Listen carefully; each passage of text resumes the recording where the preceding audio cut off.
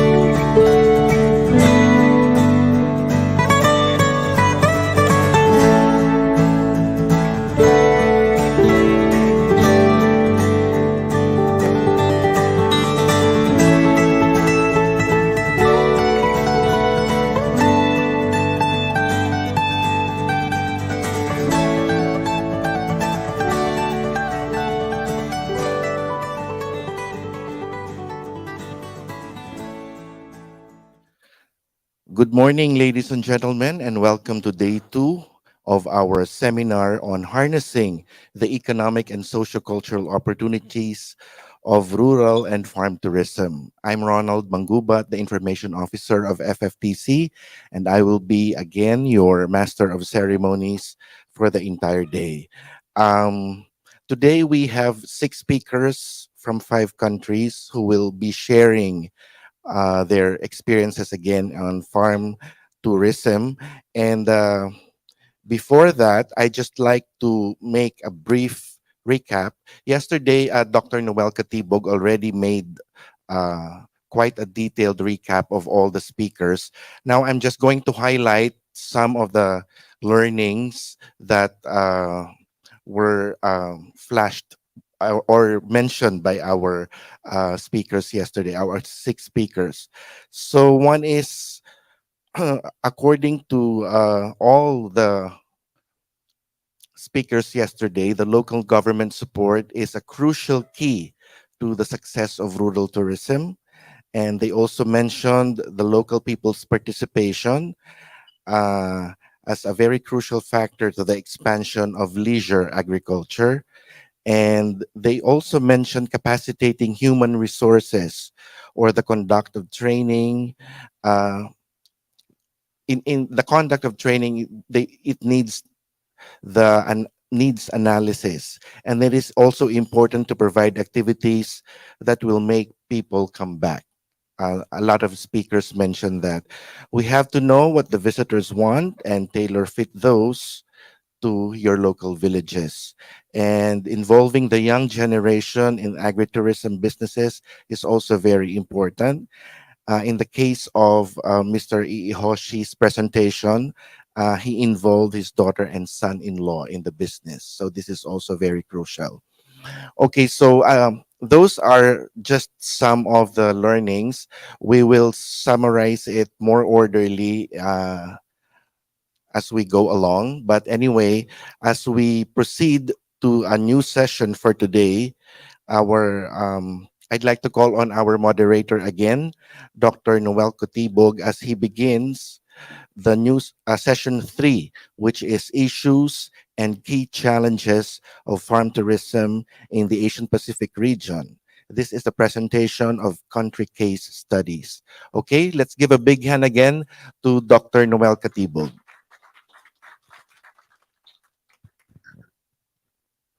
Thank you.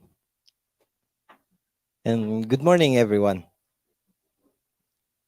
As Sir Ronald mentioned, we are in session 3 of day 2 of our seminar. And our session 3 is about issues and key challenges of farm tourism in the Pacific region.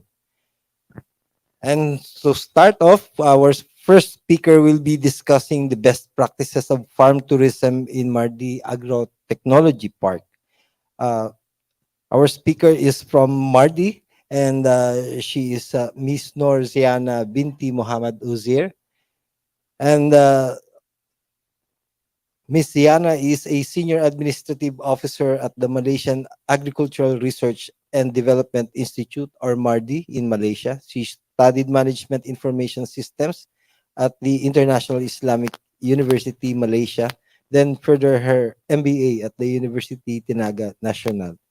Currently, she is the Deputy Director of the Agrotourism Development and Fund Management Program, Asset Management and Development Center of MARDI. She has participated as technical committee member in organizing Malaysia's National Agrotourism Seminar.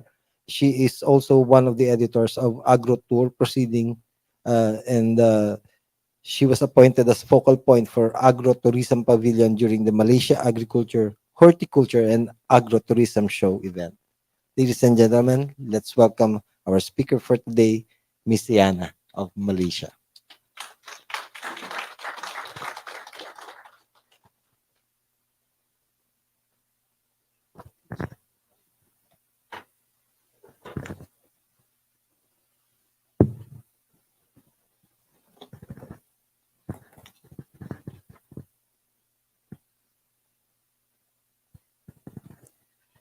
Thank you to Mr. Moderator, Dr. Noel Katibo, the Director of FFTC, Dr. Susan Cheng, the Executive Director of Post-PCAARRD, Dr. Reynald V.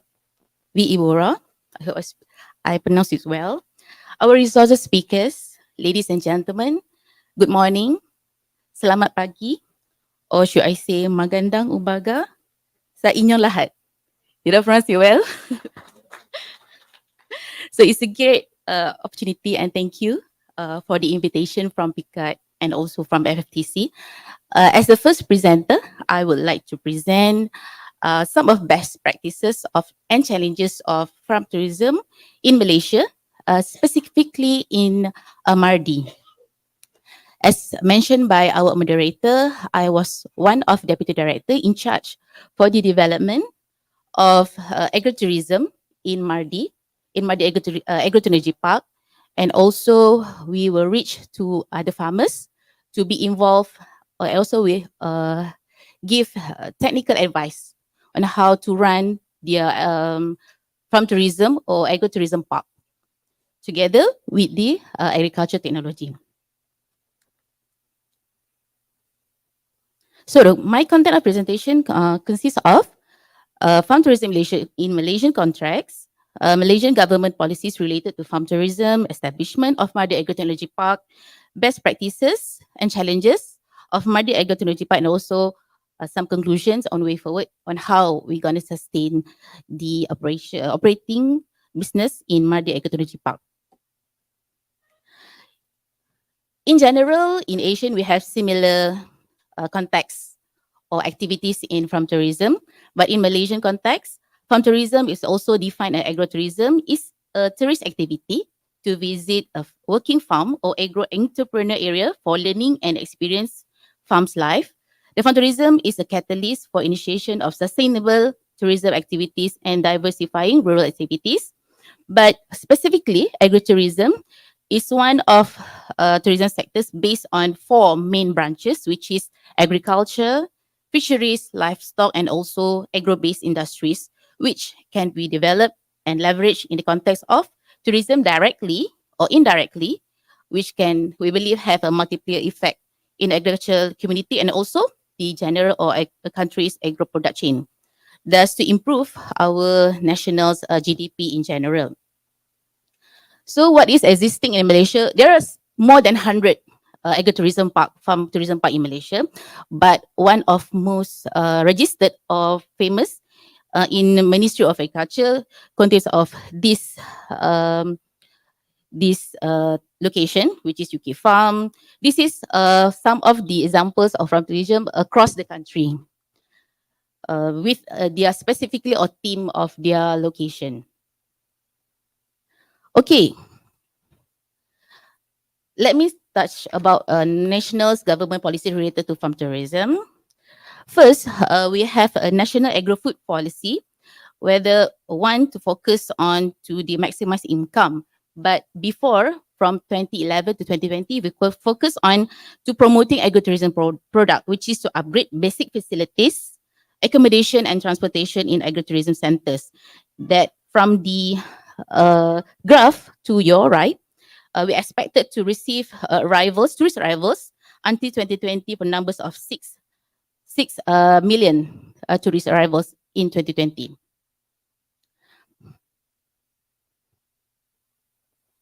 But we also understand that post COVID-19 happened towards world, so there's come changes in the policies and also become the scenario post-pandemic tourism in Malaysia.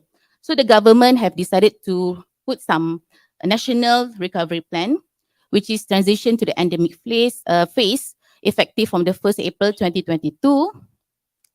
So the national recovery plan plays a crucial impact on the economy sector, which is the target is to 80% fully vaccinated Malaysian population. So we can see that based on this recovery plan, we managed to get trust from the visitors or from the tourists to increase or to visit to our tourism places throughout the country. In Malaysia, there are two ministries involved or responsible to the farm tourism aspect industry in Malaysia. The first one is the Ministry of Agriculture and Food Security. We call it KPKM, which is responsible for the development of agriculture tourism activities in Malaysia. The second one is the Ministry of Tourism and Arts and Culture, which is we'll call it MOTAC, which is the authority for Malaysian tourism promotional activities as a whole. So, policies for national tourism policy 2020 to 2030 is to formulate a national policy based on the principles of competitiveness, sustainability, and inclusiveness of places in Malaysia. Because previously, Malaysia is voted one of top 10 visited country in Asia, but somehow we are decreasing, and we are like competitiveness compared to other Asian countries. So the government, the local authorities, has formulate the strategic direction to transform Malaysia tourism industry by harnessing public and private sector partnership and embracing digitalization to drive innovation and competitiveness towards sustainable and inclusive development. So there are 6 transformation strategies involved to strengthen governance capacity, to create special tourism investment zone, embrace smart tourism, enhance demand sophistication, practice sustainable and responsible tourism, and also to upskill the human capital. So in the agriculture part, the National Agro-Food Policy 2021 to 2023, farm tourism has significant impacts on the economy. I believe most of Asian countries, agriculture is one of main contributor factor or sector in the economy. So from Malaysian National Agri-Food Policy or NAP 2.0, focus on strengthening multi-sectoral development, which is supply chain, holistically formulated to formulate according to the first National Agri-Food Policy, and aiming as safeguarding food security through transformation of national food system. So as for farm tourism sector, NAP 2.0 aims to establish the sustainability of the farm tourism industry through the initiative mentioned such as smart farming, addressing climate change issues, enhancing the supply value chain in agri-food product, and also encouraging public and private sectors participation. So from the KPKM or the Ministry of Agriculture part, there are also some allocation of fund granted to our farm tourism centers or parks to improve their program, which is the scope is to build and upgrade infrastructure and quality of services in farm tourism centers, and also to improve, to help to promote their farm tourism promotion and to human capital development. These are the total numbers of fund or granted to more than 155 agritourism center in Malaysia. So in 2022 until now, we have 72 agritourism center receive funds and grants for the Malaysian authorities, public and also private sectors to improve their infrastructure and also quality based on the 3 scope. So every departments and agencies in KPKM, Ministry of Agriculture, are responsible to the development of the agritourism program. Okay, how MARDI established Agritechnology Park? MARDI stands for Malaysian Agriculture Research and Development Institute. So I believe we have similar activities as one of our countries here. So as we part also FFTC committee.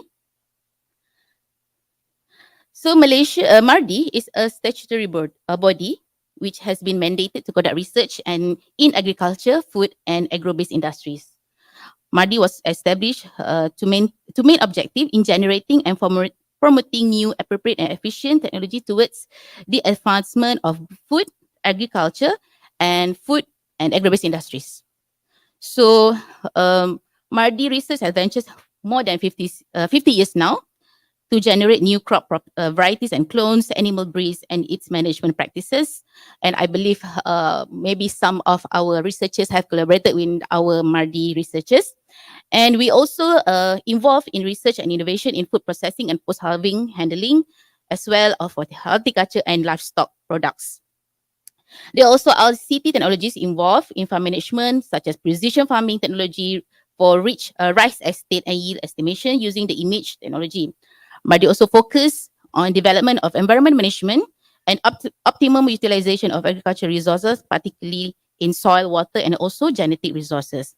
But most importantly, in agritourism or agritechnology, besides that, MARDI also provide technical services and entrepreneurship development in food, agriculture, and other fields related to the industry. So the technical service involved in form of advisory, consultancy, technical training, analytical lab service, and also quality assurance, and also advice and technical advice on product development and technology upscaling. So the concept of Mardi Agrotechnology Park consists of 5 elements, which is technology, innovation, conservation, education, and also recreation. In short, we call it TISER, which is to promote, to transfer research technology, and also to increase Mardi's visibility uh, to the public. Currently, currently we have 9 Mardi Agrotechnology Park across the country, which every these stations specifically focus on its theme.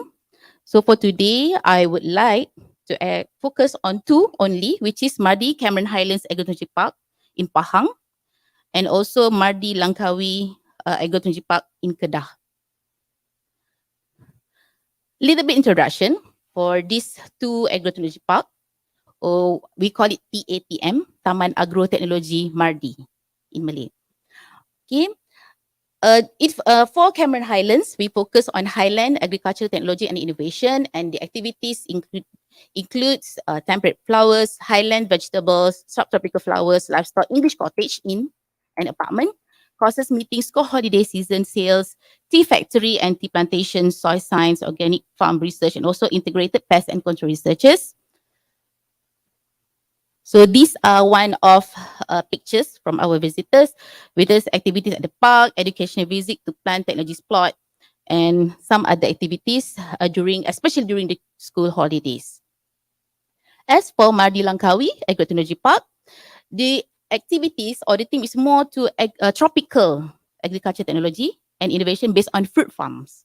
So the activities include fruit farm tour on tram, tropical fruit buffet, urban agriculture site, rare tropical fruits, breeding deer and freshwater fish, of course, camping and recreation, great farm, agriculture technologies, innovation, and varieties of glutinous rice. These are some of pictures taken by our staff, showcase of tropical and rare fruits, and also we create fun photos with the tourists, and also we introduce our tropical fruits in fruit buffet. These are total numbers of visitors. Let me skip this one. So let's just focus on the best practices and also challenges handled faced by Mardi Agro Technology Park.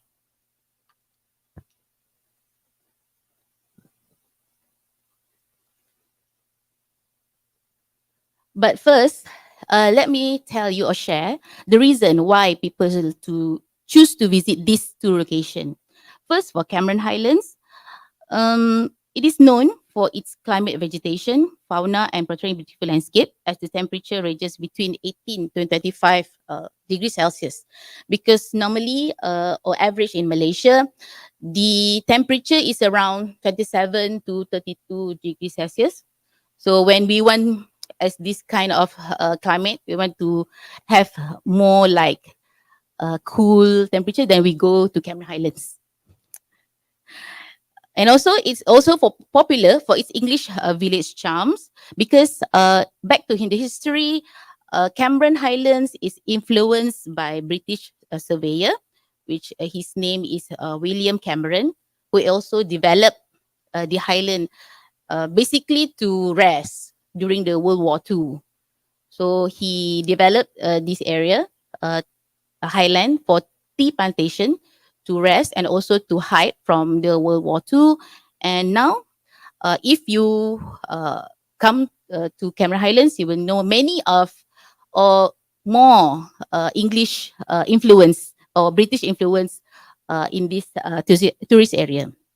And also, of course, the uniqueness of Cactus Valley, both tea farm, strawberry farms, and vegetable farms, nurseries, honey outlets, and other reasons people come to visit. Because it's quite unique to our local people. Um, it's because in Mardi itself, we have not one of, I believe it's the oldest tea farm and the oldest tea factory in Malaysia. So we are planning in the process of getting recognition or accreditation from the National Heritage Department so that we get the accreditation for the oldest tea factory in Malaysia. That's about Cameron Highlands. How about Langkawi? I've spoke to our speakers. Come, if you want to come to Malaysia, just come to Langkawi first. Why? Because Langkawi is suitable as an international sporting destination as it has numerous facilities. Said by Tun Mahathir, is one of our former Prime Minister. Because recently we have a Lima event in 2023, which is a Langkawi International Maritime and Aerospace Exhibition. So we received a lot of participation from our um, neighbor country, consisting of Russia, Korea, and also Dubai. I think some other countries to showcase defense and also commercial sector. I think it is the only exhibition that combines defense and also commercial sector organized by Malaysia. So of course, it's a biannual event. Many people looking forward to come to this event, and it's quite hectic. But um, if you get the opportunity, then you should come to Lima in the next 2 years after all. And also, Langkawi is one of the most visited destination because of its natural and man-made tourism products transformation, especially after it was declared as duty-free island. Duty-free island means cheaper. So I believe as we, especially women, love to go to Langkawi because we can shopping more, and we try to treat ourselves as a reason to visit Langkawi. And also, this is also Langkawi as declared by UNESCO Global Geopark in 2007, and also UNESCO Global Geopark. Of course, in I believe in Philippines also we have several tourist location declared by UNESCO. So it is also one of our honored location to declare Langkawi as one of UNESCO Global Geopark. And the reason why people visit Langkawi most is because people love to visit to Langkawi for its leisure and enjoy its various attractive destination. And also many repeating visitors come to Langkawi because of its economic nature, because it's cheap, and also for its nature. We have some interviews from the foreign, especially foreign visitors, and we receive many visitors from Arabs, I believe. And when we ask why you would like to come to Langkawi quite often, because there's so many things to see. That's why what they say, and they cannot cover it within the day. So that's why they are willing to come over and over again. And some of the visitors are known by our staff. So we remember these familiar faces. Okay. So let me mention some of best practices by Mardi Agrotechnology Park, both in Cameron and in Langkawi. On the economic perspective, farm tourism activity shows significant evidence to the incomes of Mardi, Cameron's, Highland Agrotechnology Park, and also Mardi Langkawi Agrotechnology Park, because according to the study, farm tourism has economic benefits to authorities and local communities. So we can see that since in 2022, Mardi Cameron Highlands received more visitors compared to Mardi Langkawi. It's because I believe demand from the domestic. After the pandemic, people would like to seek more leisure. And Cameron Highlands, I would say, situated as center of Peninsular Malaysia compared to Langkawi. In Langkawi, we have to travel by ferry because it's an island. So we have to travel either by Langkawi or by flight. So people prefer more to come to Mardi Cameron Highlands. And also there are because these two places also have many tourist visit during the school holidays. I don't know in other countries, you guys, but in Malaysia we have 190 days school holidays in Malaysia. So of course these times are the peak hours or peak time to the visitors. And this time around, also during school holidays in Malaysia. So if you come to Malaysia, when you come to the airport, they will be busy because we also want to travel to other countries and also we receive other visitors from the foreign countries. And also from the economic perspective, since Mardi is a government agency, our staff funded by the local authorities to for their salary. But when we run Agri-Technology Park, we manage to independent in terms of money. So in general, for Mardi, Cameron Highlands, and also Langkawi, we managed to hire around 3 to 7 staff, additional staff, from using from the agritourism fund incomes. So it's quite important to us because we understand nowadays people are looking for new job after the pandemic, and of course, this additional staff come from the local community. And another best practices I would like to share, because of the experiencing agricultural literacy, where as research institute, we have to transfer technology to the stakeholders or to the local authority or to the local and stakeholders. So Mardi Agri-Technology Park is the best platform to approach our farmers, to approach our visitors in a fun and more edutainment approach. Okay. And these are some of pictures of all attractions provided from Mardi Cameron Highlands and also Mardi Langkawi. As for Mardi Cameron Highlands, tulip flowers is a seasonal occasion. So everybody looking forward to come to Mardi Cameron Highlands to just to watch or to get the opportunity to visit tulip farm, and usually blooming around February to April every year. Because we are in tropical,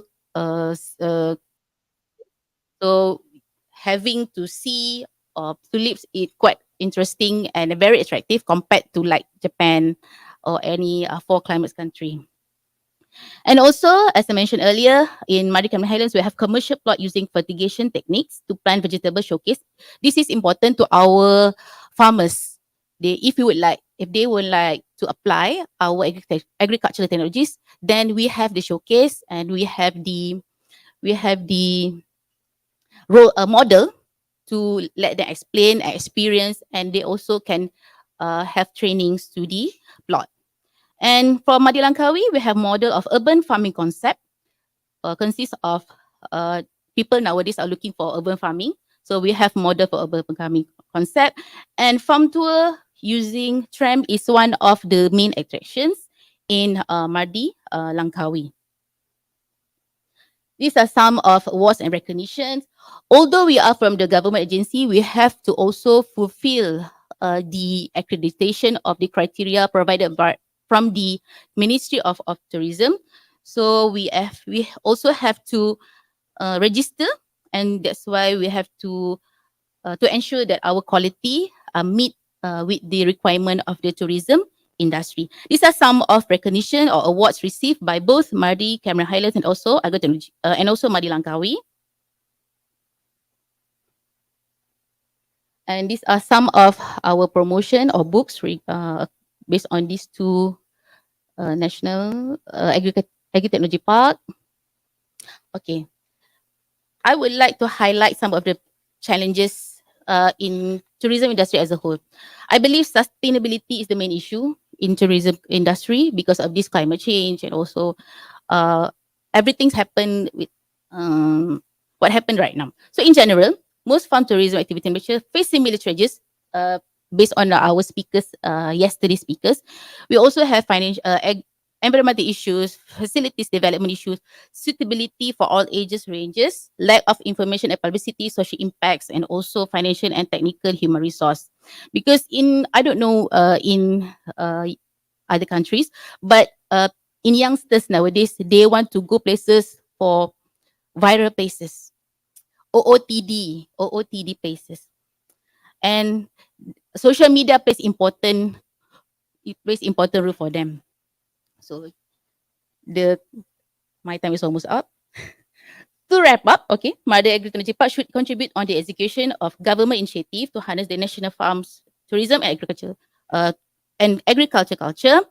Mardi should also take the opportunities, focus on the local authorities strategy, which is to engage partnership with public and private sectors, improve staff hospitality and services on the product knowledge, improve promotions on our social media, online or offline, review and rebrand because they are repeat customers. So of course we have to rebrand our products. And lastly, to strengthening in support of financial terms, labor, and related resources to become more of the best role model for farm tourism research center. So finally, I would like to invite all of you participants virtually and also members on the floor to come and visit Malaysia and especially to visit Amardi Agrotechnology Park. With that, I would like my end my presentation. Thank you very much.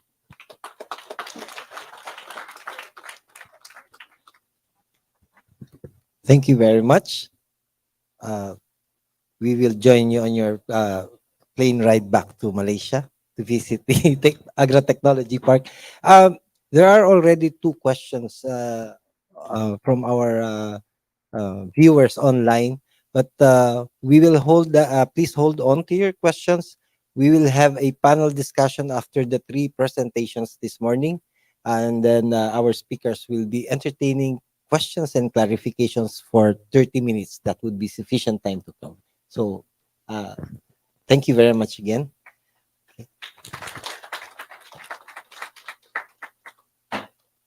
Okay, our next topic will be on farms for fun in the Philippines, opportunities, challenges, and ways forward. Our next speaker is Dr. Roberto P. Sereno, the Vice Chancellor for Community Affairs of the University of the Philippines, Los Baños. He heads the UPLB's Crisis Management Committee, Environmental Stewardship Committee, and UPLB Shield Program and Educational Tourism Program. He is a licensed forester, an extension specialist, and affiliate faculty member of UPLB and UP Open University. He is credited for having developed the cons- uh, credited for conceptualizing the Banyamos Festival, which is held every September, and this is an ongoing activities for a long time now, and also the Shensaya Los Baños Science Festival. He currently sits as the vice president of the Laguna Tourism Council and a member of the Calabarzon Regional Ecotourism Committee. Let's all welcome Dr. Sereno, Roberto P. Sereno, for his talk. Again, his topic will be Farms for Fun in the Philippines, opportunities, challenges, and ways forward.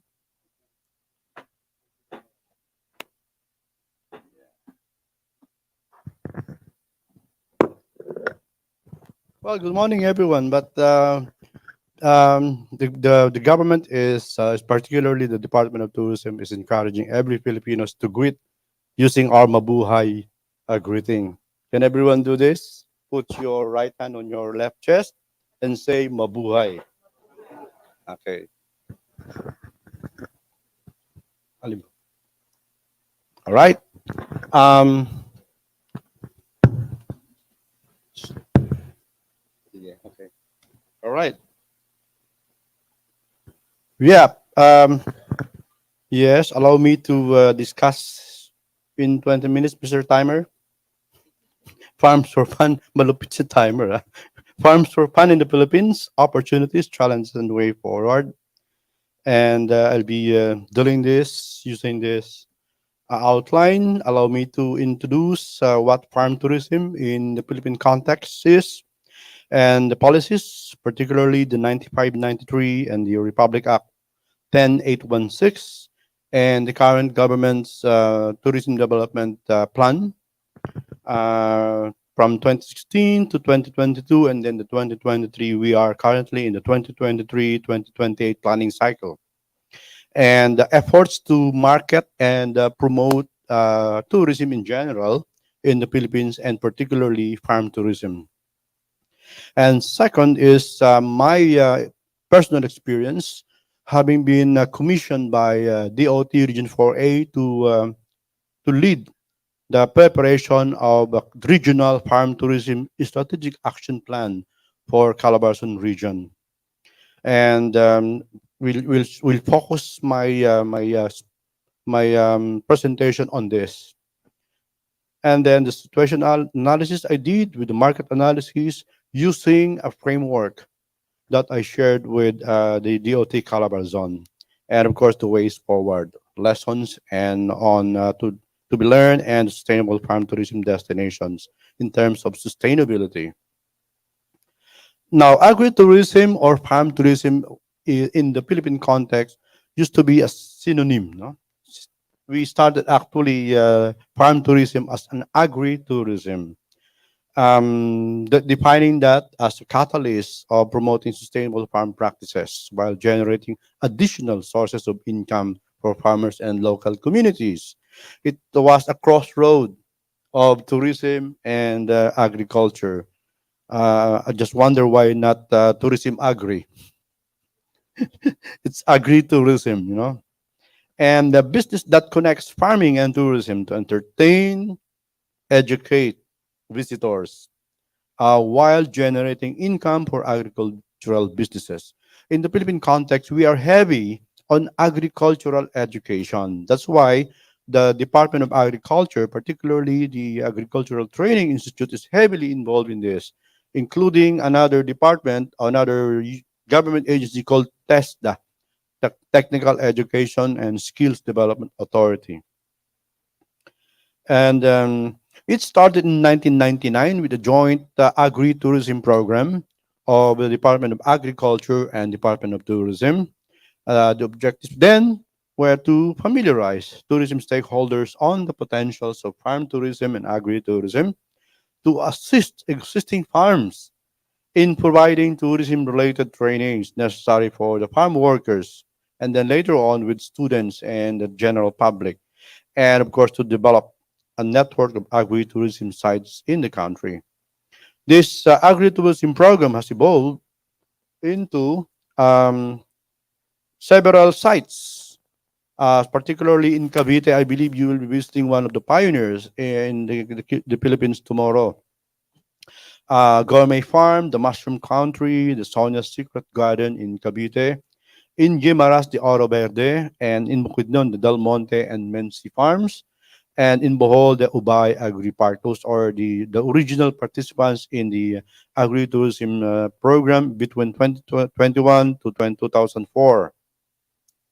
And now we have over 100, 200 farm tourism sites, but several are not accredited by the DOT. They have to pass some strict accreditation process. Some of the most popular farm tourism destinations would be in Davao, in the Malagos, producing chocolates and coffee.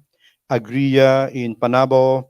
There's one in Negros with rabbits as their main attraction, including farms and herbs. In Cebu, the Durano Eco Farm. In La Union, the Lomboy Farm. Laguna, one of the pioneers, Costales Farm. And in Cavite, the Nurture Pharmacy, focusing on herbs, medicinal herbs. And the policies and institutions involved in farm tourism in the Philippines would, I would say, most important is our Tourism Act, the Tourism Act of 2009, Republic Act 9593, that aims to promote sustainable development of the tourism industry in general by improving tourism services, enhancing tourist destinations, and increasing competitiveness. And of course, in 2016, the Republic Act 10816, or the Farm Tourism Development Act of the Philippines, that aim to provide the policy and enabling environment for the promotion and development of farm tourism in the country. And that similar, the same act provided the official definition of farm tourism in the Philippines. It involved the practice of attracting visitors and tourists to farm areas for production, educational, and recreational purposes that involves any agricultural or fishery-based operation or activity that brings to farm visitors, tourists, farmers, and fisher folks who want to be educated and trained in on farming and related activities, and provide a venue for outdoor recreation and accessible family outings. And our Likewise, our farm tourism is guided by the National Tourism Development Plan, the NTDP between 2016 and 2022. This is the official um, framework or the plan of action being implemented by the Department of Tourism. And just last March, the revised NTDP 2023-2028. It was a roadmap that outlines policies and action plans that aims for the industry to be innovative, inclusive, and globally competitive. It's now the focus how to become a globally competitive, because sadly, um, the Philippines lags behind in terms of visitor arrivals. If you compare Philippines with Malaysia, even Thailand, and other ASEAN member countries, with seven major objectives: improvement of tourism related infrastructure, and of course, accessibility. That's why there's a TRIP program, is a joint program of Department of Tourism and the Department of Public Highways. TRIP means TRIP means tourism infrastructure project, especially during the past administration using the BBB, or build, heavily on infrastructures, especially those with arrivals, tourism arrivals.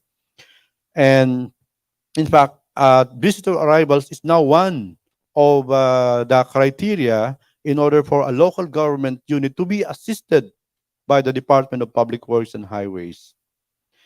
There, and the second is the cohesive and comprehensive digitalization and connectivity, enhancement of the overall tourist experience, equalization of the tourism product development and promotion, diversification of tourism portfolio, including farm tourism, plus the popular one like the MICE, the meetings incentive sector, the wellness sector, the other hospitality sectors, and maximization of domestic and international tourism, and strengthening tourism governance through close collaborations with national and local stakeholders.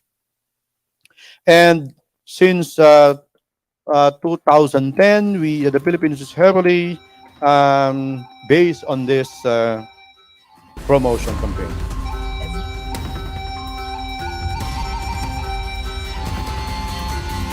Every day, the Philippines does more than wait.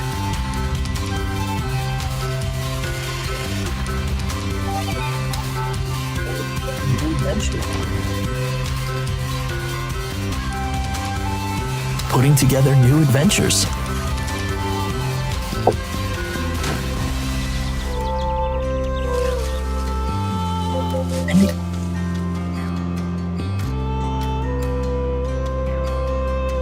And experiences for you to try. We're making our sites better for you to see. Cooking up new dishes for you to taste.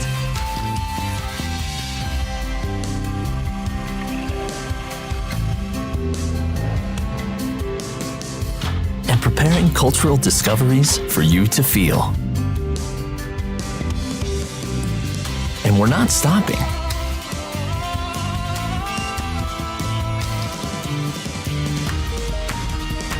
Because we know that you deserve more. We can't wait to welcome you.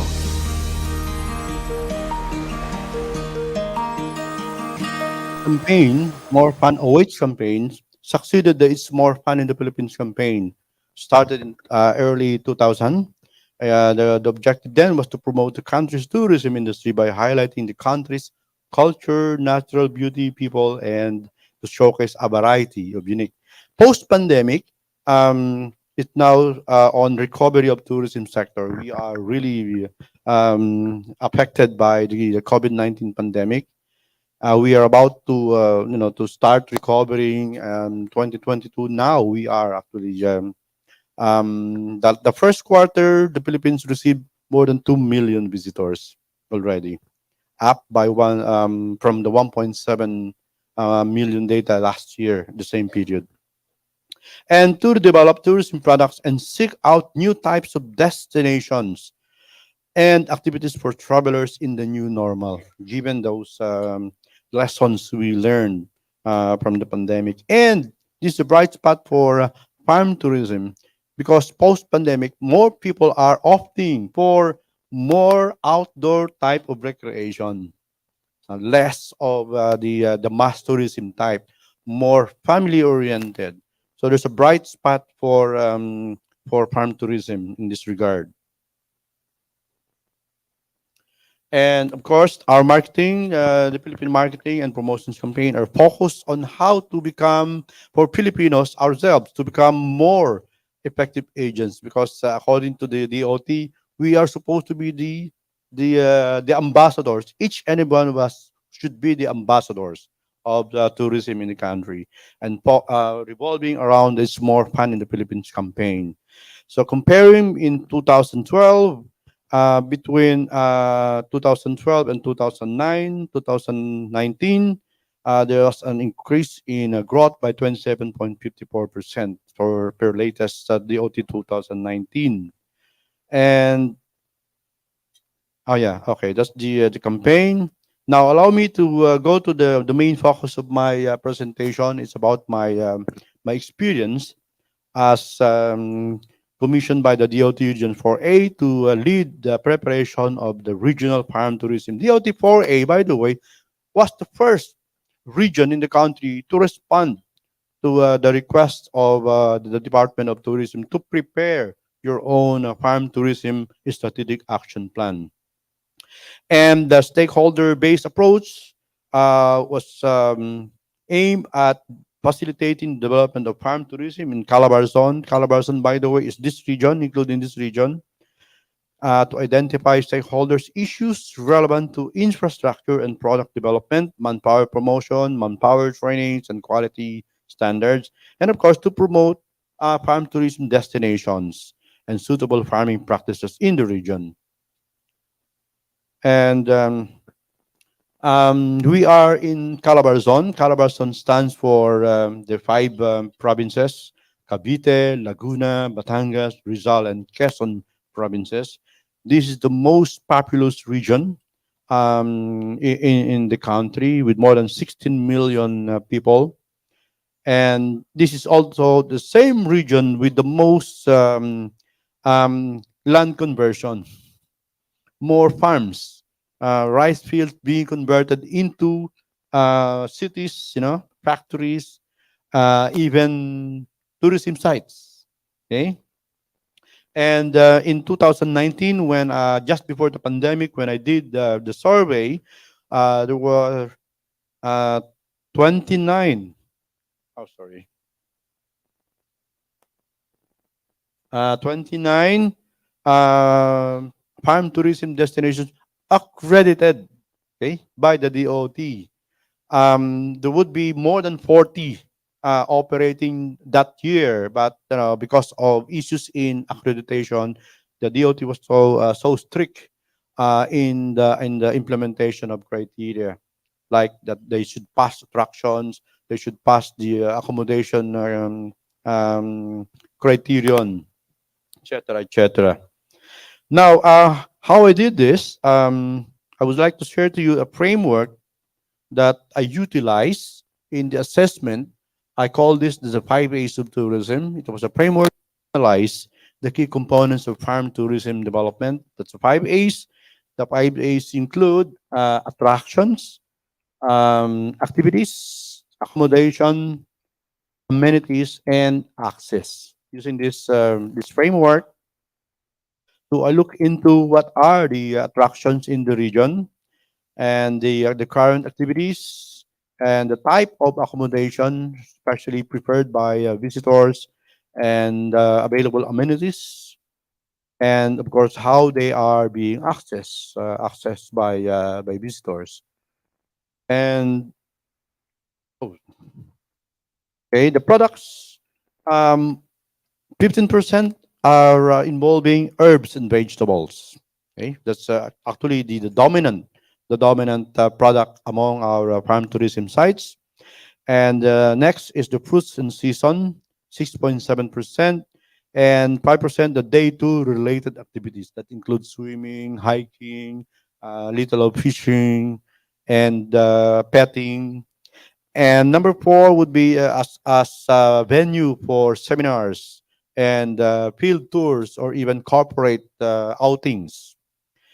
In terms of accommodation, 27% are in camping or glamping or the glamour camping, and 21.6% involving hotel and farm style inns or accommodations. And I mean, amenities, only 54% have enough adequate power supply. Some are relying on solar power and even generator, diesel generator, and 31% they have enough water through the deep wells, and more than a quarter are with sufficient telecommunication signals and Wi-Fi. That's why it's a main challenge for farm sites in the Philippines.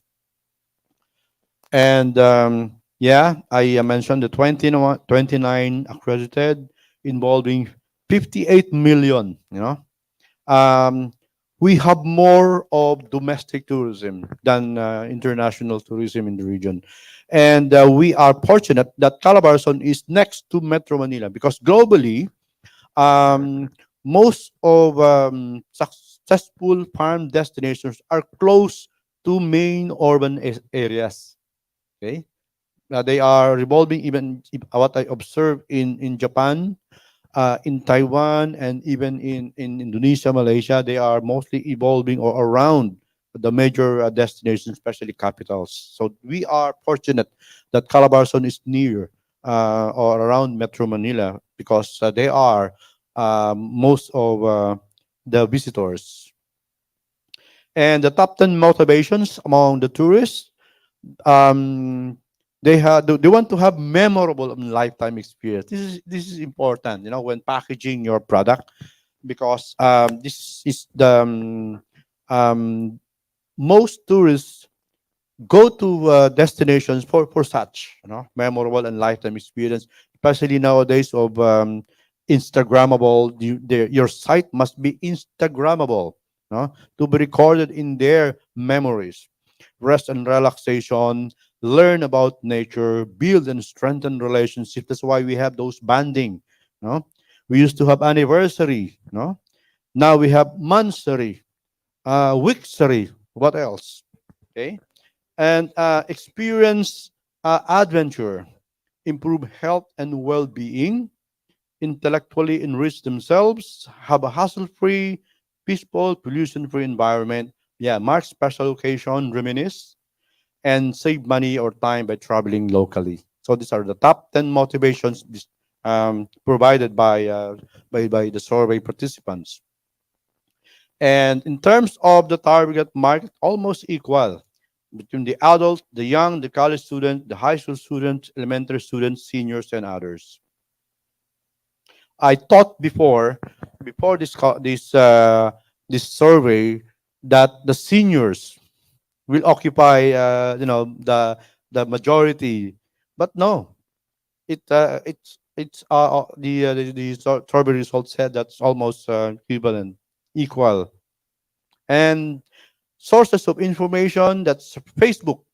Okay, so most respondents discovered the destination through Facebook. So that's the power of the social media now. So if you are a destination, you must have a Facebook account and Facebook followers. Word of mouth or the personal endorsements by their colleagues, by their relatives, brochures and leaflets, directional road signs, websites, Instagram, mass media, festivals, and special events. That's how important these festivals are. DOT materials, travel tours and trade fairs, travel package, Twitter, ATI or the department's Agricultural Training Institute, messengers and email, and of course travel agencies. This is surprising that less than 1% got their information through the travel agencies. And finally, ways forward, I would discuss on a proposal that I submitted to the Department of Tourism on how to make farm tourism sustainable in the region or maybe nationwide. That would involve the three fundamental pillars of sustainability. That's environmental sustainability, social sustainability, and economic sustainability. And those are the 17 SDGs. Okay, so allow me to discuss this proposed farm tourism destination criteria, the, the attractions, activities, accommodation, access, site management, environmental concerns, safety and security, education and interpretation, community partnerships and networks. Let's go to the attractions. Your attractions should be committed in ensuring sustainability in terms of these three major pillars. The attractions could be your farms, plantations, or rural sceneries, and protecting natural ecosystems and natural resource elements. As that's SDG number 14 and SDG number 15, and diverse and unique habitat and ecosystem protection measures for endangered species of wild flora and fauna, because they are actually your attractions. Protecting them means protecting your attractions. And then unique geological and geographical features like mountains, hills, rivers, waterfalls, and scenic views. The activities should be well planned and controlled. In fact, post-pandemic guidelines of the Department of Tourism, all visitors must be booked before their travel. Before their travel. Appropriate and compatible tourism activities and farm and rural impact to the environment and safe to visitors and zero liability. Now, in terms of accommodation, your accommodation could be your farm stays, dormitory, backpackers inn, B&B or bed and breakfast, tents, campsite, and glamping. Okay. And access, travelable by bus and utility vehicles, adequate and clear directional signage, safe passage, drive-through, and site management should be compliant with the SDGs, particularly on 14 and 15, protecting your habitat. There should be clear entry requirements and mapped and visitor trails and routes should be properly planned. Capacity development programs for staff, visitor data collection, and of course, environmental concerns like zoning plans to contain visitor activities. This involves LGUs because we have one particular experience in Laguna where a farm destination, it's of course it's approved as a farm destination, but another company next to it built a poultry. Okay? And you could imagine a farm site with a poultry, next to it. So that's both of them are zoned as agricultural land use, but they are conflicting. Okay? And safety and security, of course, there must be emergency plan, trained emergency response team. Your destination be linked with the local government's DRRM or unit. Right? Time's up. Education and interpretation, welcome briefings, community partnerships, and networks. And I would like to end this presentation with another Take care of post-pandemic nature. Nature marketing. takes care of us. Ang mga farmers pala ay dapat Nature takes care of us. ang mga farmers pala ay dapat ipagmalaki. Isisigaw ko talaga sa buong buhay ko na ako isang magsasaka. Nung nagka-pandemic po, saka po talaga na-realize ng maraming tao yung importance po ng farming. Bakit hindi tayo mismo ang magtanim? Agriculture is an old science. You have to learn. Bahay kubo, kahit multi.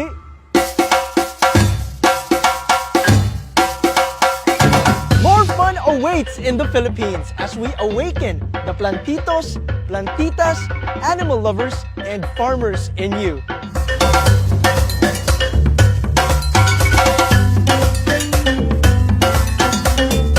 This trip truly is for the farm curious and for the explorers. Malay nyo, turista today, farm owner tomorrow. Woo!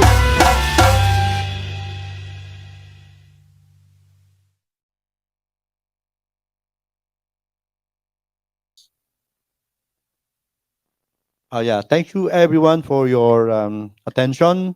To get in touch, email me or be my friend on Facebook. Thank you very much.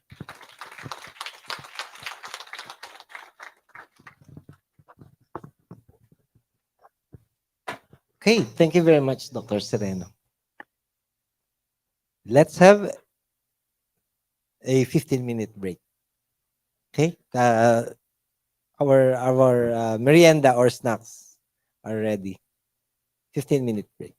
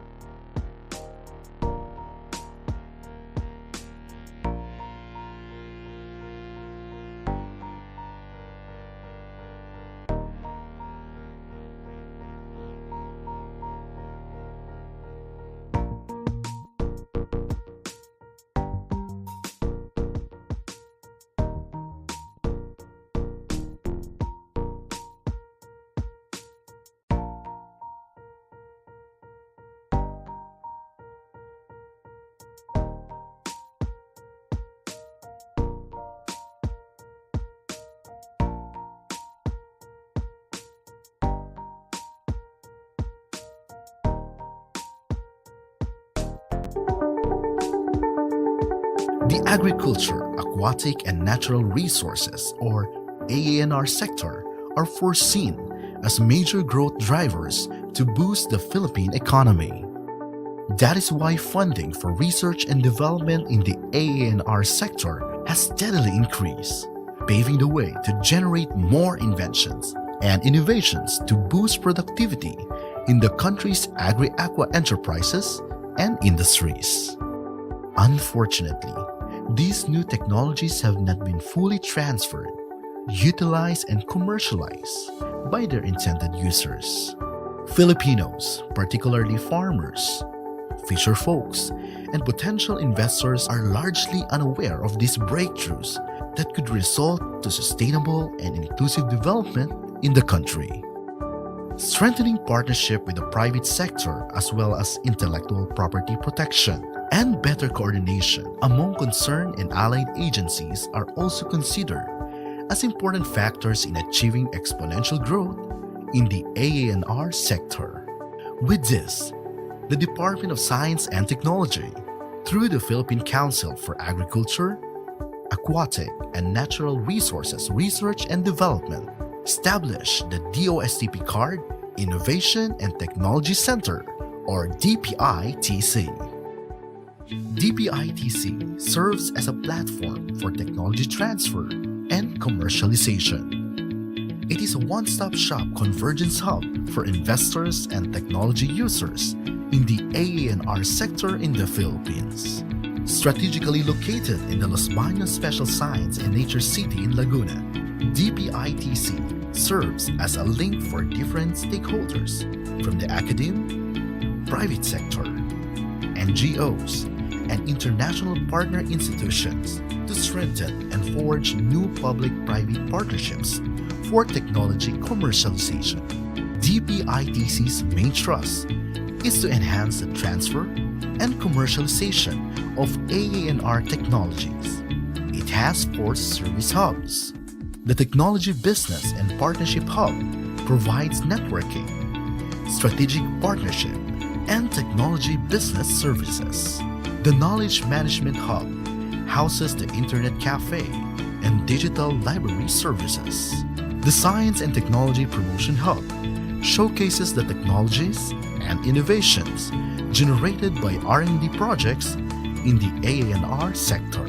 The Innovation Services Hub serves as a venue for capacity building initiatives, trainings, meetings, and conferences. With its state-of-the-art facilities and capable experts pool, DPITC takes the lead in ensuring that PCAARRD's technology portfolio will be properly evaluated, protected, and made available, thus enhancing the livelihood and business opportunities in the AANR sector for a more competitive, sustainable, and inclusive Philippine economy. Here at DPITC, we determine and assess the commercial potential of technologies for the AANR sector.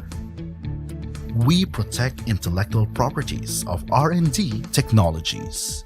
We increase client awareness through our knowledge management system, e-library, and strategic communication. We transfer technologies from market study to business plan to valuation and market matching, even providing transfer incentives.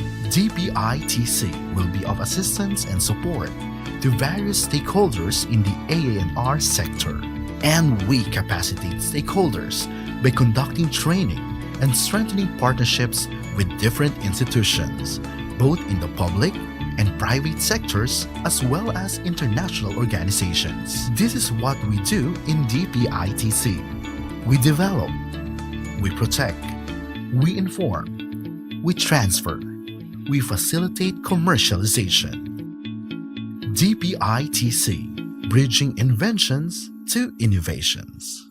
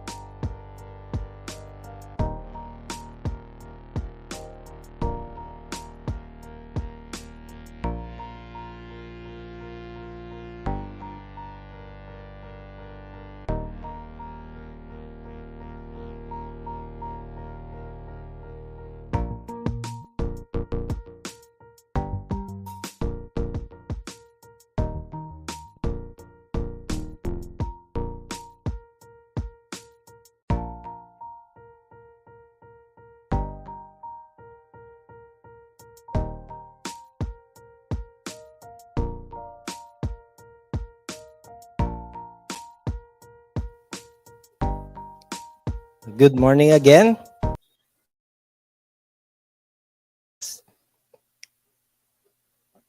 Our next topic is on the lesson learned from agrotourism in Indonesia, developing database. And our speaker is Dr. Ahmed Arifin Hadi of IPB University. He has his bachelor's degree at Sarjana Pertanian Study Program Landscape Agriculture. He has a Master of Arts in Landscape Architecture, Anhalt University of Applied Science in Germany, and his PhD on Environmental Science and Landscape Architecture from Chiba University, Japan. Dr. Hadi is the head of the Department of Landscape Architecture, IPB University, and he also designs and plans for various types of landscapes, including agricultural areas.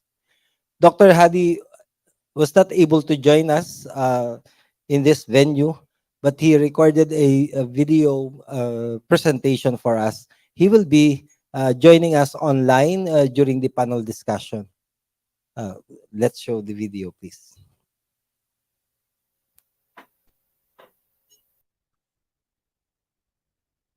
Hello, everybody. Greetings from Indonesia. My name is Ahmad.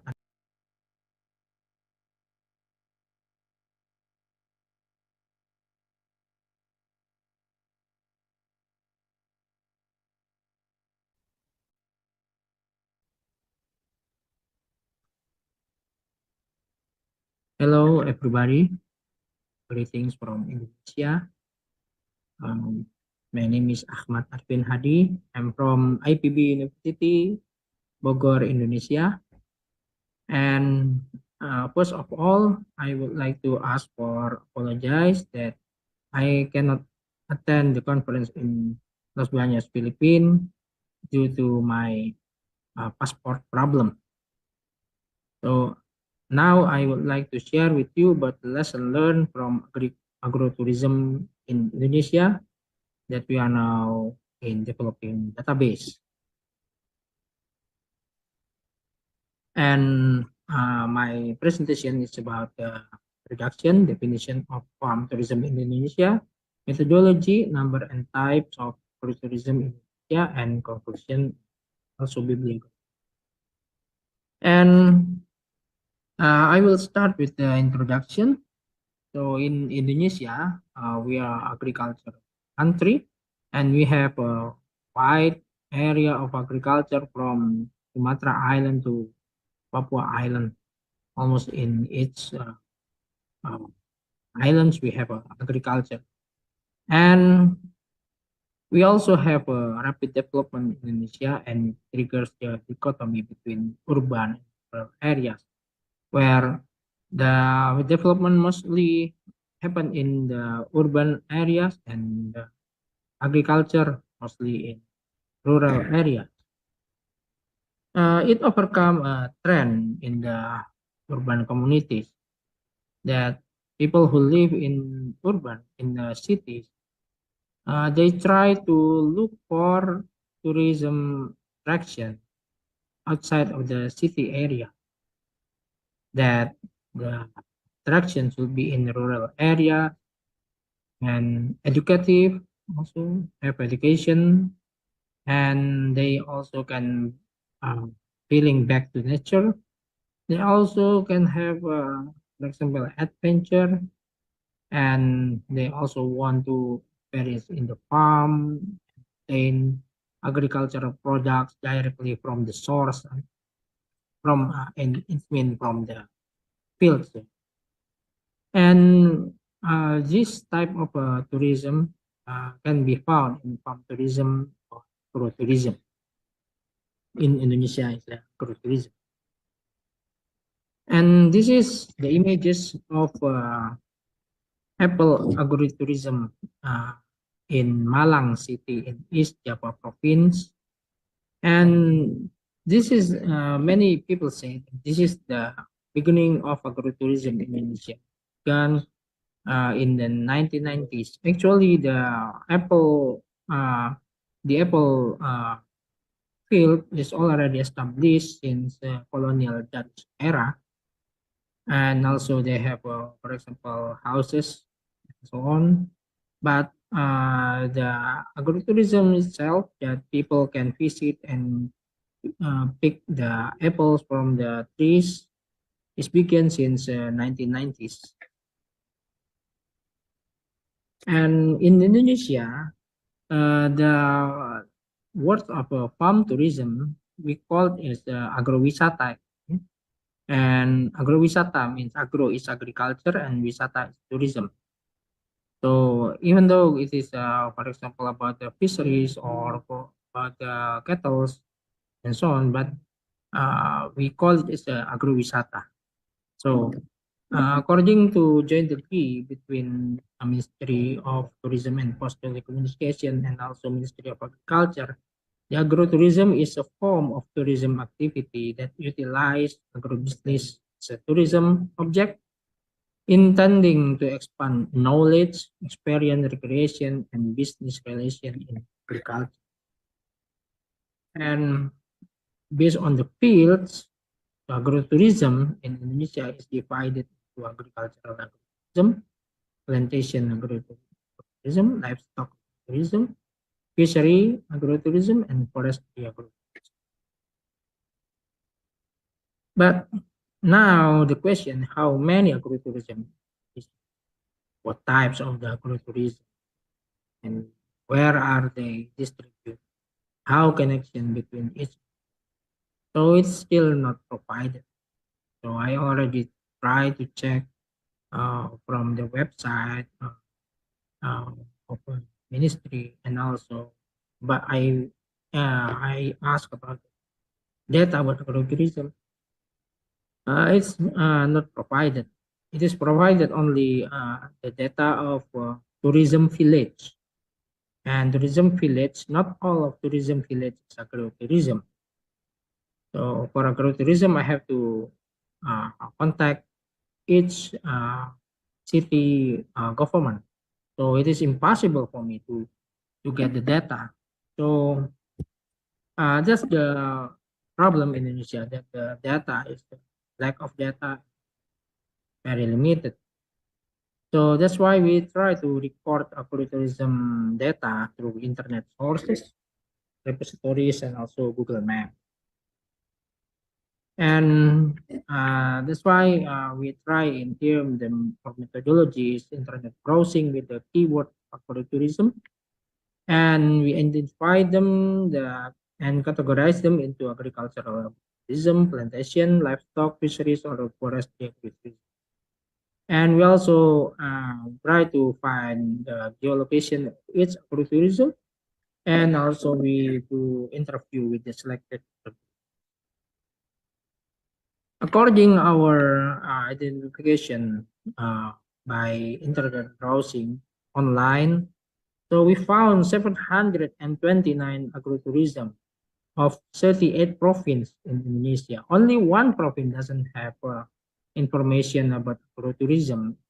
The new province, we call it as Papua Pegunungan province, and it has no agrotourism there. Or maybe we still have, we still don't get this information because it's very limited.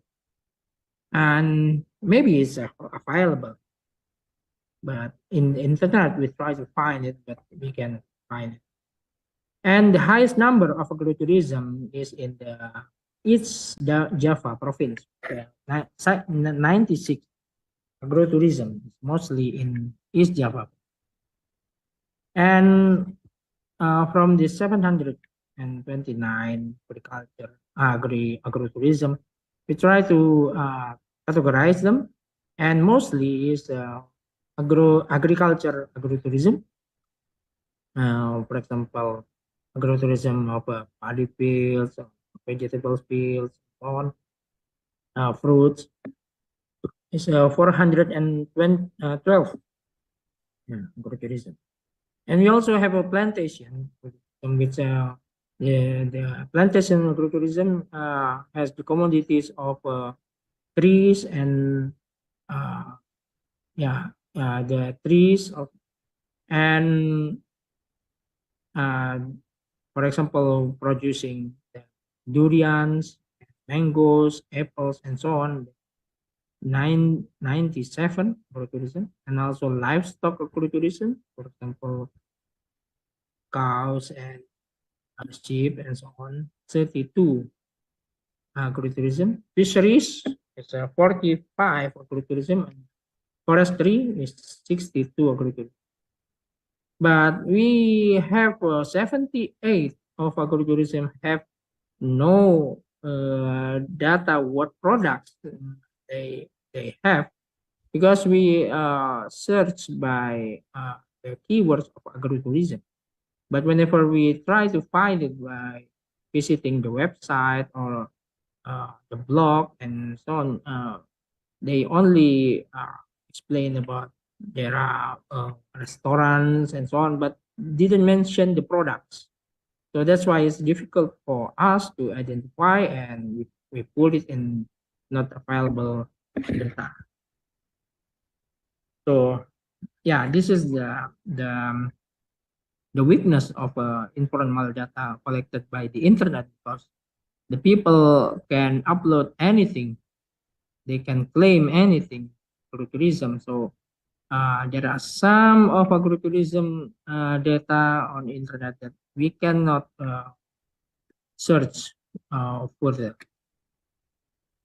And if we put the 729 agritourism from 38 province in the Google Earth, so we pin them according to the geolocation, because it's already some of agrotourism already related with Google Earth. So this is the distribute, but this is still draft update until yesterday, because we have a limited time to pin them, because it's a very hard job to pin the location of agritourism. Why we need to have the spatial data of spatial data agritourism? Because if we want to have a planning network between agritourism, for example, if I want to learn about the agriculture and also livestock and also fisheries, maybe in the one time, so in the certain period.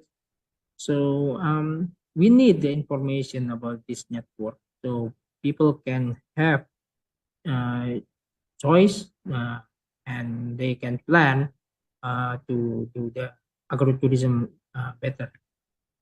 And also the spatial data also can provide how the production and also the display area. So how far is it? How this connection, is it already is it far or near or similar place? And it is about the supply between the production and also selling.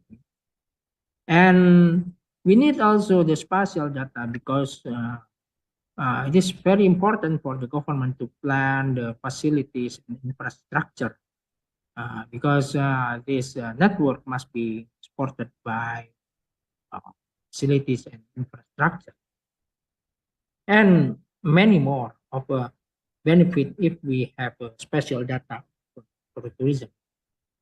And according to our browsing in the internet, we have information that there are many aspects in agriculture that can be potential attraction for tourism.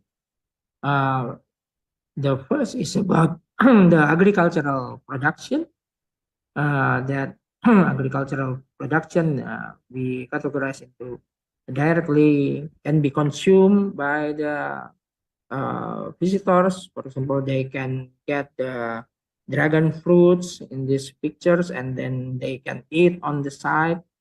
Also, some of agritourism also have a processed product, for example, from the milk into yogurt and brownies and so on, into the cake. Yeah. So it's that we found from this, and also local culture also attraction for the agritourism. We have many culture in Indonesia, and how they cultivate, how they process, how they harvest, and how they do the production. It's different between culture. For example, Subak culture in Bali, they have a Subak culture to manage the irrigation. It's also become attraction for the tourism. And also natural sceneries, of course, people want some natural sceneries from the agriculture, even though agriculture itself in landscape is not the natural landscape, but not cultural landscape, but natural atmosphere in the agriculture that people want to see. And then agricultural technology also, for example, the greenhouse, and yeah, the greenhouse especially is very famous that people want to learn about hydroponics, for example, or misting irrigation and so on. And it's a very good experience for them to visit greenhouse and see the uh, hydroponics product. But agrotourism also have problems and constraints. For example, the sustainability of agricultural production. It is many agricultural that have not sustained, and selling price of the commodities are low. So, uh, the farmers cannot get the good money from selling direct selling in agritourism. It is also a problem, and also lack of facilities. So, there are still many places agriculture in Indonesia have a lack of good road and so on. So this is also a problem, and limited harvesting process technology. So many agritourism only sell the raw commodities only, not process them. And also it is related with agriculture. Ecology is not well maintained. It is also a problem. And low quality of human resource. And also we have a week of laws that manage the agrotourism. Only several laws in Indonesia mentioned about agrotourism. And lack of promotion, lack of investment, and the last one that I concern is no master plan. So this is a very, yeah, because having master plan in building new agrotourism is not yeah, agrotourism can develop without a master plan, and then they can get the license. So not tidak harusnya not obligatory. It is not obligatory for agrotourism to have a master. That's also the problem. And we try to find a good example of agrotourism, and we choose Timori Dairy Land. And in this Timori Dairy Land, the main product milk, but they also have a processed product, for example, into yogurt, into the cake, brownies, and so on. And this is the situation. They have a good welcome area. They have a ticketing. They have a action. They also have a restaurant, and also they have a souvenir, yeah, and also markets. Yeah, that after finishing the journey, uh, visitors can buy something before going home, and also they have a snack food And actually, the location is in here, the Timori Dairy Land. Uh, but it is the look like a display point, but the production is 20 kilometers away from the Chimori land. So it is different places. Although there are some cows in there, but just only for display that visitors can play with. The main production is in PT Sumber Cita Rasa Alam is 20 kilometers. And government already provide a good infrastructure connecting them, so it has all road to agro-tourism area. Yeah, it's a good example. And they also have a very clear and nice master plan, and so it's easy for them to have the guideline in developing and also. And master plan for agrotourism is important.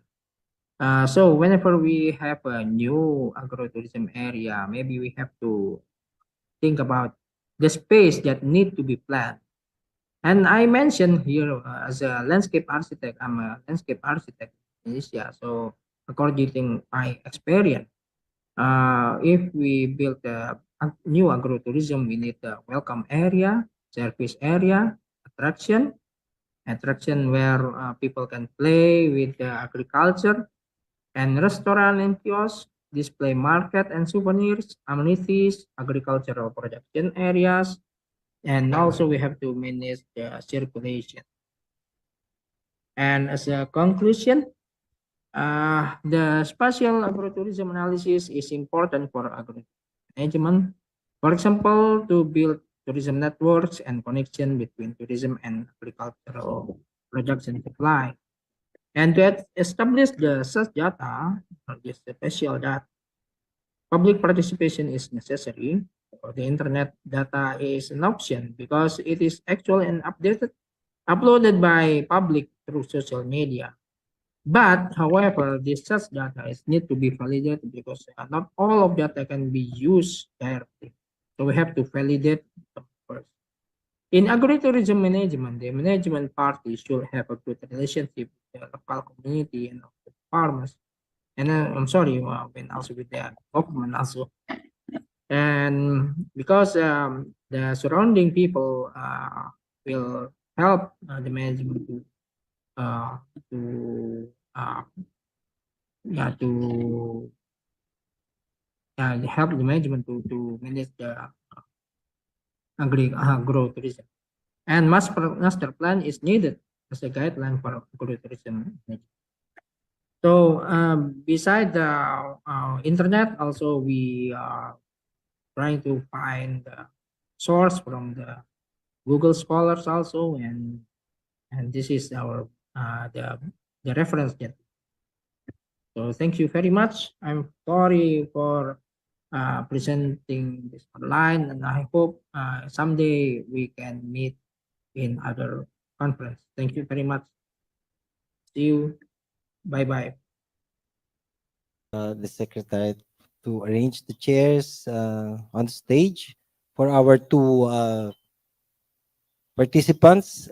Of course, Dr. Hadi will be joining us online.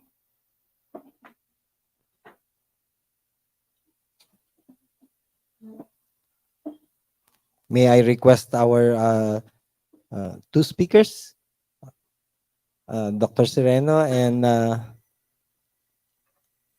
Ma'am Zinya.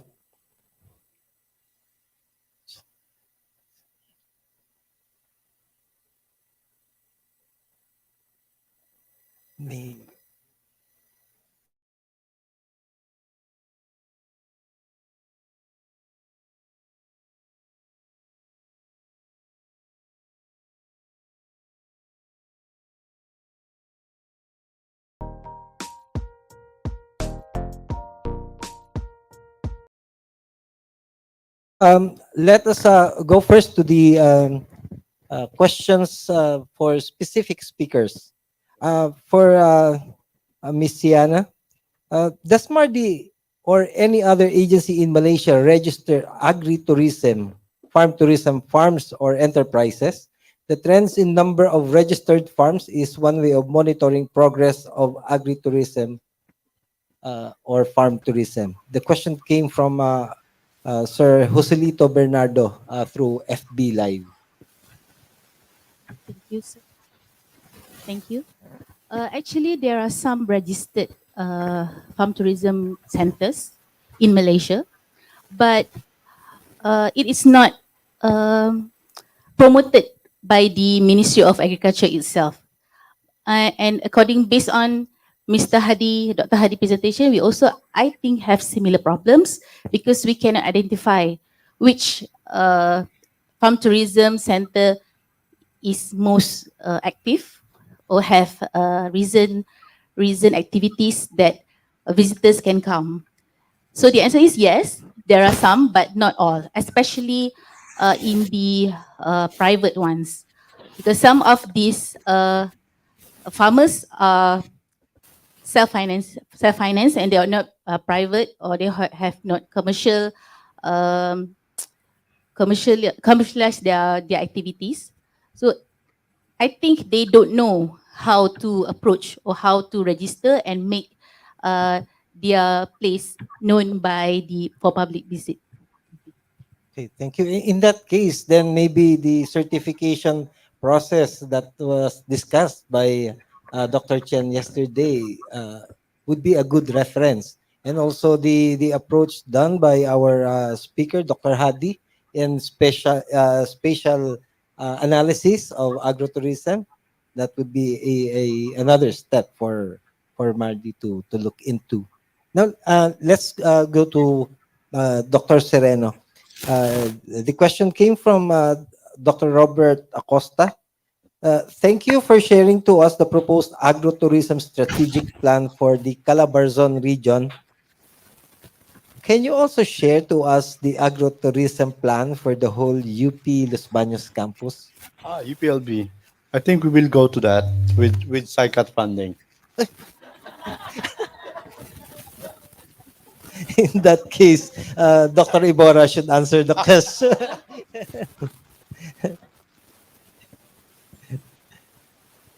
By the way, are there any questions from the floor?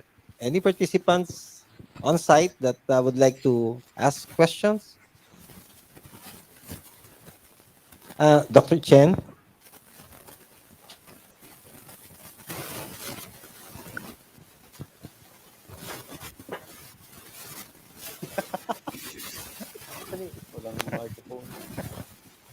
Thank you for both of you, for three of you, to share the informations and your work with us. First of all, I would like to ask that TICER, the first speakers, from your PPT, you mentioned about the T for technology, I for innovation, C for conservation, E for education, R for the recreation, right?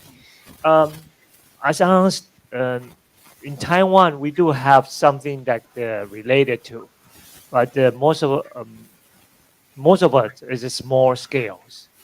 From the examples that we have seen from the two speakers, is big areas. How do you apply? I'm more concerned about how you apply that all the information or technology or recreational purpose into a smaller farmers who would like to maybe change in the future. That what I mentioned about transfer, their main job as a part in the future to like a recreational farm, or we call it farm tourism.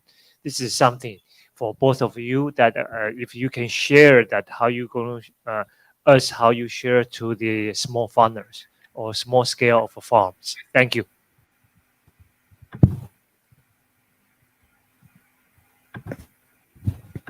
Okay, so I can answer it directly. Yes, we did apply TISER elements in Mardi Agritechnology Park. And I believe it is also challenges for us because in Malaysia, agriculture or farm tourism is not the most popular part of tourism. They prefer, in general, activities in Malaysia is more to industry, and they also prefer to ecotourism because we also have island beaches. And what we did, we start with recreational first. We promote recreational, and also we develop packages for all ranges of family members. That's how we trying to develop and also to promote to our visitors. Of course, it's quite difficult to convince the farmers because especially youngsters, they don't think agriculture it's interesting for them. They think, okay, agriculture is for farmers only. I mean, for the rural community, not to this urban community. So what one of the strategies conducted by especially the higher university, they included internship or activities to the farm tourism centers as part of their internship planning.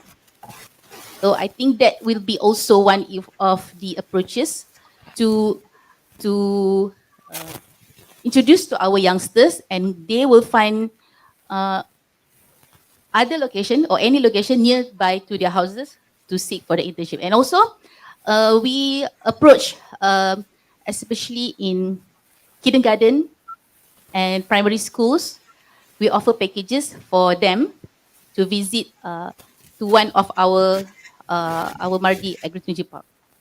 And yes, we have to compare or we have to package it with other private or local or small scale farmers activities. And it will be, I think it is one of national planning to be involved agritourism package inclusively with small scale of farmers and also the established one.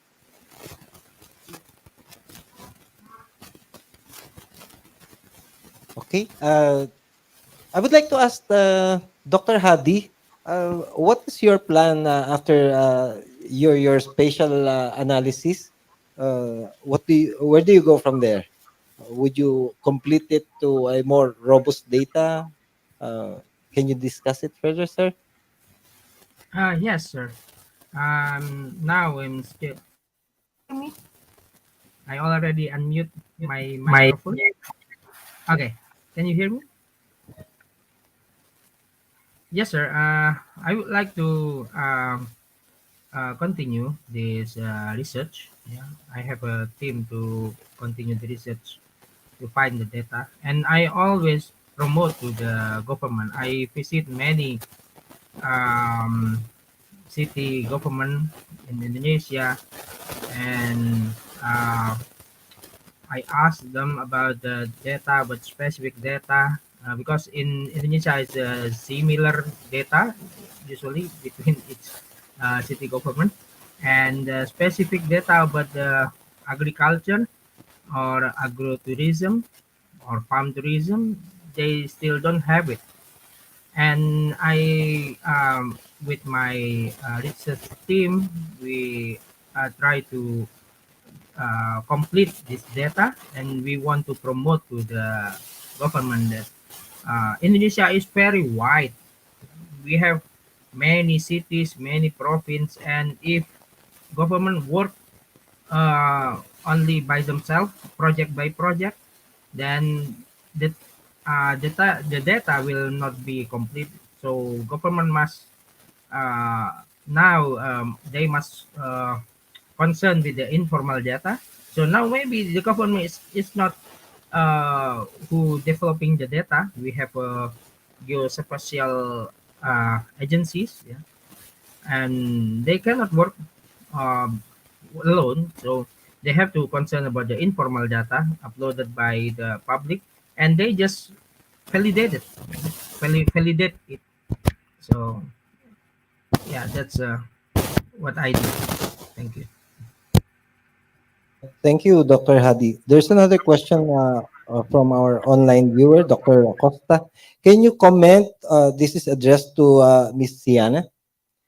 Can you comment on the role of good governance, including the federal system form of government, in the initiation, development, and growth and eventual success of farm tourism in Malaysia? Thank you for the question. I think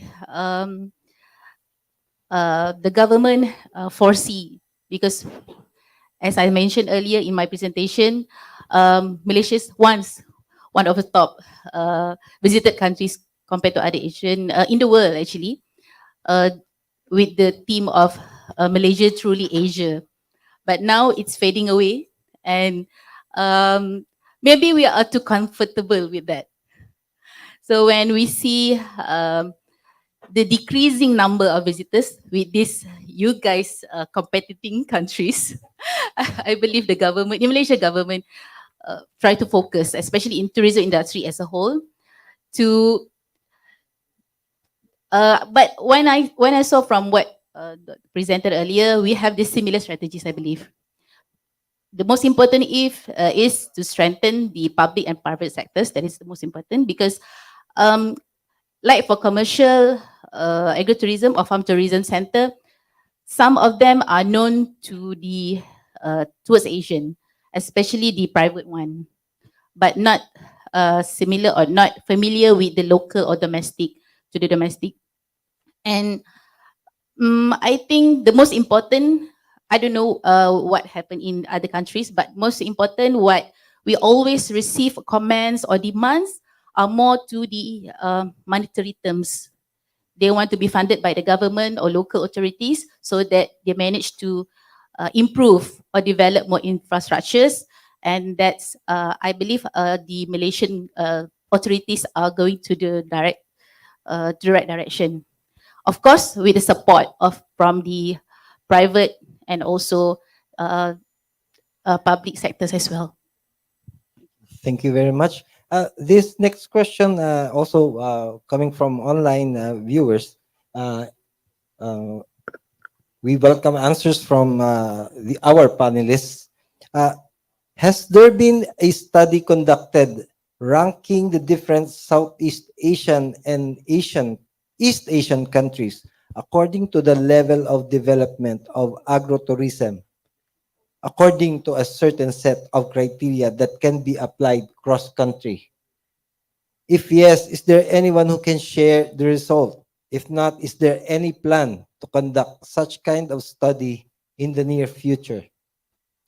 Uh, if you want to answer, sir. I have not encountered one, and I go that's a future project, especially this platform and comparison, country comparison. Perhaps we can have part two of this seminar focusing on that. And we started on different pathways, and we started in different times with the varying contexts. So we can perhaps do country comparison, and that's just I guess that's good the project, for this group to initiate. Yeah. In Malaysia, we don't have really actual properly, but like for example, when we showcase our Mardi Agrotechnology Park, sometimes the visitors who are from farmers, they would like to request, for example, like our master plan as an example for them to establish their own farm tourism park. But I don't think we also have actual data to support that. But maybe that can be one of our practice, can be research in the future, I guess. Yeah. Dr. Hadi, would you like to add some views on this? Yes, I just want to say, let's do it. So let's work together. So let's share the data. Maybe this is the role of maybe we are as a academician. We can build the data, analyze, and also we can share the data between each other. Why not? I'm very jealous with Japan actually, because Japan has a very good connection between the information of tourism. For example, if I want to see the flowers, any kind of flowers in Japan, from the east to the west, they have the information and what type of flowers do you want to see. So they have the information. So I think the Southeast Asia, we can do it. Why not? Let's do it.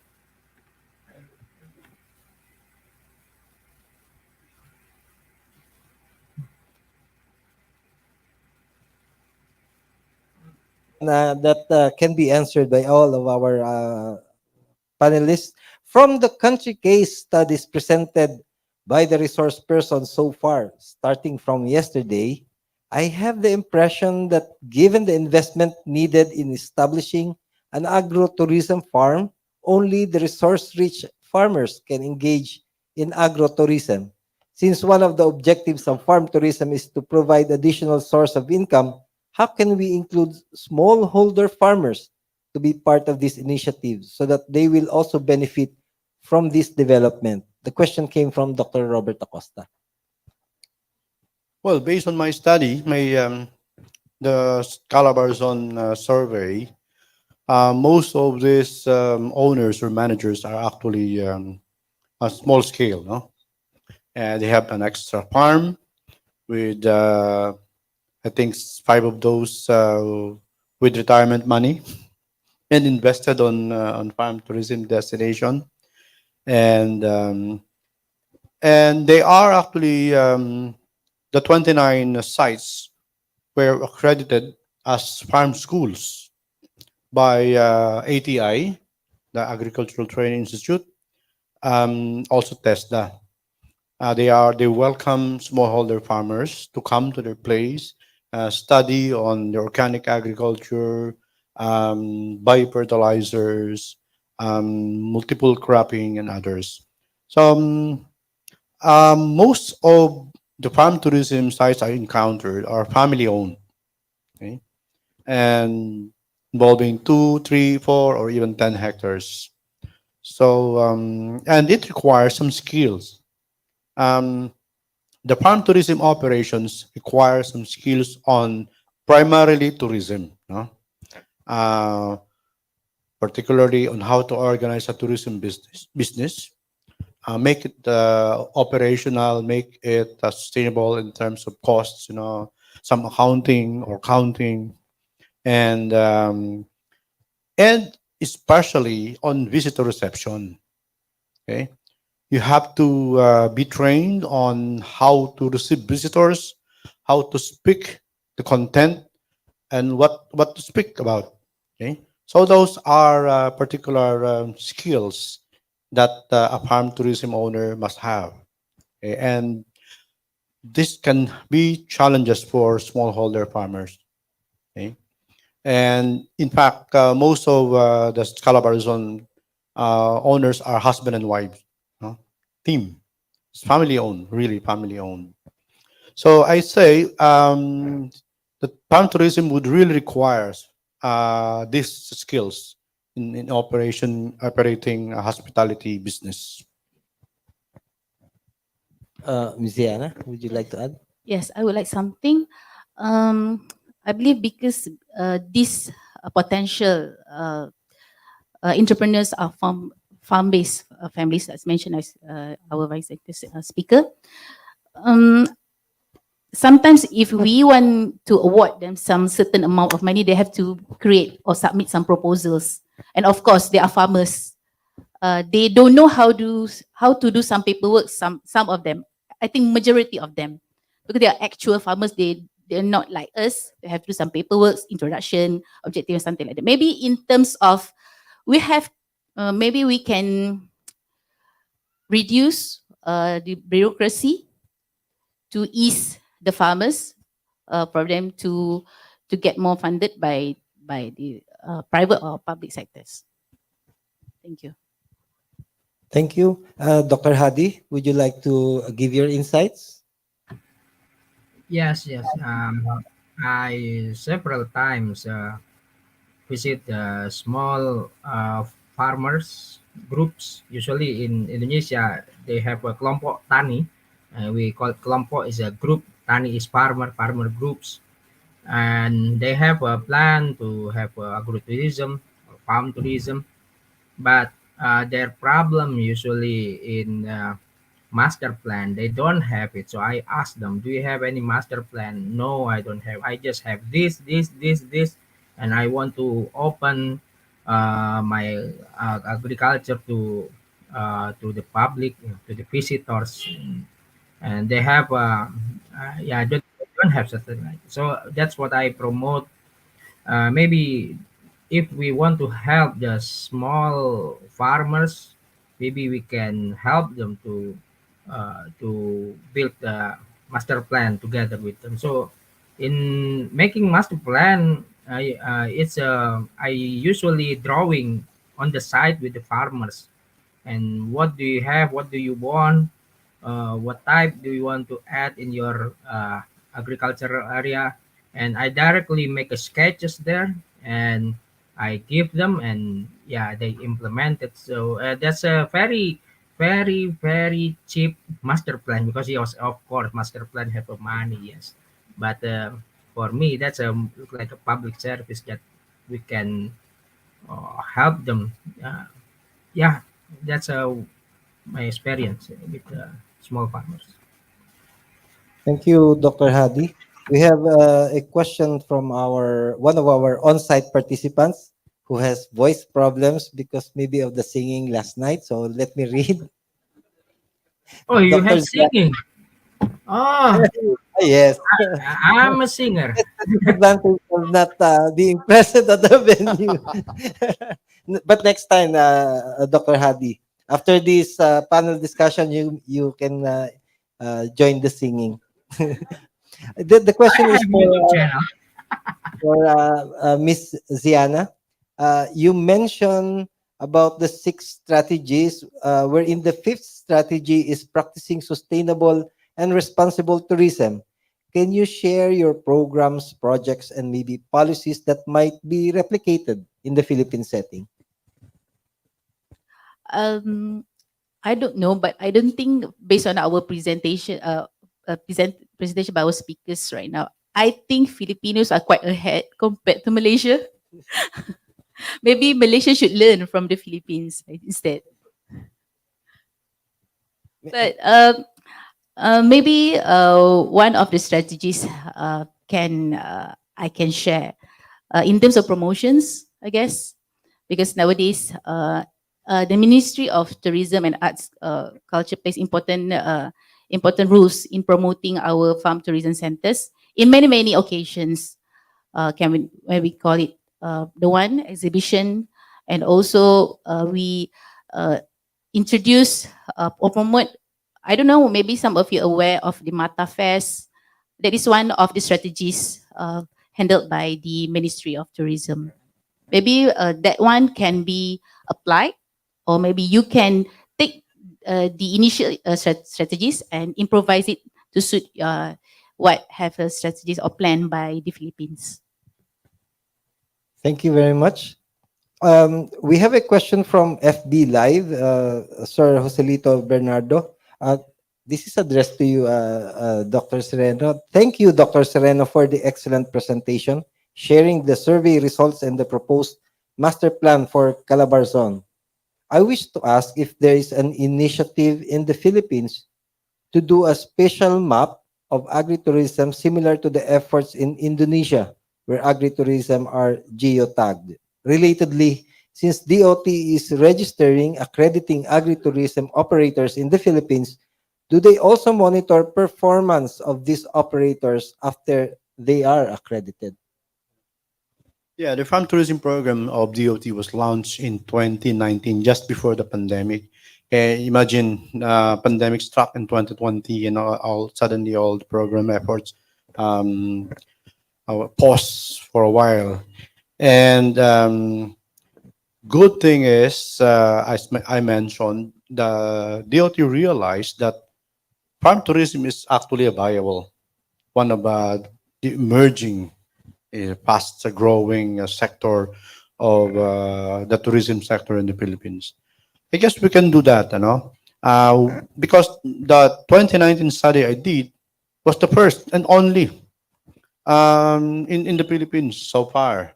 And based on that study, I guess they will be calling us and we'll try to do a nationwide updating, even the plans, even the plans or the plans of the farm tourism program should be updated, especially the post-pandemic observations, the post-pandemic experiences that we had. So that's it. So we are looking forward to that type of an expanded analysis of the situation in the Philippines. Are there any questions from our on-site audience? Yes, ma'am.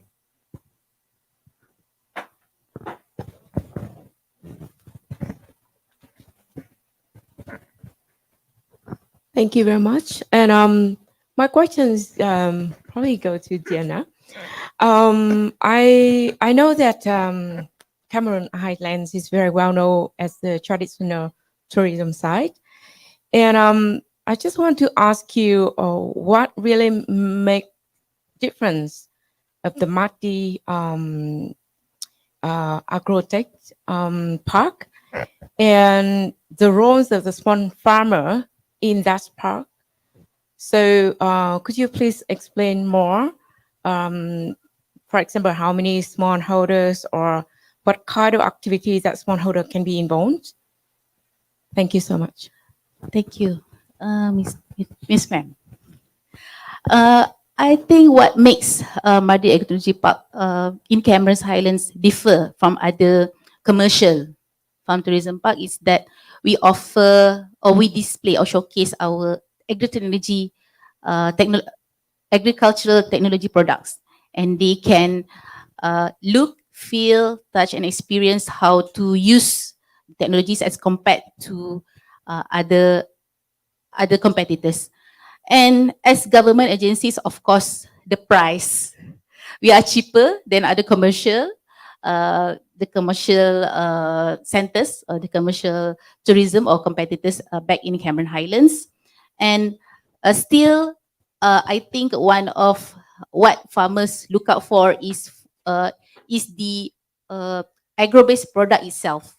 Because as I mentioned, we have the oldest tea farms and the oldest tea factories, tea factory in Malaysia.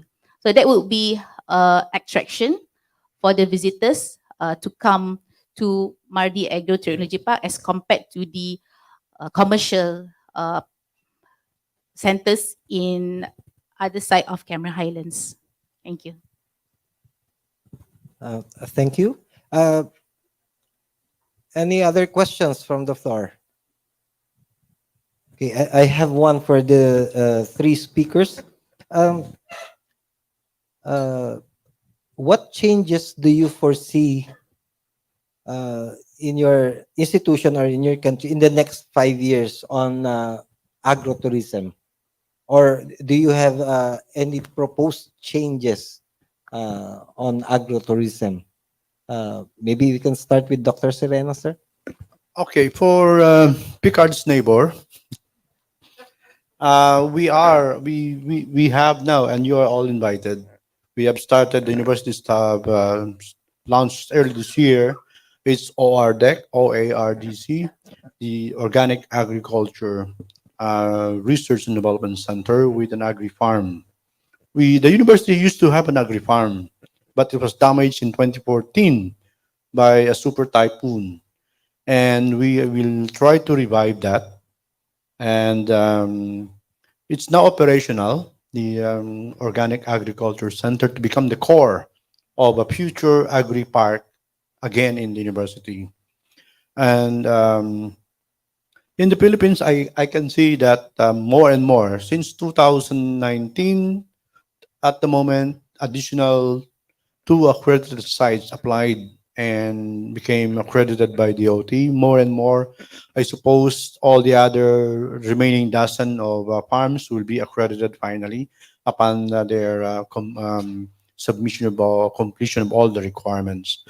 And I have high hopes for rural or farm tourism in the Philippines to become a major attraction or sector of the tourism industry. You know, tourism has in the Philippines last year has a 12% contribution to GDP, higher than the agriculture, which is around 10%.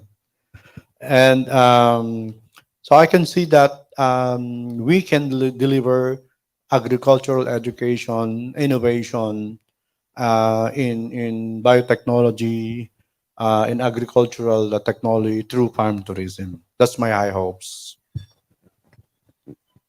Yes. In Malaysia, I believe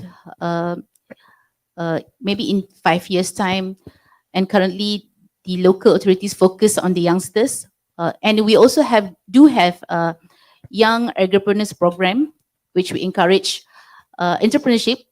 We encourage youngsters to involve in the agriculture industry, and with some additional promotion, like for example, Instagrammable locations, will attract more, especially youngsters, because as compared to the other presenters, we have less interest from the youngsters to the agriculture sector. But as the national issues, I believe in most Asian countries issue, agriculture is one of sector to self-sustain. That's why we promote the youth agripreneurs program, and we try to market online and offline promotions. The the fun part of agriculture sector, so that more people can involve or have more focus on farm tourism or agritourism sector. Thank you. Thank you. Dr. Hadi, your insights, please. Thank you very much. Yes, in the next 5 years, maybe agrotourism has a challenge. The challenge is now maybe the trend is people try to find experience agriculture in the rural area. But now, last month, I also have a team that we are making agricultural in residential area in urban area. So now in Jakarta, many of developers try to take the theme of agriculture. So they call it as an agro-residential area. And this is the challenge of agrotourism because urban people who are the main visitors of agrotourism, usually in the rural area, if they have experience of urban agriculture, so maybe it will be a challenge. So that's why agrotourism must be creative. I agree with Dr. I'm sorry, the name from Malaysia that we have to be creative, including market online. Yes, I agree with that. And also, the government also now we have a lot of development of developing roads, and this is also the advantage. But one more time, I promote about the special data of agrotourism because all the developments in the next 5 years of agrotourism must be planned well, So it must be supported by valid actual data. So that's why we have to involve public participation to get the actual and fast data. So that's what I'm thinking in the next 5 years. Thank you. Thank you, Dr. Hadi. Other, yes, sir. Let me take the microphone to you for your question.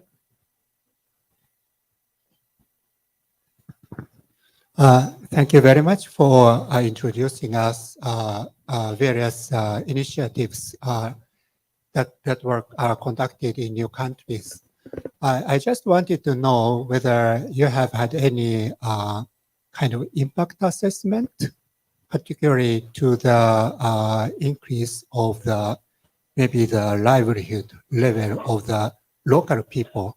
And if you haven't done that kind of analysis, I just want to ask whether you have any plan to conduct that kind of more scientific quantitative analysis in the coming 5 years. Can anyone? That's correct. I think that's one of the parts of my presentation, doing the impacts and the effects of farm tourism, starting from the farmers to the corporations. Just this year alone, we have to watch. Big companies are now going into farm tourism. Okay, and that's another aspect of has to be assessed because big corporations are now intruding into those kind of farm tourism destinations because they can see the viability of such kind of business. But for impacts, maybe starting from the smallholder and even the operators, that would be a good study.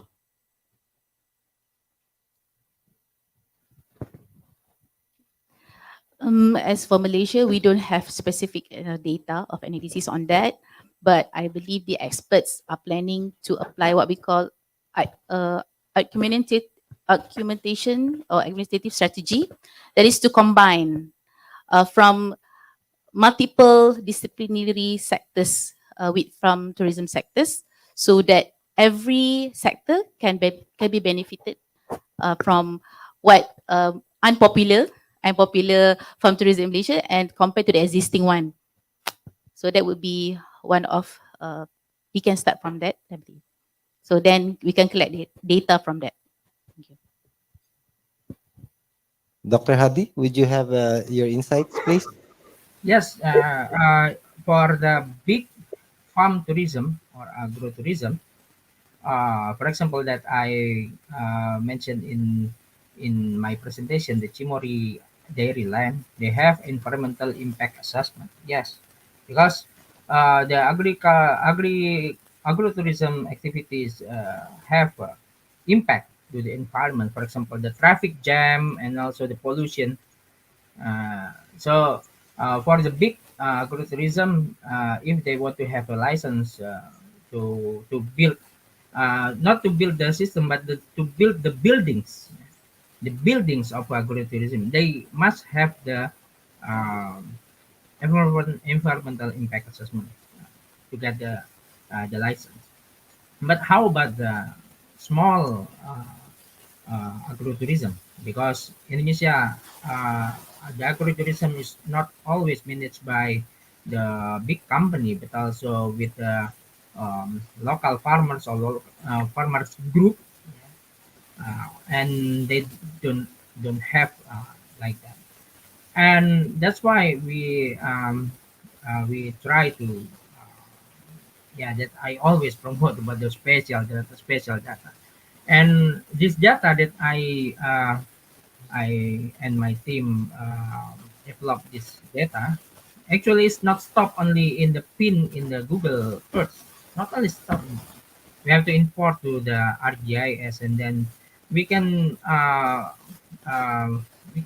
overlay with the others data. For example, the map of agriculture or the production area, so we can analyze the distance analysis between the supply and also the display, and also the road network, because as I mentioned before, that agrotourism also have a problem with the traffic jam. So what government should to do, and uh, working with the spatial data will be very wide range. Yeah.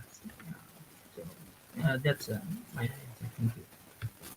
Thank you, Dr. Hadi. I think we have a follow-up question from our. Yes. I'm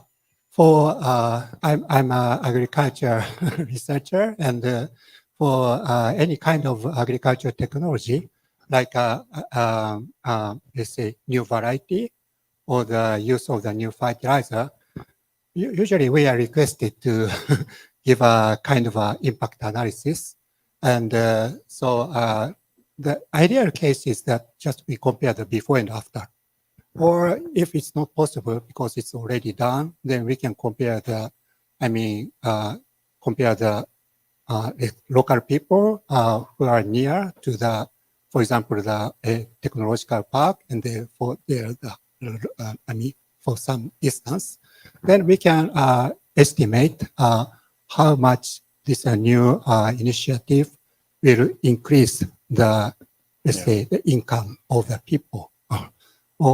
Yes. So even if it is the foreign capital, let's say, new entrepreneurship, still, if any benefit as a spillover will be given to the local people, I think still it is a good sign. So I really expect that you can take that kind of analysis into your future plan. Yeah, thank you very much. Yes, thank you for the ideas, for the initiative, because maybe before this we focus more onto agriculture sector that we tend to lack or left behind the tourism or farm tourism sector itself. So thank you for the initiative and advice. Maybe we can apply it in Indonesia. Okay, that was a very exhaustive plenary discussion from our online audience and from our on-site participants. And at this point, I would like to thank our three speakers, Dr. Sereno, Ms. Siana, and Dr. Hadi. And I wish you success in all your endeavors and in all your efforts in improving farm tourism in your respective areas. Let's give them a round of applause. Thank you very much. And that concludes our morning session for our day 2. And we will have more presenters this afternoon. And our Master of Ceremonies has some announcements. Thank you very much.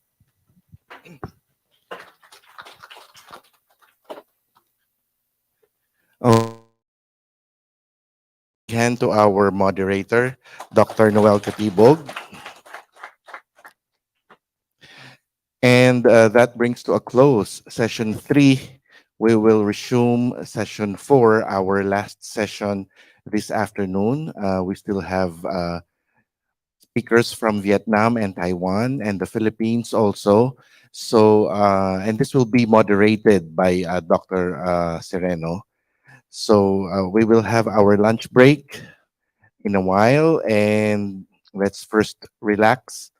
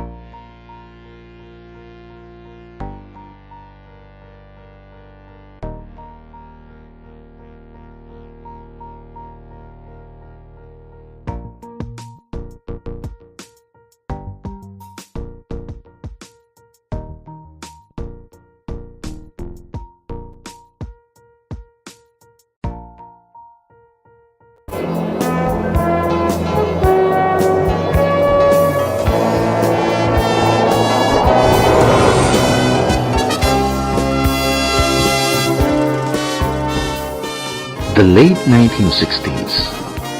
It all started during a discussion by the member countries of the Asian and Pacific Council.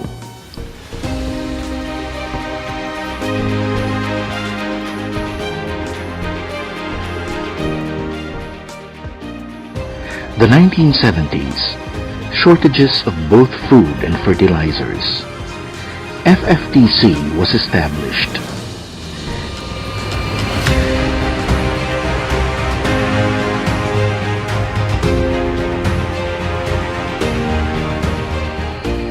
The increasing agricultural food production and raising farmers' incomes are of primary importance in the development of the region.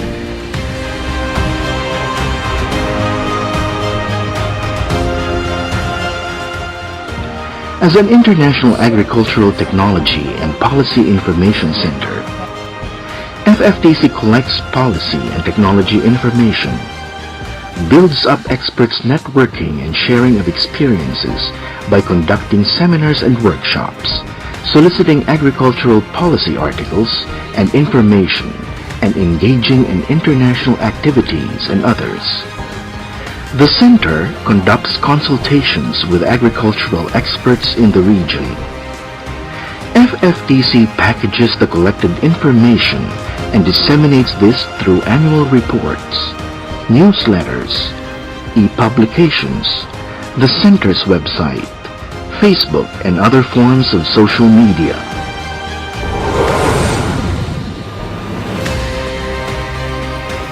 FFTC's mission: promote sustainable agricultural and rural development in the Asian and Pacific region. Bridge the gap between scientists and farmers. Share new technologies and policies developed in different countries. Help close the technology gap between developed and developing countries.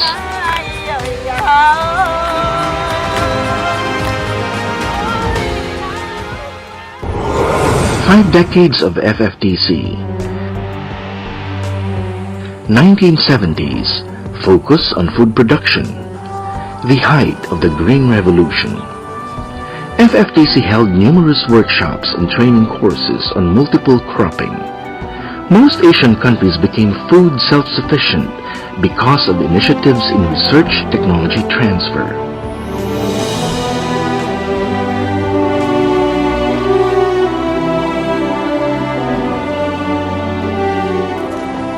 '80s. Focus on higher farm incomes. The cost of farm inputs rises rapidly. There were programs on alternative resources to reduce the use of chemical fertilizers to keep the cost down. There was a search for remunerative crops. Increase farmers' income.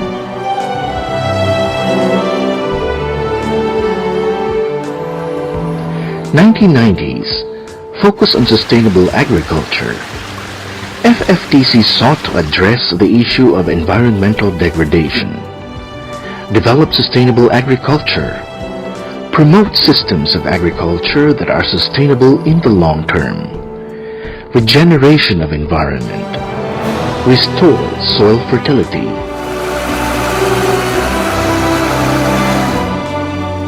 '2000s. Focus on plant protection and biotechnology. Challenge of globalization. Focus on plant epidemic prevention and agri-biotechnology. Use of diagnostic system for plant nutrient management. Citrus greening disease management technology.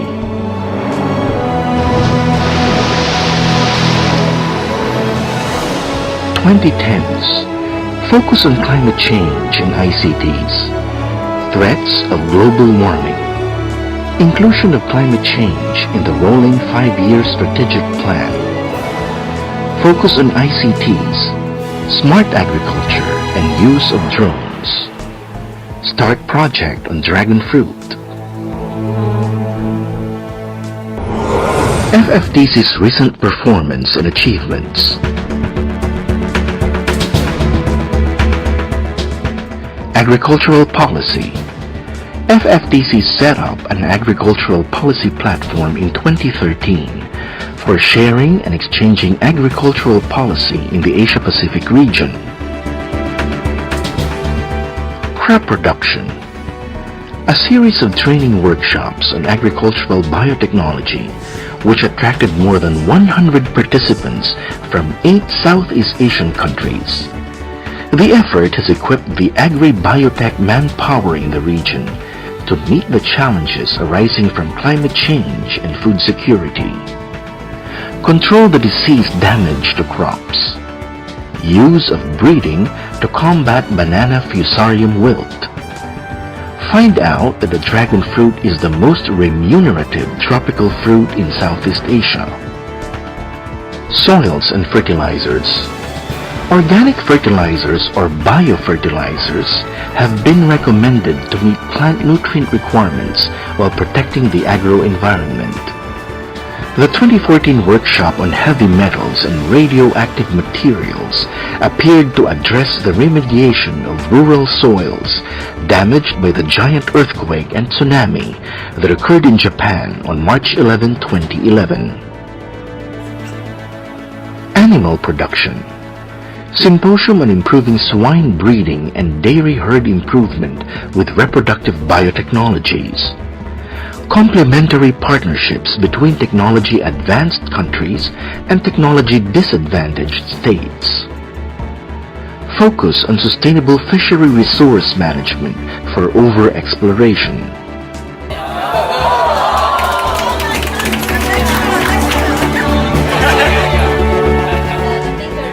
Agricultural food safety.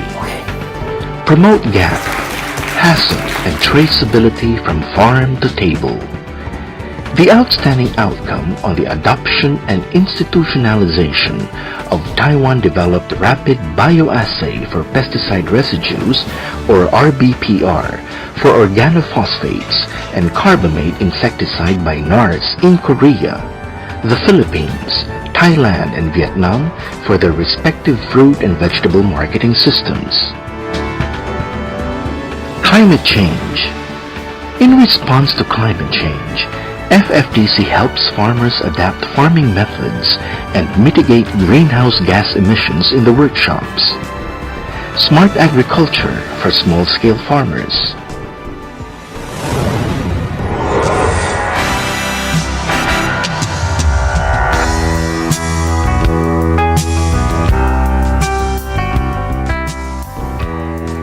In light of maintaining and improving the quality of soil and plant tissue testing laboratories in the Asia-Pacific region, this proficiency testing program is designed to offer the participating laboratories the opportunity of comparing their analytical results with those of other laboratories. Doubled the number of laboratories which participated in the soil proficiency test project.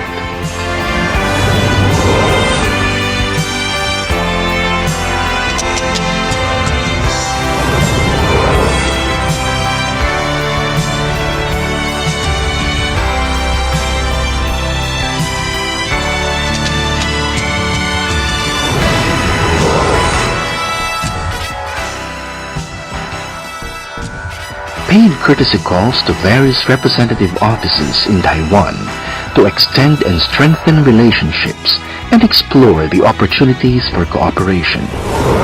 Websites, social media, and publication.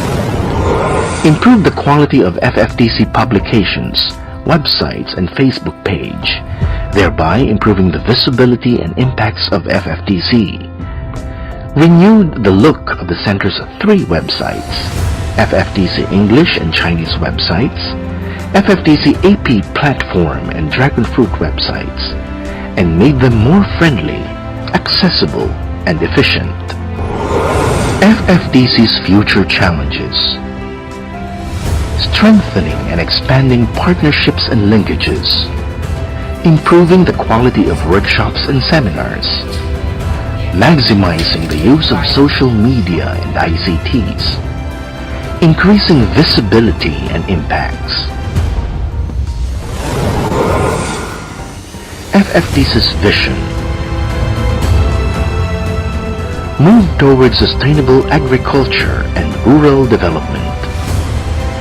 better rural resource management, empower and improve farming efficiency, achieve higher incomes for farmers, make farmers' lives better. 1,000 miles begins with a single step. FFTC at 50, more committed to serve the agriculture community in the region.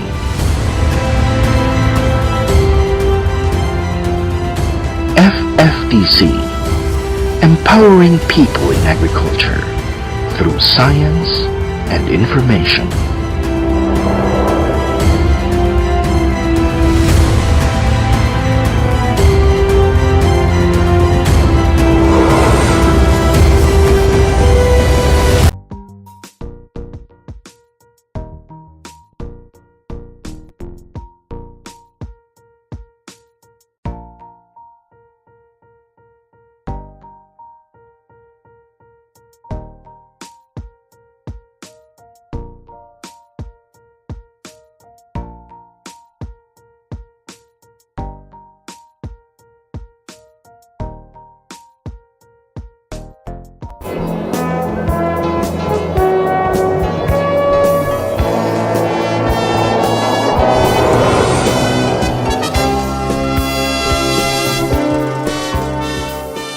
The late 1960s.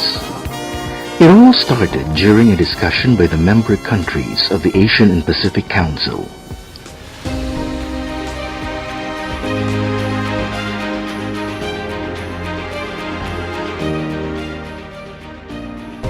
The 1970s.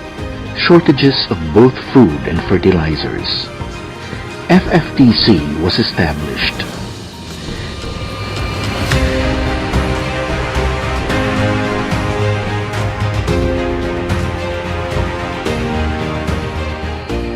The increasing agricultural food production and raising farmers' incomes are of primary importance in the development of the region.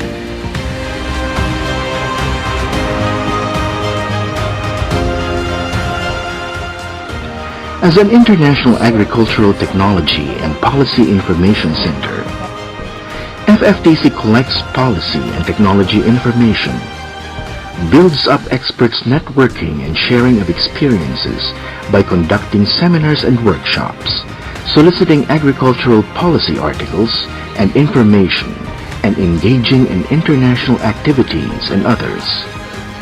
The center conducts consultations with agricultural experts in the region. FFTC packages the collected information and disseminates this through annual reports, newsletters, e-publications, the center's website, Facebook, and other forms of social media.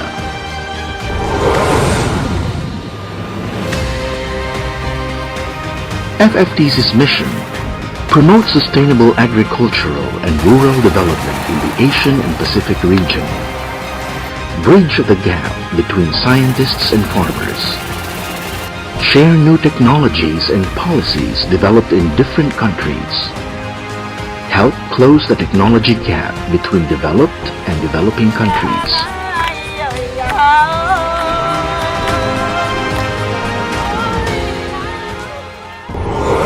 Five decades of FFTC.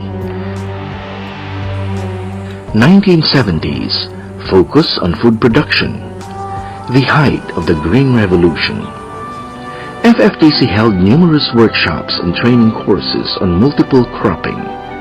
Most Asian countries became food self-sufficient because of initiatives in research technology transfer.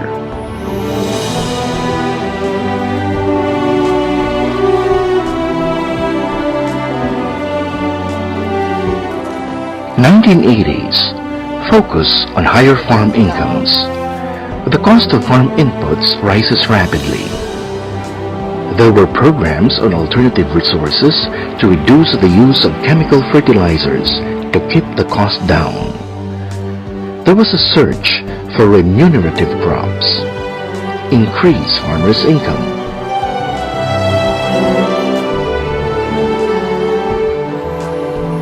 1990s, focus on sustainable agriculture.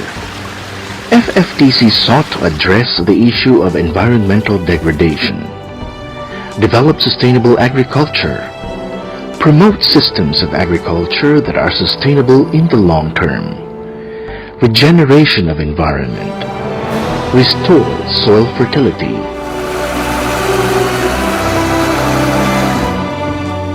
2000s, focus on plant protection and biotechnology, challenge of globalization, focus on plant epidemic prevention and agri-biotechnology, use of diagnostic system for plant nutrient management, citrus greening disease management technology.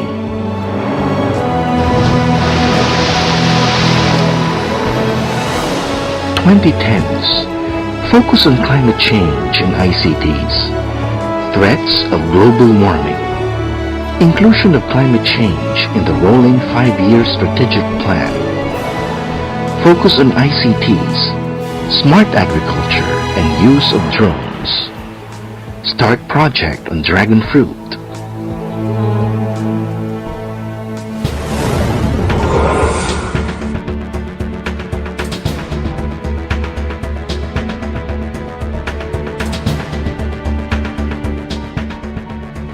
In light of maintaining and improving the quality of soil and plant tissue testing laboratories in the Asia-Pacific region, this proficiency testing program is designed to offer the participating laboratories the opportunity of comparing their analytical results with those of other laboratories.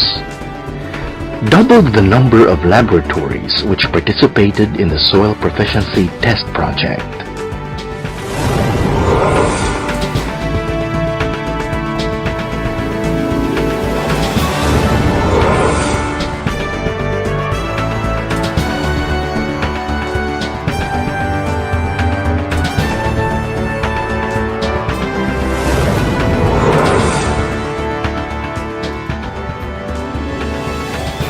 Paid courtesy calls to various representative offices in Taiwan to extend and strengthen relationships and explore the opportunities for cooperation. Websites, social media, and publication. Improve the quality of FFTC publications, websites, and Facebook page, thereby improving the visibility and impacts of FFTC. Renewed the look of the center's 3 websites: FFTC English and Chinese websites, FFTC AP platform and Dragon Fruit websites, and made them more friendly, accessible, and efficient. FFTC's future challenges: strengthening and expanding partnerships and linkages, improving the quality of workshops and seminars, maximizing the use of social media and ICTs, increasing visibility and impacts. FFTC's vision: move towards sustainable agriculture and rural development, better rural resource management, empower and improve farming efficiency, achieve higher incomes for farmers, make farmers' lives better. 1,000 miles begins with a single step. FFTC at 50, more committed to serve the agriculture community in the region.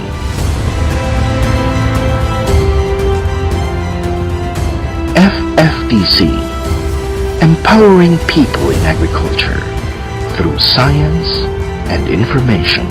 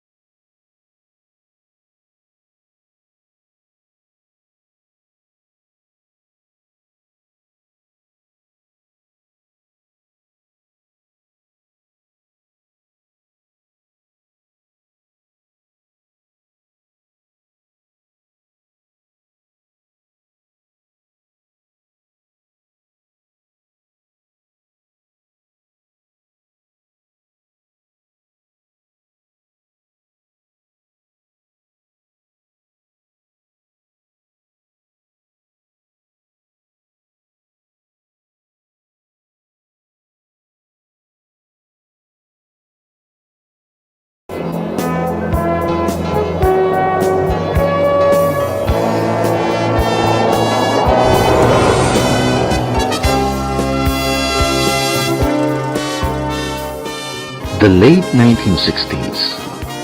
It all started during a discussion by the member countries of the Asian and Pacific Council.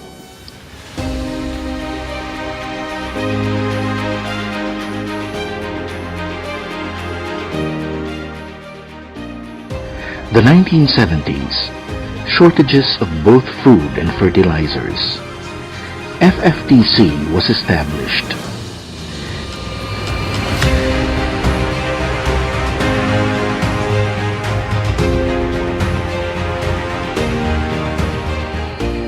The increasing agricultural food production and raising farmers' incomes are of primary importance in the development of the region.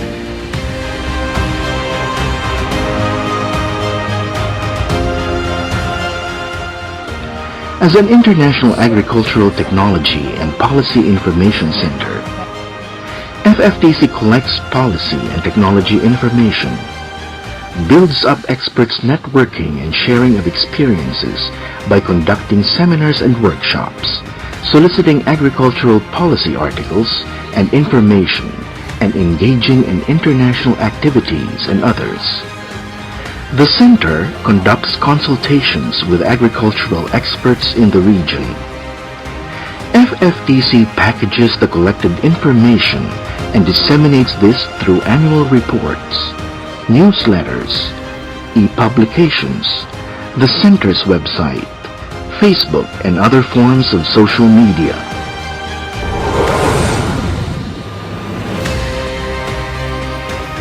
FFTC's mission: promote sustainable agricultural and rural development in the Asian and Pacific region.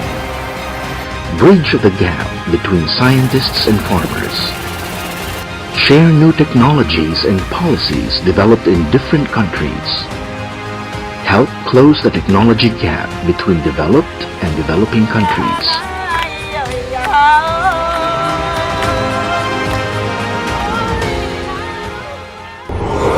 Five decades of FFTC. 1970s, focus on food production. The height of the Green Revolution. FFTC held numerous workshops and training courses on multiple cropping. Most Asian countries became food self-sufficient because of initiatives in research technology transfer.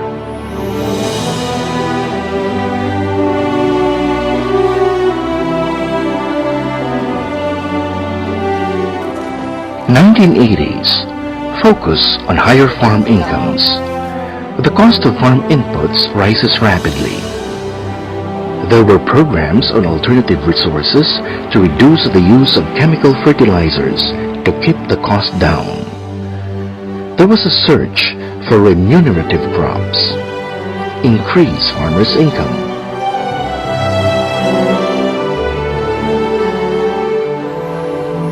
1990s, focus on sustainable agriculture.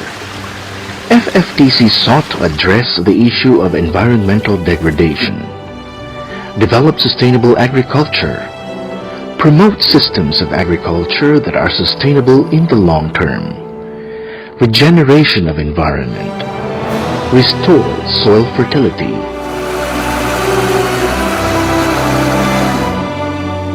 2000s, focus on plant protection and biotechnology. Challenge of globalization. Focus on plant epidemic prevention and agri-biotechnology. Use of diagnostic system for plant nutrient management. Citrus greening disease management technology.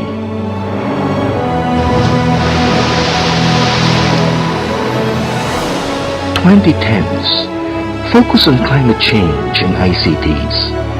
Threats of global warming. Inclusion of climate change in the rolling 5-year strategic plan. Focus on ICTs, smart agriculture, and use of drones. Start project on dragon fruit.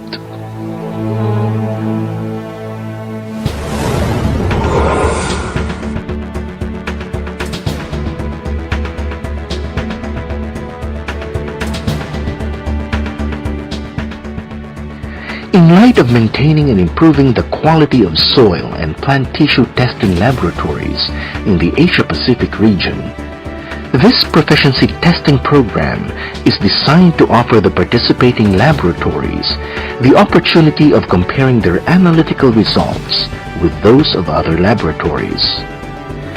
Doubled the number of laboratories which participated in the soil proficiency test project.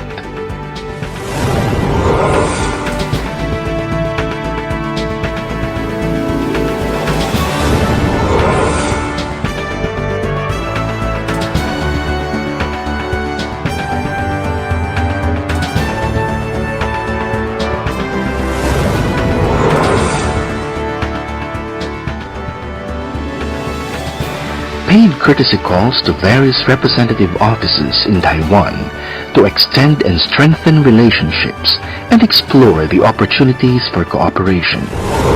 Websites, social media, and publication.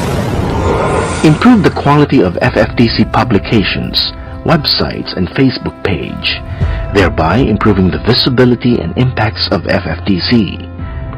Renewed the look of the center's 3 websites: FFTC English and Chinese websites, FFTC AP platform and Dragon Fruit websites, and made them more friendly, accessible, and efficient. FFTC's future challenges: strengthening and expanding partnerships and linkages, improving the quality of workshops and seminars, maximizing the use of social media and ICTs, increasing visibility and impacts. FFTC's vision: move towards sustainable agriculture and rural development, better rural resource management, empower and improve farming efficiency, achieve higher incomes for farmers, make farmers' lives better. 1,000 miles begins with a single step. FFTC at 50, more committed to serve the agriculture community in the region.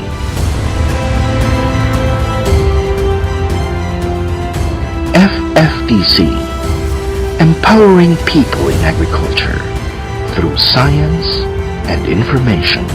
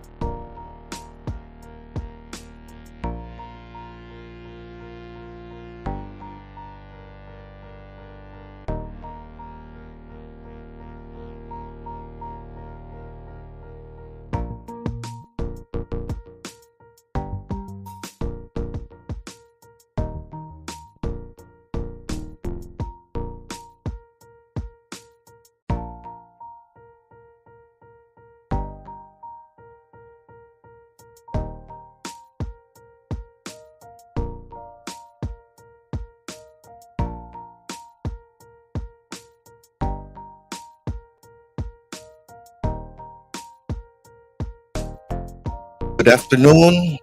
Is everybody here? Yeah, please take your seats. Our afternoon session will start now. So, for those who are online, welcome again to our seminar on harnessing the economic and socio-cultural opportunities of rural and farm tourism. This is being brought to you by DOST-PCAARRD and the Food and Fertilizer Technology Center for the Asian and Pacific region. We are on session 4, and it is entitled Best Practices and Success Stories in the Asia Pacific region, presentation of country case studies. And we have 4 speakers for this particular session. At this point, I'd like you to welcome our moderator. He was our speaker yesterday, this morning. Ladies and gentlemen, let's give a big hand again to Dr. Roberto Sereno. Thank you very much. Welcome to session 4. This is our last and final session for this afternoon. Oh, we have 3 speakers actually. No? Yeah. And so we'll travel again. We'll start with the Philippines. Then we move a little north to Taiwan, and we veer towards the Vietnam. So we will follow the typhoon, no? The path of the typhoon. I think now it's now in Taiwan, moving towards Vietnam. Okay. All right. For our first presenter, we have a young lady and a farm manager of Silan Agri Farm. She carries the name of the farm, so you know who owns the farm. A former instructor with the Cavite State University, teaching entrepreneurship, especially on agriculture industry. And she graduated her Master of Science in Entrepreneurship from De La Salle University, Manila. She used to be the owner, or she's still the owner, Fruit Way by Silan's Fruit Station. I guess she will be hosting our trip tomorrow. So in order for us to have a good welcome snacks tomorrow or lunch, we must be welcoming her abundantly. Welcome, Miss Sheila Elaine Silan.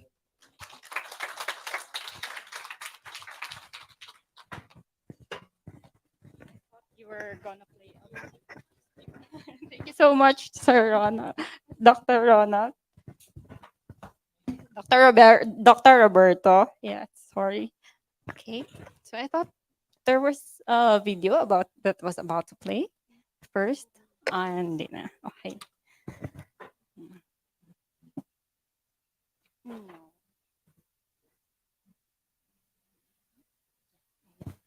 Thank you.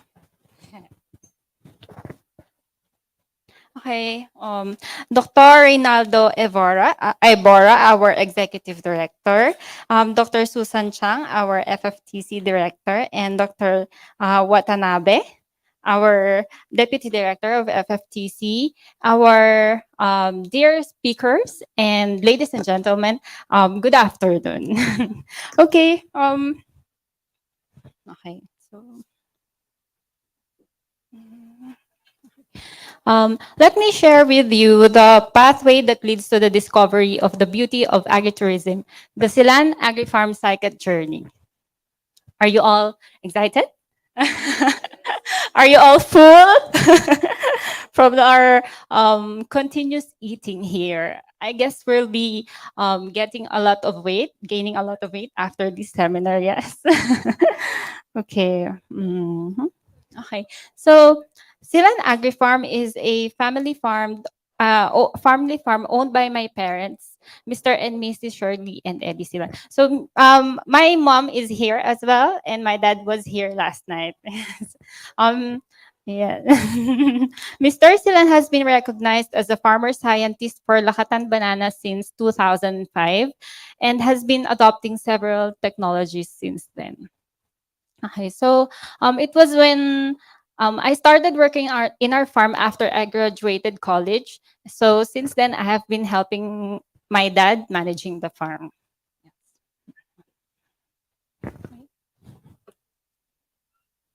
Okay. Just a little background. The farm only started in 1999 with only a half-hectare land that was inherited by Mr. Silan from his parents.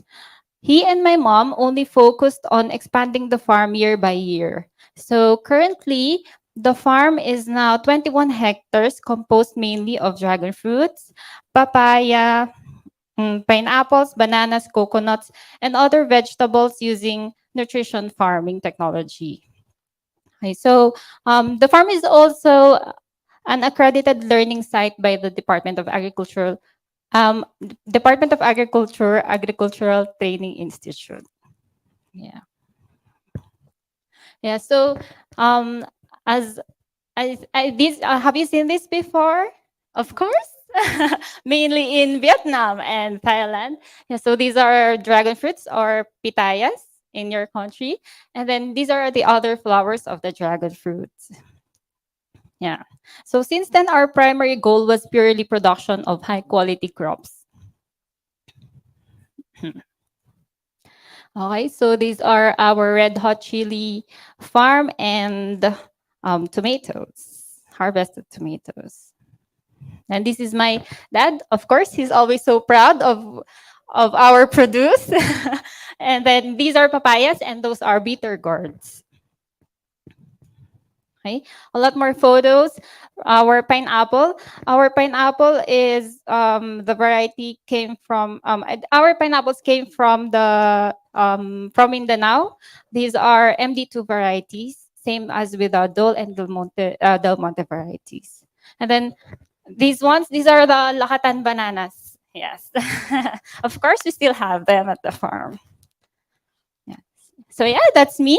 And we also have free range chickens, which are literally everywhere around the farm because since before our I think the chicken coop is really not good. That's why yeah, a lot of different problems from the chickens. It's like Ella, your chickens are everywhere. That's like yeah, my dad every day. Okay, so okay, so this is just the summary of what Silan Agri Farm was. Years ago, you will see that they are all connected to production, then directly send them to the market. Yes. Okay, so these are the beautiful dragon fruit flowers, right? They are all in full bloom. Okay. So aren't they beautiful? Yes. Okay.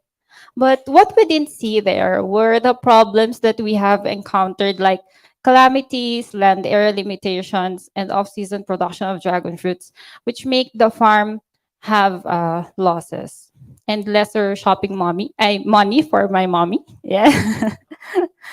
Okay. So one of the interventions done by the government is the enactment of the Farm Tourism Development Act of 2016.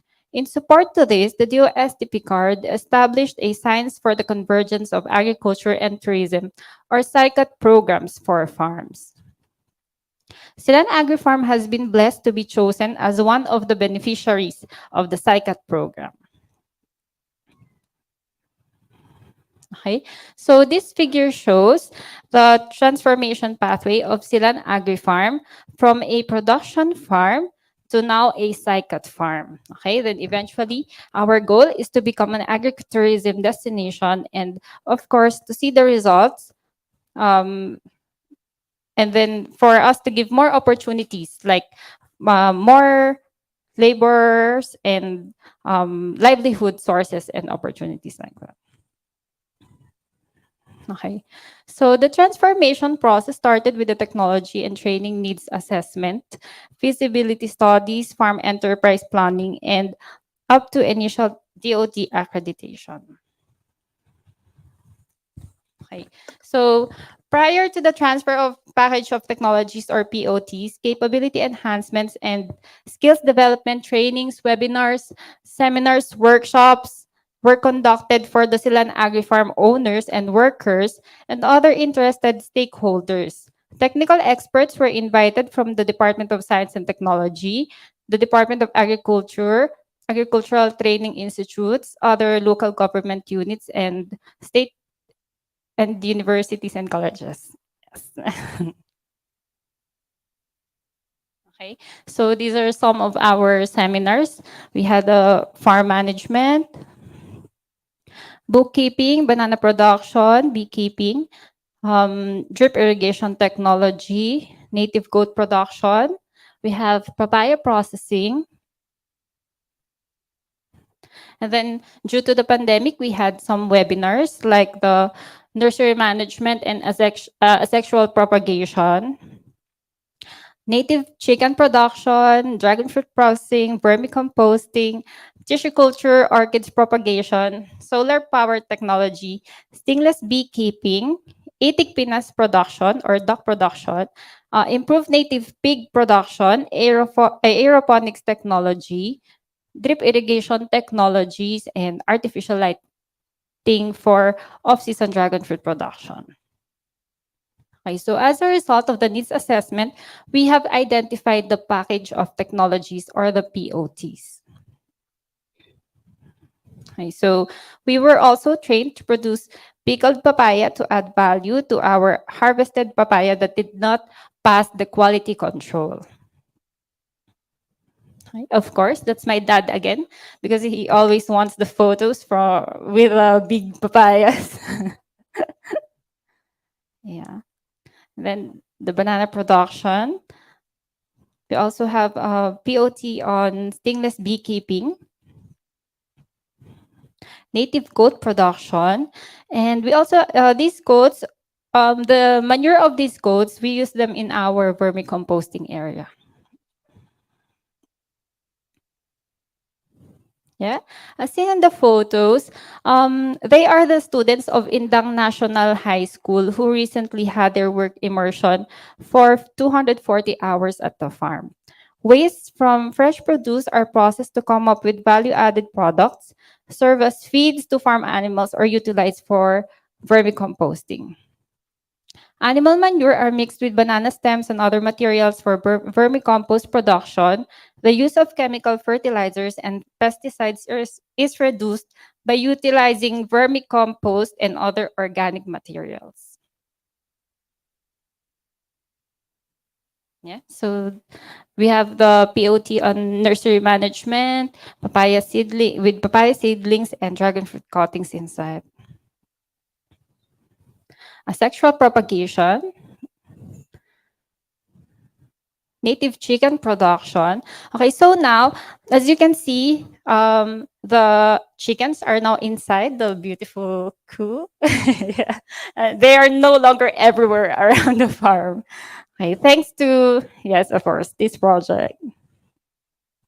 We have the dragon fruit processing. We have the soap, jam, and yes, we have shakes. Oh, maybe we can have some dragon fruits tomorrow at the farm. Yes. Okay, and then we also have itik pinas production. And then, of course, linkages were established by forging memorandum of agreement and understanding with government agency. Okay, a memorandum of agreement was forged with the funding agency, DOST-PCAARRD, while several memorandum of understanding for technical assistance were forged with government agencies. A municipal resolution was passed recognizing Silan Agri-Farm as one of the agritourism sites in Indang, Cavite. Okay, so some of our linkages is from the Department of Science and Technology, Technology Transfer and Promotion Division. From the Bureau of Animal Industry, who gave us the ducklings. And then we also have monitoring, continuous monitoring and provision of technical services. And then printed and digital information, education, and communication, or IEC materials, were developed and applied for copyright protection, including the trademark of Silan Agri-Farm. Digital platforms were also expanded through creation of videos and postings with the help of University of Philippines Institute for Small Scale Industries, or UPISSI. Agricultural technologies, activities, and other information about agriculture production and processing were regularly posted in the social media. The UPISSI also helped us with our farm tour packages. And the Saikat Agri-Farm plans to accommodate a maximum of 94 tourists every batch. Google Forms will be used to track customer data, personal information about clients, Facebook followers and likers, and agricultural relationships, among other things, will be recorded. Yeah. Okay. We also have farm tours from students from Philippine Science High School and other agencies. For economic sustainability, products were processed to add value to fresh vegetables and fruits. Products include pickled papaya, bitter gourd, and eggplant, dragon fruit vinegar, wine, jam, and shake, and soaps and essential oils. Along with fresh produce, these products are sold in the farm stall and during trade fairs and exhibits. Same products will be displayed in our soon-to-be open souvenir shop. Yeah. Wait. Tomorrow we'll also have dragon fruits, pineapple, papaya, and everything that we have at the farm. So hopefully everyone can join us tomorrow. um, we also have the newly established facilities and improvements. So before, we only have the multi-purpose hall at the farm. This one before the cycle started. Okay, so through their help, we now have these newly established facilities, and then completion of these facilities and amenities are currently being done. Okay, to comply with the DOT accreditation requirements. Yeah, so now we have the restroom, heavy machinery shed, native goat housing, artificial lighting, water impounding unit, and of course the original multipurpose hall. And there is also an ongoing construction of the souvenir shop. We have pathwalks now, and the native chicken house really improved, and we have farm signages as well. There are also vermicomposting areas, drip irrigation technology, and then we also have the ongoing construction of Info Center, Museum, and then we have Bahay Kubos, and ongoing construction of the parking area. Okay, so yes, this is our pergola booth. We have the signage briefing area, dragon fruit nursery, ornamental nursery, and the quarters for our farm workers. We have the stainless beekeeping area, the Bahay Kubo, and finally our own Meralco line at the farm. Yeah. Okay, so just to summarize, this image shows the interconnection between the POTs, which are the products of strategic planning and teamwork, while doing it the SciCat way through selling the technologies and showcasing them, as per Surfers. All of these will not be possible without the collaborations between the farmers, of course, the students, private individuals and organizations, government agencies, and other stakeholders. Okay. Most especially from the DOST, PCAARRD, CVSU, UPISSI, and the Department of Agriculture and Municipality of Inta. Okay, so yes, we also have these offshoots or outcomes of transforming an agri-farm into a SciCat farm, SciCat site. Okay, so we have the technical assistance on dragon fruit production or farm establishment. So we are now helping other farms to establish their dragon fruit farms as well.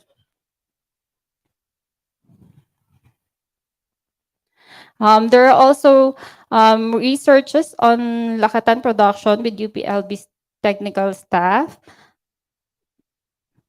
research proposal on baked products with dragon fruits, and of course, more employment opportunities in the community.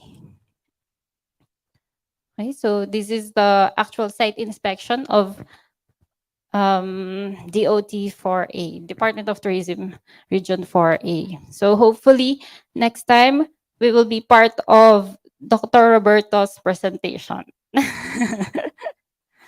Yeah. And then also we are now proposing to have a campsite and cafe at the farm. Okay, so we have a vision that this site will soon be a campsite, a cafe, then eventually become a wellness farm with accommodation. So maybe I can be your yoga instructor like that, and then we can have a relaxing place to stay. Okay, so what have we learned from this process? Okay. So there are so many beautiful reasons why all of this happened, but let me share with you what we have learned along the process. We are still not yet done with the project, but we must hold on to our plans and vision of seeing the farm become what we want it to be. Secondly, we will not be here without maintaining and extending our collaborations.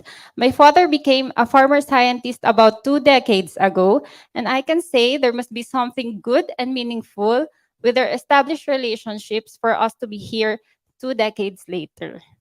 So, yeah. And lastly, we learn to be 100% in everything that we do, of course, with passion and willingness to learn in the process in order to achieve our shared goals.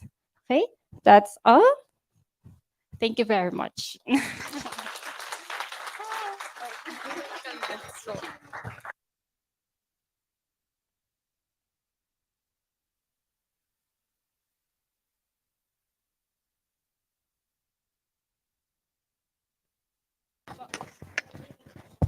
Yeah, wow. Thank you very much. Um, I love your third point, no? Passion, commitment, wholeheartedly. That's what's very important, for an operator or manager to have that wholehearted. Because on the start, you won't expect a profit, no, or recovery of your business. But that's critical component, the commitment. All right, now let's go north.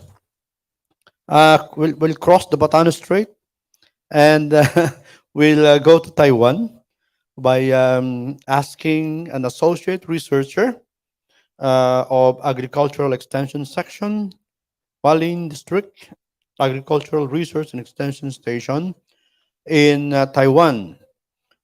Um, she earned her PhD with the National Chung Sing University in Forestry Institute.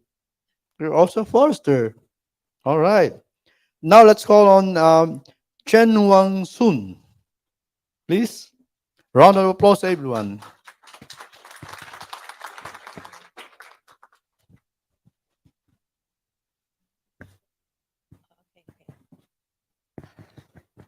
Thank you. Good afternoon, everyone.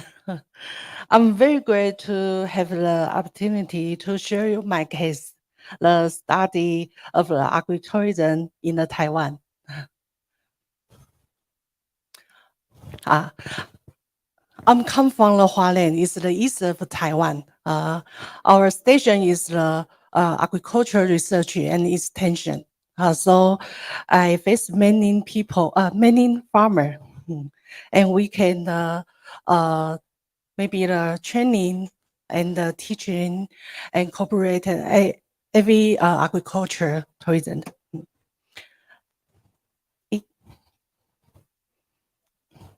Because of the unique geographic location and climbing condition. So the first image in Taiwan's agritourism is colorful. We have different kinds flower, bronze, every seasons. And we have the seasonal and all year round fruit. So sorry. And so pickle fruit is the focus of the agritourism activity in Taiwan. By joining the experience like farming, or you can enjoy the agritourism experience like farming. Also, tourists can discover the tradition and the traditional knowledge and cultures.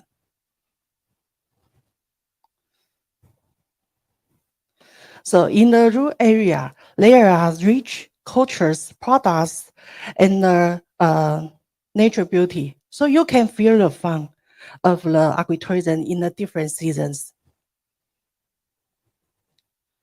Oh. Okay. So the agritourism in Taiwan, the goal is to use the agricultural products and introduce the leisure service to promote the agritourism activity and consumption. So before the COVID-19, over the 27 million tourist arrivals.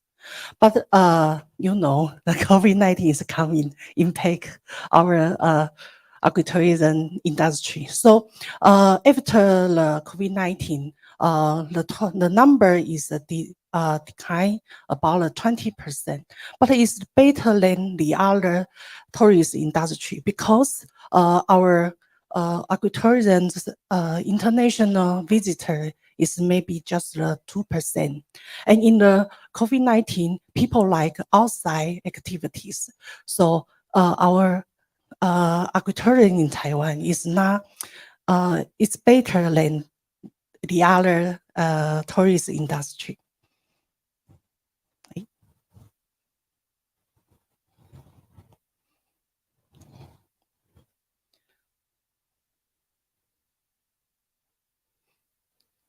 So many research find the agritourism is the smart trends because the for the sustainable development.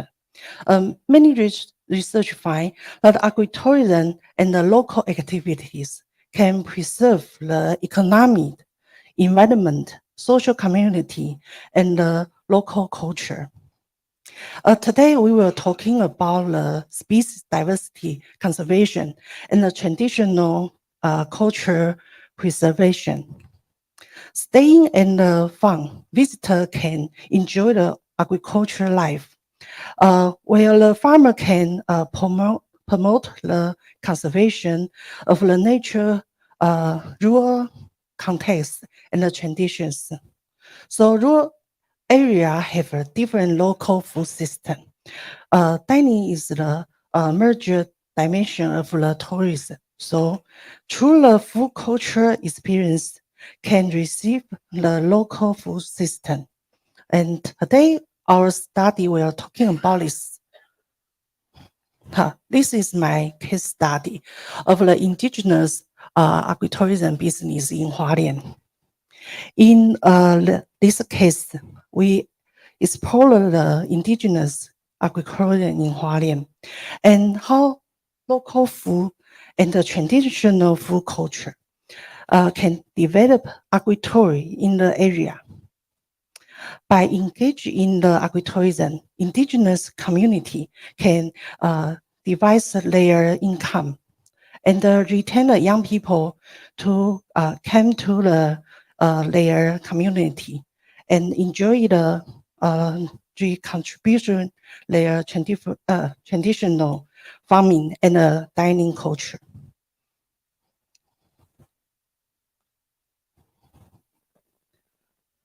So many research find the food image is affect the tourism's behavior. So engage the food image to indicate the tourists waiting to taste the local food. So we collected maybe the Google review about the 20 agriculture business that they offer the indigenous food. The totally is over 4,000 comments. The result of this analysis, we can find the guideline for indigenous agritourism activities. So after the analysis, we find the delicious is appear the most. The second is the white vegetables.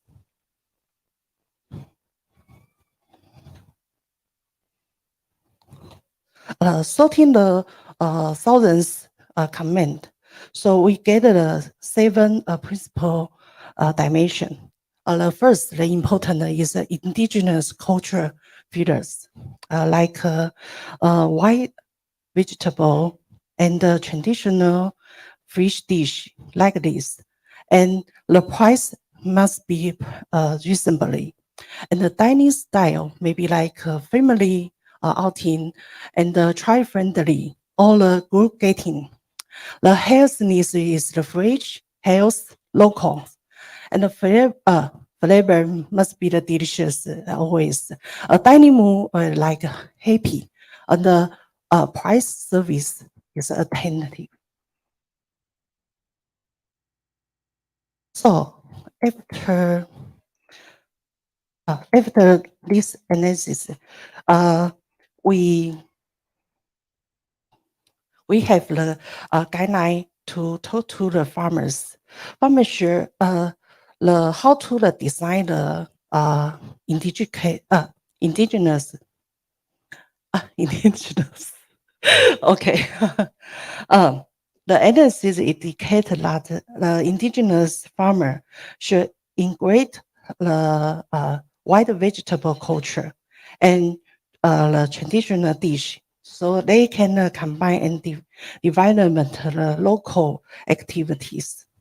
In addition, they can bring their income is the different source. So maybe they can encourage the young people come to the community.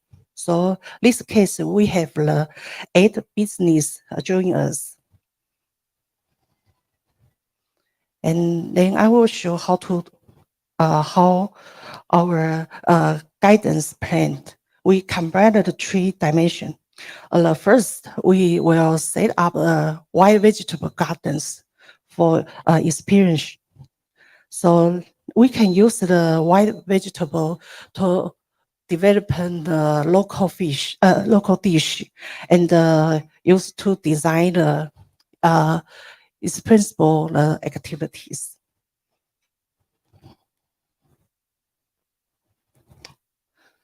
So we have the 8 local community join us. So I can show you the 2 examples. The first one is the Bangza Fang. Bangza is the Amis language. Amis is the biggest indigenous group in Taiwan. They love the white vegetable and the fish. So every community have the unique food culture and the memory, especially the indigenous people. So the culture of the white vegetables can share with tourists through the agritourism, so they can impress of their culture. For example, this Bangza farm. First, the farmer will introduce the white vegetable and local rice beans. And next, we use the local rice to make the traditional red wine. And finally, make the dish with the white vegetable picked up by yourself, and eat them together with the red wines. It's very wonderful.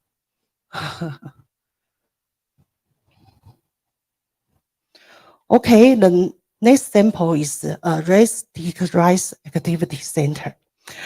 This center is the is building in the traditional like bamboo. They offer the engage introduction to the history, culture, and the agriculture of Amis. So this is a restaurant and a tourist center. And visitor can enjoy the local meals and learn to how to recognize the red stick rice. This is a very important local species in the Amis. Okay, so I can show you the video and can see how to run. Sorry, this is not English version. Sound.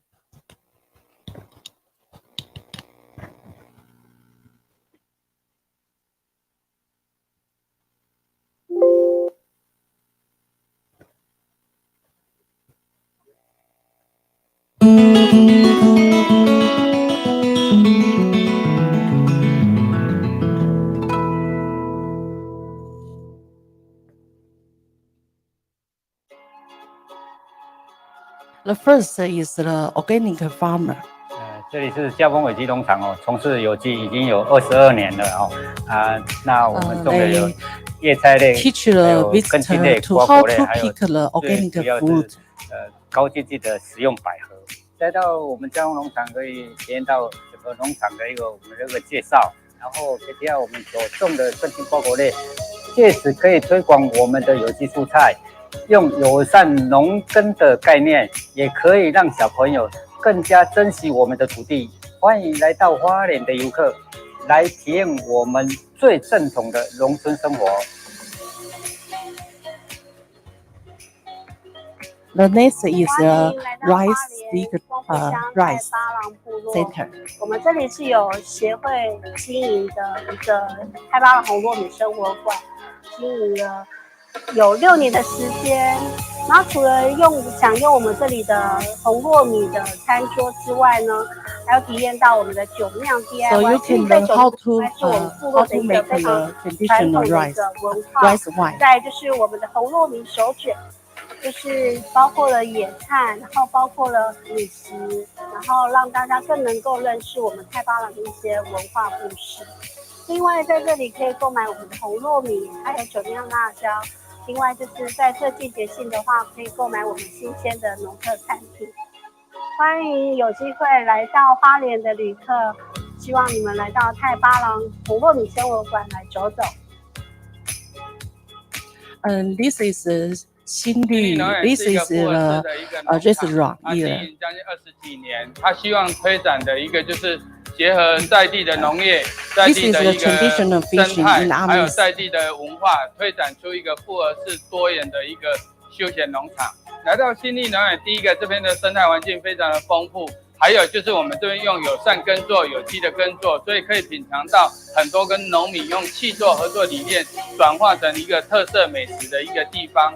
另外呢，这个区块呢，我们又转化了很多的体验活动，比如说现在我们所在的种子 DIY， 还有怀石料理的一个万种风情的一个石头火锅，还有倒麻糬等等。另外呢，这边我们推出了很多的伴手礼，有机会来到花莲的朋友一定要来到新力农园，因为这边是非常适合全家大小一起游玩的地方。宜兰花莲，宜兰花莲，宜兰花莲好好玩。 Okay, this study guides the local community on how to design its principle with the wild vegetable, so they can use the restaurant and the agritourism activities. Customer can see, touch, and the taste. Sorry, this is my conclusion. The first, the wild vegetable garden can enhance the novelty of indigenous agritourism experience. Most tourists really see the wild vegetable in their nature state. So the stay in the wild vegetable garden is not only the conservation of the wild the species, local species, but also allow the tourists to learn more about the local food and create a unique indigenous memory. The second, each local food has a unique culture, and the indigenous people have rich knowledge of the wild vegetables and the traditional dish. So you can share, they can share the tourists through the agritourism, which can reinforce tourist impression. So this case incorporate the wild vegetable and indigenous culture and the traditional food potential. So that can be developed local agritourism business and increase the local source in the income and retain the young people for the rural area to development. So, haha, this one. Okay, and this is my presentation, and thank you your attention, and welcome to Taiwan.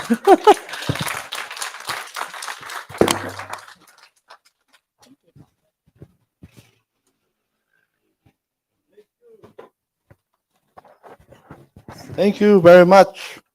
One important thing in the tourism is what a phrase we call USP.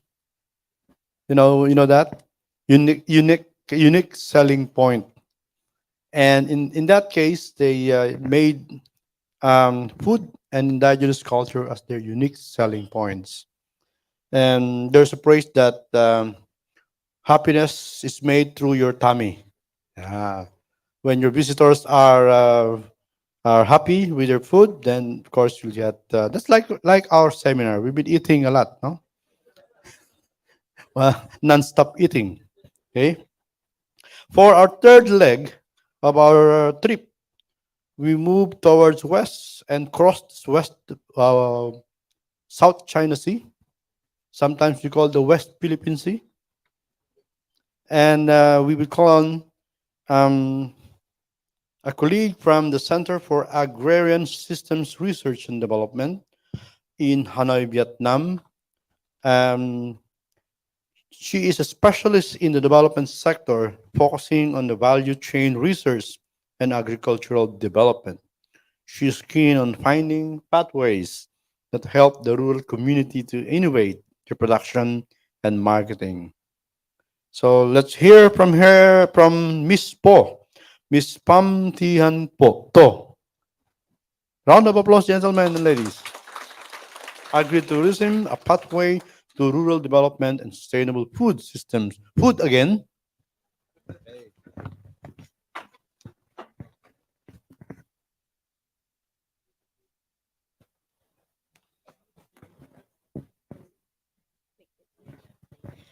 Okay, so thank you very much, ladies and gentlemen, excellencies. So I just want to share a secret with you. Our very good last speakers just put lots of burdens on me because they did really well. So now I have to. So, okay, to start with, actually, we have a group of authors of this paper, so including me. And today's I'm on behalf of the team presenting you the link between agri-tourism to rural development and sustainable food system transformation in Vietnam.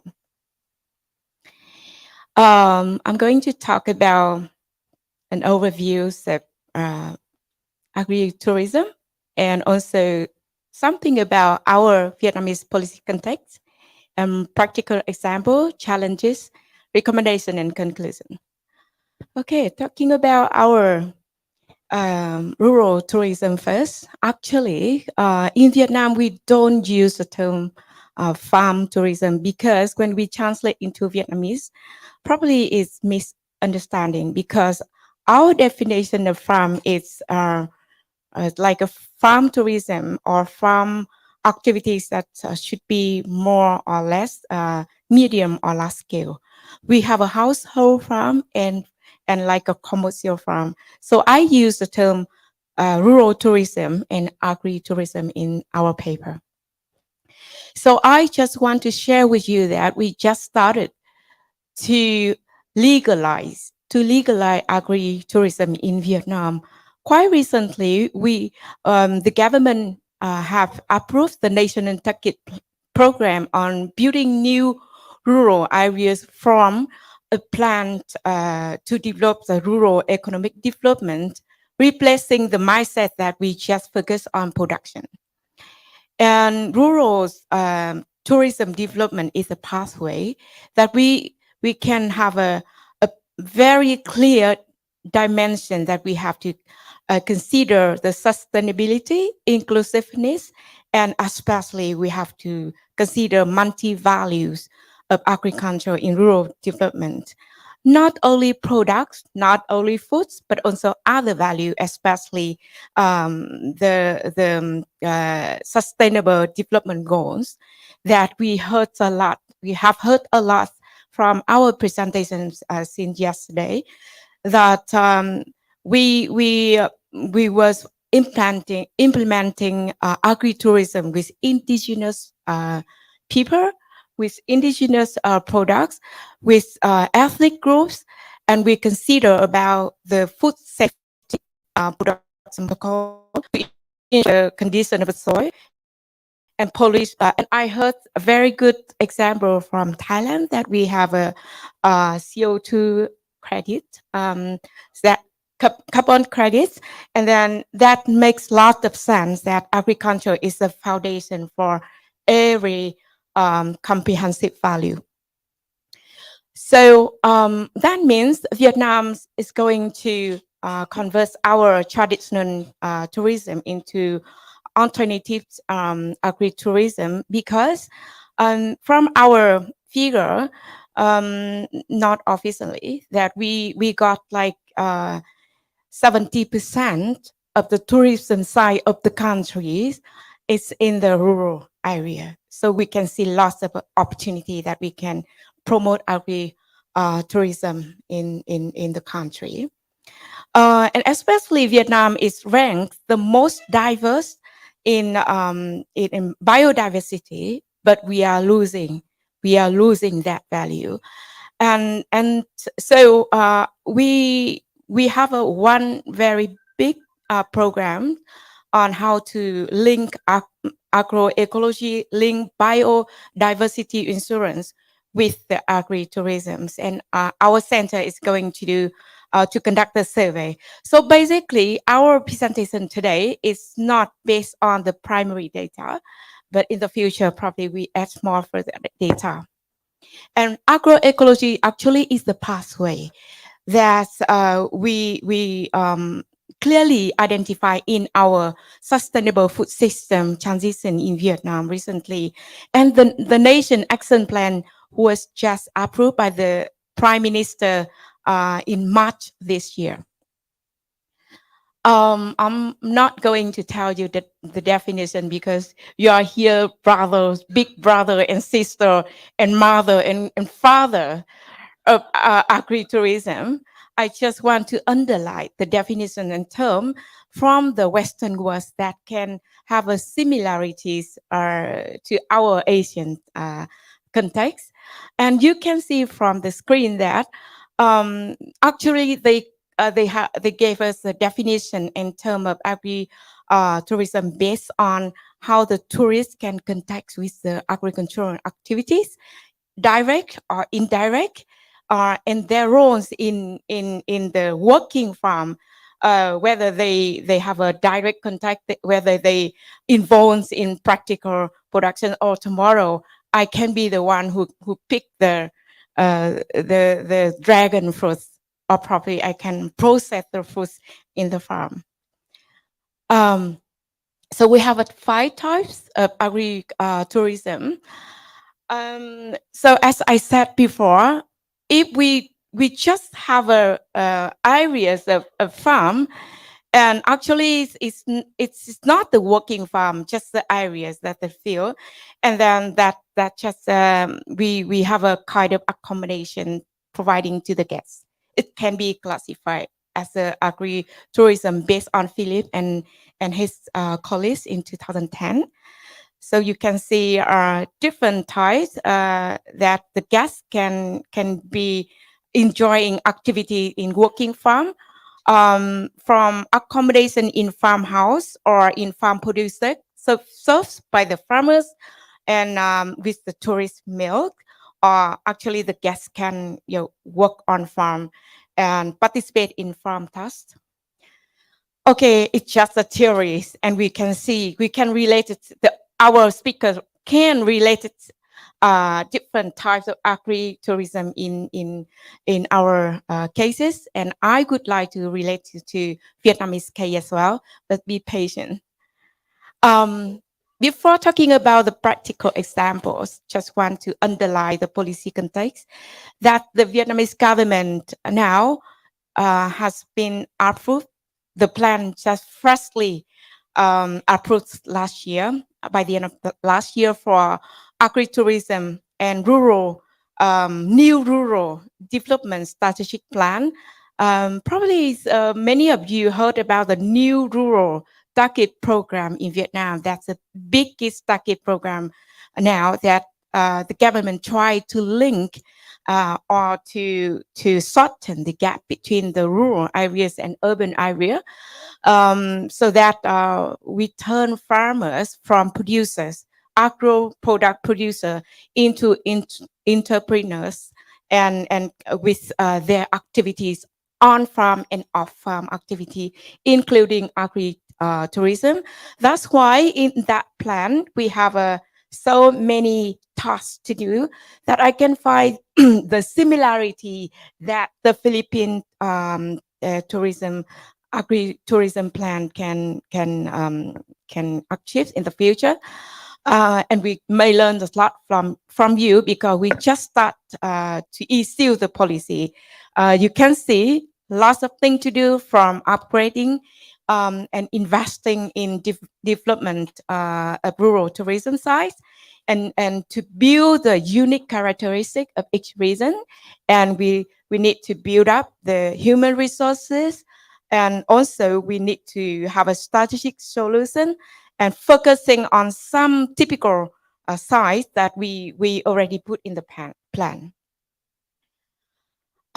Yeah, talking about the opportunities again. So as I said, that we have a very rich, diverse terrains and cultures, and that's why in our current assisting rural agri-tourism, we have different types of agro-tourism.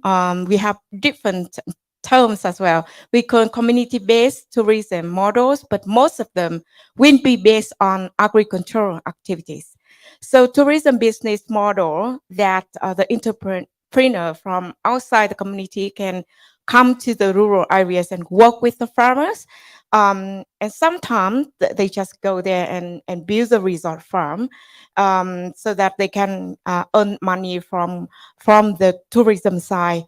Some of them are not actually agri-tourism, but they claim for agri-tourism because actually they don't work, or they don't cooperate with farm, and they work like an entrepreneur. I'm not sure if I feel happy or unhappy with one case that I went to the mountainous area, and I can find easily the espresso or cappuccino, although it was so in a cafeteria with a wooden built house, but it's owned by someone from the city. And then when I asked who is the owner, and they said that, okay, the owner from Hanoi, and they bought the whole areas, and they just built the cafeterias and bring the Western style foods. Somehow, as a tourist, I'm happy because I can enjoy the coffee that I love normally. But in depth, I feel there's somehow the ownership of the local stakeholder, the local farmer, is a bit reduced by transfer transferring their properties to other stakeholders. However, because it's just the observation, not the primary carefully study, so that I just bring here to talk to share with you, not in official paper. And especially, we have many models of agricultural farms combining the tourism services, as I told you before, the type, probably the type 5, that the tourists can come and enjoy the practical working day with the farmers, and they can spend like 1 or 2 days with the farmers and their families. Okay, so I'm not going to talk into detail about the linkages of agritourism and agroecologies, but one important thing I want to share with you here is the 3 principles of agroecologies. And from 13 principles here, we can see clearly that somehow agritourism, either they do the whole 13 principles or just can achieve several principles, but somehow they win achieves the level of 1, 2, 3, 4, 5 of agroecologies, because agroecology is totally different from quality of the products. We have a yes or no system. If you satisfy the criteria, you will get the certification for food safety, for example. But for agroecology, it's kind of a process that you mentioned. You achieve lots of successful practices in production, marketing, social issue, even gender equity, and sharing benefits and community development, including all the values of the agriculture and rural development. And I think here we, at least we have one member, a very important initiative from FAO, is that the globally important agricultural heritage system, Dr. Kako from Japan. So we can see that agriculture now itself is not simply providing food. No, agriculture can be a foundation. And if it's recognized globally by FAO or other organizations, we can bring it into global market. And very simple models, small model, indigenous models of agritourism, like in Japan. Yesterday, we heard about 100 households can be globally marketed and well-known and be successful. But at the same time, they can keep their own unique characteristic. That's all about agriculture and agritourism I would like to share with you. Okay, some example from practical models from Vietnam. Xin chào Vietnam is Hello Vietnam is our slogan when tourists come. Okay, we have a different geographical location and have a different typical example as well. I'm not going to talk into more details. So we keep the ancient values, the ancient village, a rural landscape, and so we long time ago we got many ancient village, but now only few of them keep the unique characteristic of ancient village. So we start from there, because in the village, as you can see, you can enjoy a lot from the landscape, from the house, from the practical agricultural activities, and also especially you can see the tool, the ancient tools. It cannot be used recently, but it's kind of like intangible values that we want to keep. And here, the tourists can directly contact with the activities of agricultural production. And one thing I want to share with you and to tell you with the village, vegetable village in Chakwe is that the tourists enjoys, okay, going to Hoi An. Have you heard about Hoi An city? Our Central city? It's just nearby that village. So probably that village before implemented agritourism, it's just the normal village producing vegetable to provide food to the city. But because of agritourism demand increasing, that many tourists would like to enjoy the different atmosphere. So that's the starting point to establish the agritourism site.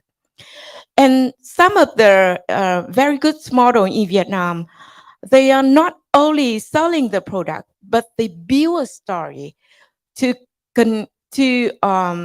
protect the forest, to protect the ethnic group, right? They don't own the farm, but they work with the ethnic groups. And you can see from the screen that we have a tea that's made from the ethnic groups, but with the support of the entrepreneur. So it's exported to Korea as well. Okay, many challenges. But the most challenge that we found till we have a policy issue by the government just freshly approved, we found that the biggest one is legal framework. Because it's very easy as a developer. It's very easy that you go to the farm, talk to them. Okay, your farm is potential. Just build up some site and do good agricultural production and accommodation. But in fact, all the agricultural area is now approved for agricultural production only. It's not allow you to develop facilities, toilets, or house or accommodation there. So we can see the similarity, the challenges, common challenges in our region, probably different from Western world. And recommendation. Lots of recommendation. However, I still underline the recommendation to keep the unique characteristic and the indigenous values of each agritourism site is a pillar, main pillar for development. Okay. So it's clearly that in Vietnam now we just a young brother or sister coming to agri-tourism development in the region, and hopefully we can share and learn a lot from you, especially not only focusing on business or marketing, but the global initiatives or the regional initiatives that ensure all the values of the rural areas that can contribute to the sustainable development as well. Yeah, our reference. Thank you very much for your attention. Now I can breathe tension free now. Thank you.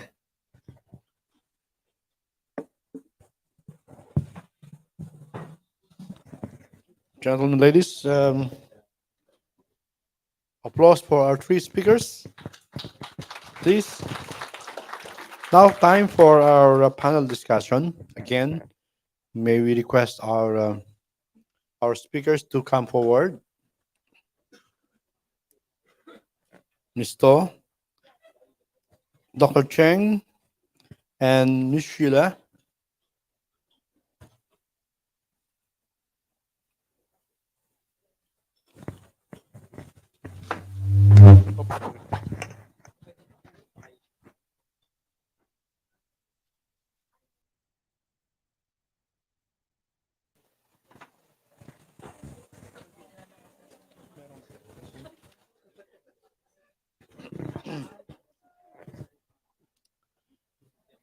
Right.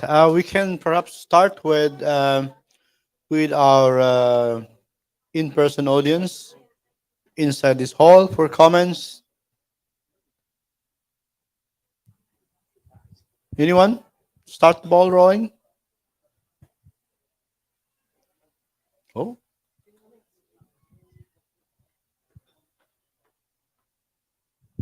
Yep. That's from this first one. Okay. Thank you. I'm from Taiwan too.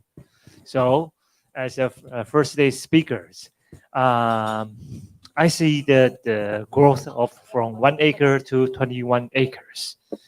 That, as we know, that you and your family members has put a lot of efforts to expand the farm and the diversity from the processing the agricultural food. But I have a question. When tourists or visitors go to your farm, despite of fruit picking or buying your processing products, what else do they do? Because you are mentioning about camping, coffee for the future. So my in Taiwan, our experience is that in order to keep the customers in more longer period of time, or even for over days, that needs a lot of other things. For example, so that they, of course, they're lying over in the cafeterias, but in the nighttime, what kind of activities or attractions that you're going to provide? Because in Taiwan, we do provide many things for them to do, so they can stay here for overnight. This is one thing I will ask you. Have you ever thought? And the second, sorry, the second one not to you. The second one to Vietnam. Yeah, Vietnam. As we know, we have from Thailand from first day. Vietnam, maybe Indonesia, Malaysia, okay. As we know, that is South Asian, South Asian, and they have some of their like food or cultures mix. I mean, how as Vietnam, okay, as Vietnam, you also say that you have diversities, but with all the diversities that you still were facing a problem that we have faced before in Taiwan, that similarities of doing things. For example, just food processing. We have the same kind of fruit in many other farms. They're doing the same food processing. Have you ever met this kind of problems? If so, and how did you deal with it? Is that food processing, also the activities that you just mentioned? Sorry, as for my spots, I would let her go. Okay, so I leave someone else, but I'll help her out. Okay. All right. Miss Sheila would like to start. Thank you so much, Dr. Chen. Okay, so for the farm, since we're still in the planning process, some of the activities that we have for the tourists to stay longer, is that for them. We have the technologies, right? So there are some activities wherein they can try seed sowing, or they can be with our farmers as well if they want. It is like seeing how the farm works. Yes. And then also most of our visitors always say that if they want to go somewhere so silent, they will go to our farm. So that's it. We want to offer the peace, the serenity, and then just stare at the wilderness. Okay. So that's it. Yeah. Thank you. Solitude. Yeah, it's like doing nothing. Yeah, Doing nothing. Yeah, Maybe doing nothing, thinking nothing, and there were also some teachers that were like, why don't we just record our grades here? So we will just be out of our lessen our stress, and then they can have what do you call that? Some they have a place where they can be at peace. Yeah.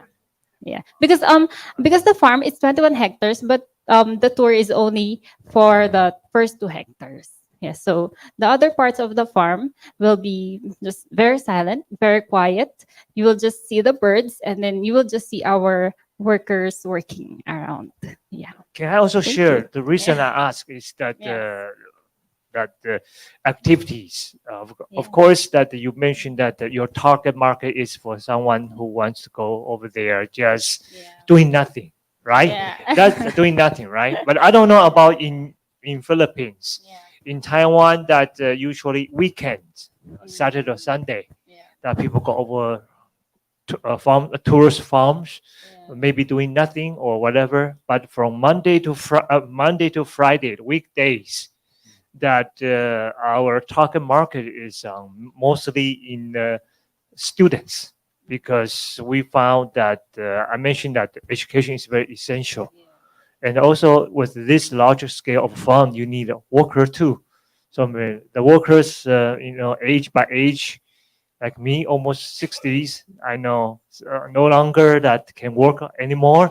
So I need someone, next generation. So through the early educations, that some of the speaker says that to cultivate for next generation to come, also to assist it. So just share from what Taiwan has faced, and then maybe you can see if that suggestion fit on you. Yes, Okay. thank you, thank you. Pina. Thank you very much for your questions. I'm not sure if I can answer well your questions. But you mentioned about our diversity, and we have a problem with food processing as well. You're right. And we have a problem with replicating the models of agri-tourism as well. And our Minister of Agriculture and Rural Development said that now we have a plan, but we should not just simply copy the model from this place to that place. That means processing one agro product can be resulted in the same. For example, dragon fruits. We have a dry dragon fruits, but each region we will have a typical recipe, typical processing procedure, and it can result in different unique products. And we are now promoting one commune, one product.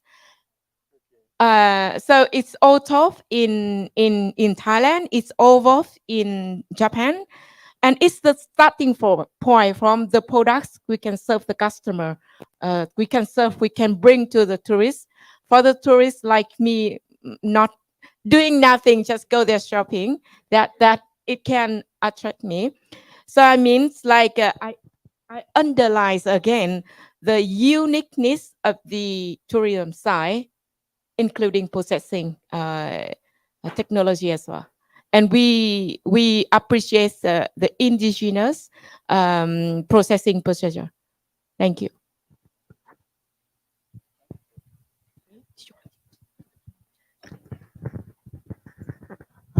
Okay. Today I see many agricultural activities is similar. So I think maybe the tourist will decide to which country he will travel. Maybe just the weather, price, and the view and the picture. So I see the morning, the video is very great. It's the international tourists maybe think about they think about this environment. But I think someone maybe not someone. Next potential in industry is the ecotourism. The ecotourism is very enhance the unique geographical location and ecosystem. Maybe our activity, not just agriculture, farming. Maybe we can add addition the our ecosystem attribute. I think. Right. Follow up? No? Anyone? All right, sir. Tomo Watanabe from FFTC. I'm one question for the Ms. Hiran. So you said that you've been doing some workshop or training course under the cycle the project. So who is the target of those training courses? So it's for the farmers or in your in your company or the other farmers, so for fostering the capacity building of their technologies. So could you elaborate more about that? Yes, thank you. So the first part of the SciCut project was about the capability enhancement and trainings. So that was the assessment for the farm to identify what are the gaps or the trainings that have to be conducted within the farm for just the farm, for us to be better at that specific crop or animal. But then eventually the target is for us to eventually share what we have learned. Okay, so that is the purpose of the SciCut project. It's like showcasing the technology that we have so that other farmers who want to learn about that certain technology can be learned from can learn from us as well. Okay, so it's like sharing what we have learned, and then helping them share it to others as well. Yeah, thank you. So it's that's a sort of your company is one of the point or a platform to share or disseminate. Yes. We are so blessed to be the beneficiary of the project. Yeah. Thank you.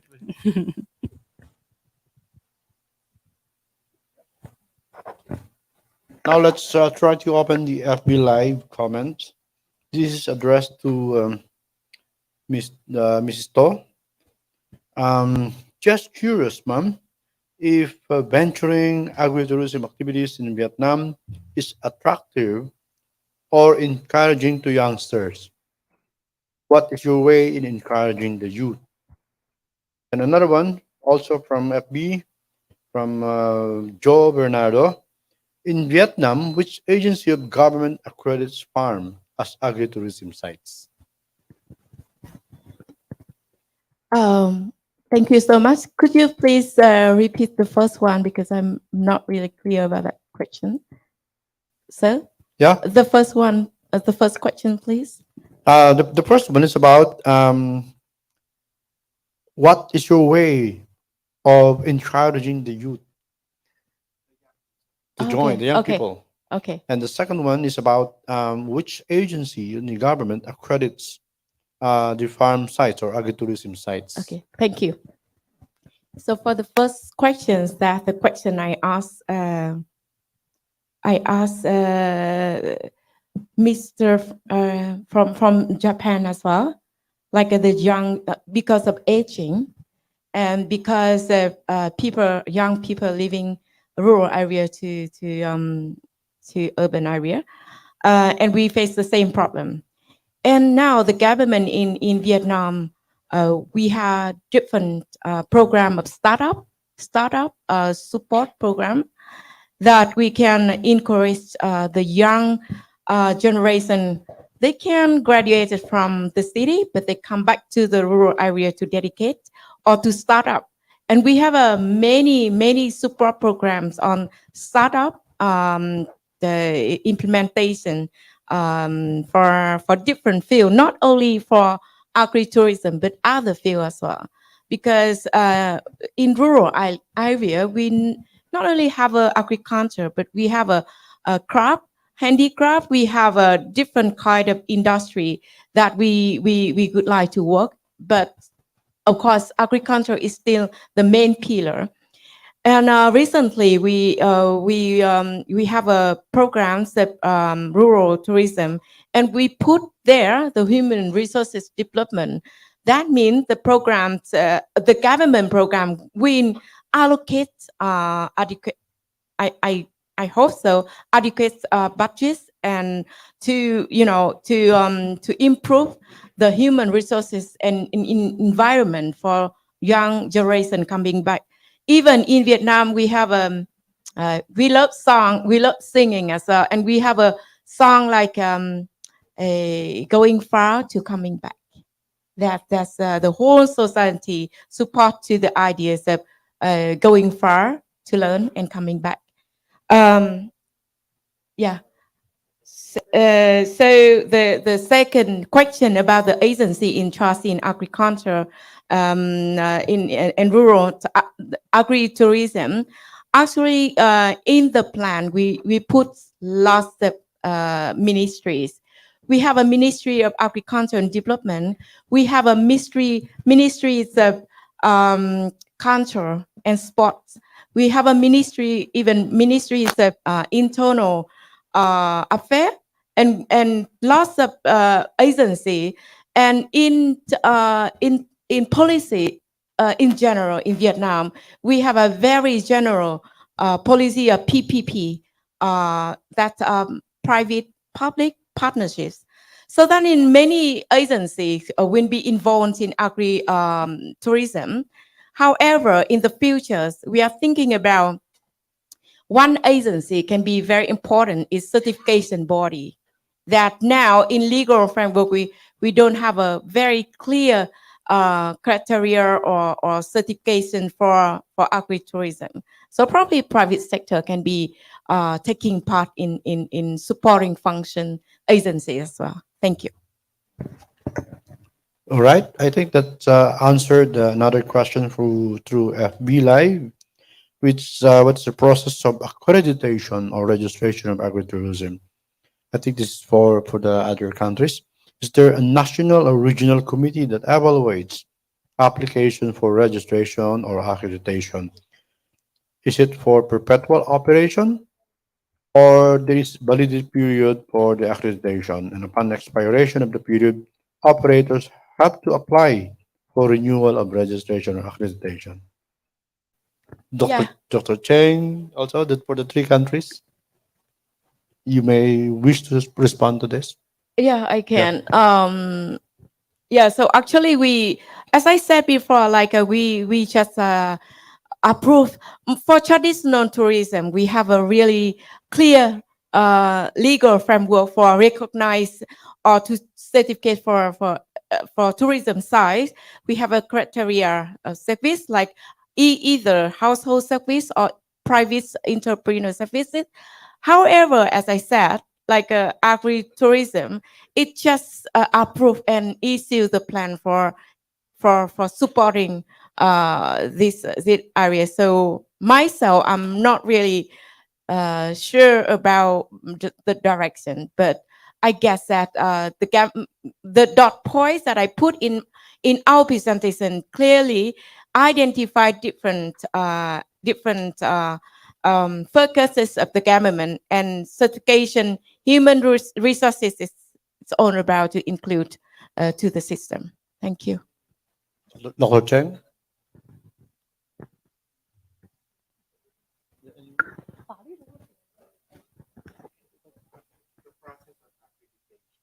Okay, let me answer this for helping him. 他说那个加工的那个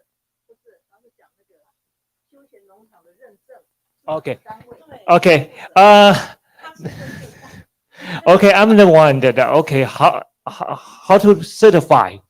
Of course, in my paper, so I'm talking about a law or acts that that. Then let's say in this way, if when you want to apply for that, okay, you need to write a proposal, and that proposal that is in online. They have you can download it. Okay, And what is inside of that proposal? First of all, your identification. Where are you? Where are you? Who owned it? And what's the theme of your tour? Leisure, we call leisure farm. Okay. The most important is what's your plan to doing that. Okay. For there we have the 3 or 5 years estimations, and your plan to that how you can attract people. Or some of them they already done. Okay, they already have.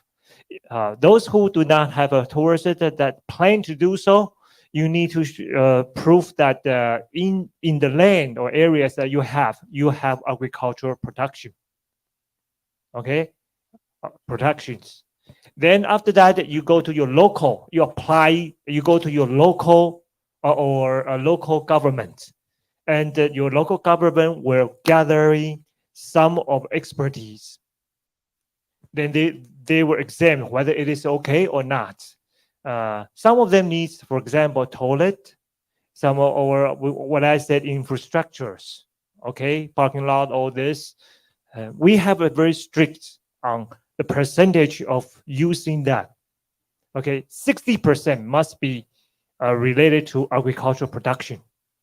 40% you can use for tourists or we call leisure purpose, path, toilet, all those, or even have experience rooms for that. Because in Taiwan, we are very strict on the agricultural land used for agricultural production. That's why the first time I mentioned that the regulator law or act, adjustments. Once you apply for it, you want to do it, then your local governments and with the expertise says maybe it's okay. They're gonna send to the central government. When they send to the central government, if it is under, I think it's under 5 acres, a small scale. To us, 1 acres. They usually, 1 acre is small. Sorry, small, under 1 acres because they don't have too many facilities. Okay, or many things that is not belong to agricultural purpose. The production purpose. Then the local government can decide it. That the goal, and of course you still need to inform the central. Okay, as before, we do have 3 or 5 years to exam, but due to political issues that a lot of them against that. So right now the central government give the power to the local government. Says that if customers or something goes wrong, let me give you examples. One time I go to the certified leisure farm, then I see something that is not qualified. As I say, 60% of the agricultural productions. Then I call to the central, say I see something, I take pictures. Not only me, anyone can do that. Then they send them. They will send people. They will send officials to see what is if that's correct. Okay, as I say, originally your plan is 60% and all your infrastructures. So it's difficult if you want to add something inside to your original plan. You need to apply for that. That's the way that first we want to make. We want to be sure that agriculture is maintaining, even transfer to tourist farm or leisure farms. Second, the reason that we let them use, we provide, we let them use the to build things, not only for leisure purpose, but for the educational purpose. That's why to protect agriculture, protect the land. Okay, this is the one example that happened in our places. Okay, as I say, right now that if it is more than 1 acre, that or 21 acres, such like that, the central government will send a group of people to see, accompany with the local people. Okay, because as we know, facilities, we need to think about the pollutions, especially you have the restaurants. accommodations, or waters, or you need electricities, all this. Okay, if it's all passed through, for example, if the big one, it takes time to build up. So before you apply that, those who are not permitted originally need that if you want to apply, you need to knock it out. Okay, if you're permitted according to the time, for example, building a toilet takes time, right? So it will allow you this period of time you can build it. So even someone said, "Oh, how come you can build it? You have certification from the government says you are applying, you are on the process of applying, so you will not get fined." This is how this mention about certification. This is how we try to develop tours or leisures for, by the same time also for the environmental productions or conservations. That's Thank good. you. Thank you very much for that. Ms. Sheila, you like to add?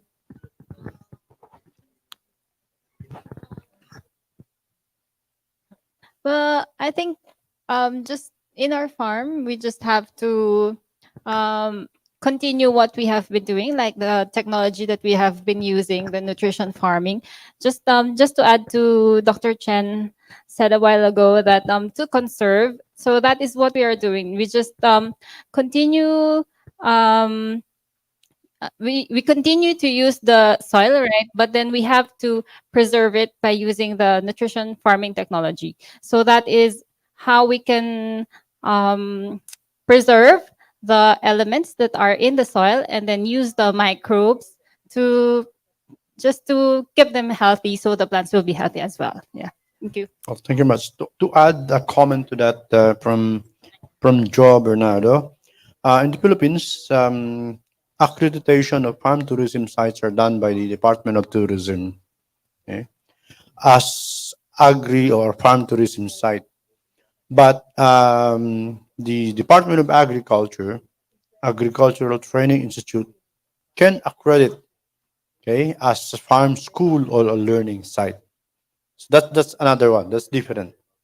And another one from another agency, the TESDA, as I mentioned, can also accredit your agri site or your farm site as another learning site. Okay, because those are three different agencies. But anyway, the promotion of farm tourism is done by Department of Tourism in the Philippines. All right, do we have time? We still have.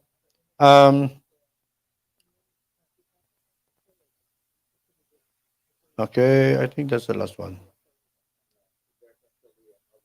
Yeah, that's done. Anyone from the audience? Any more? Yes, sir.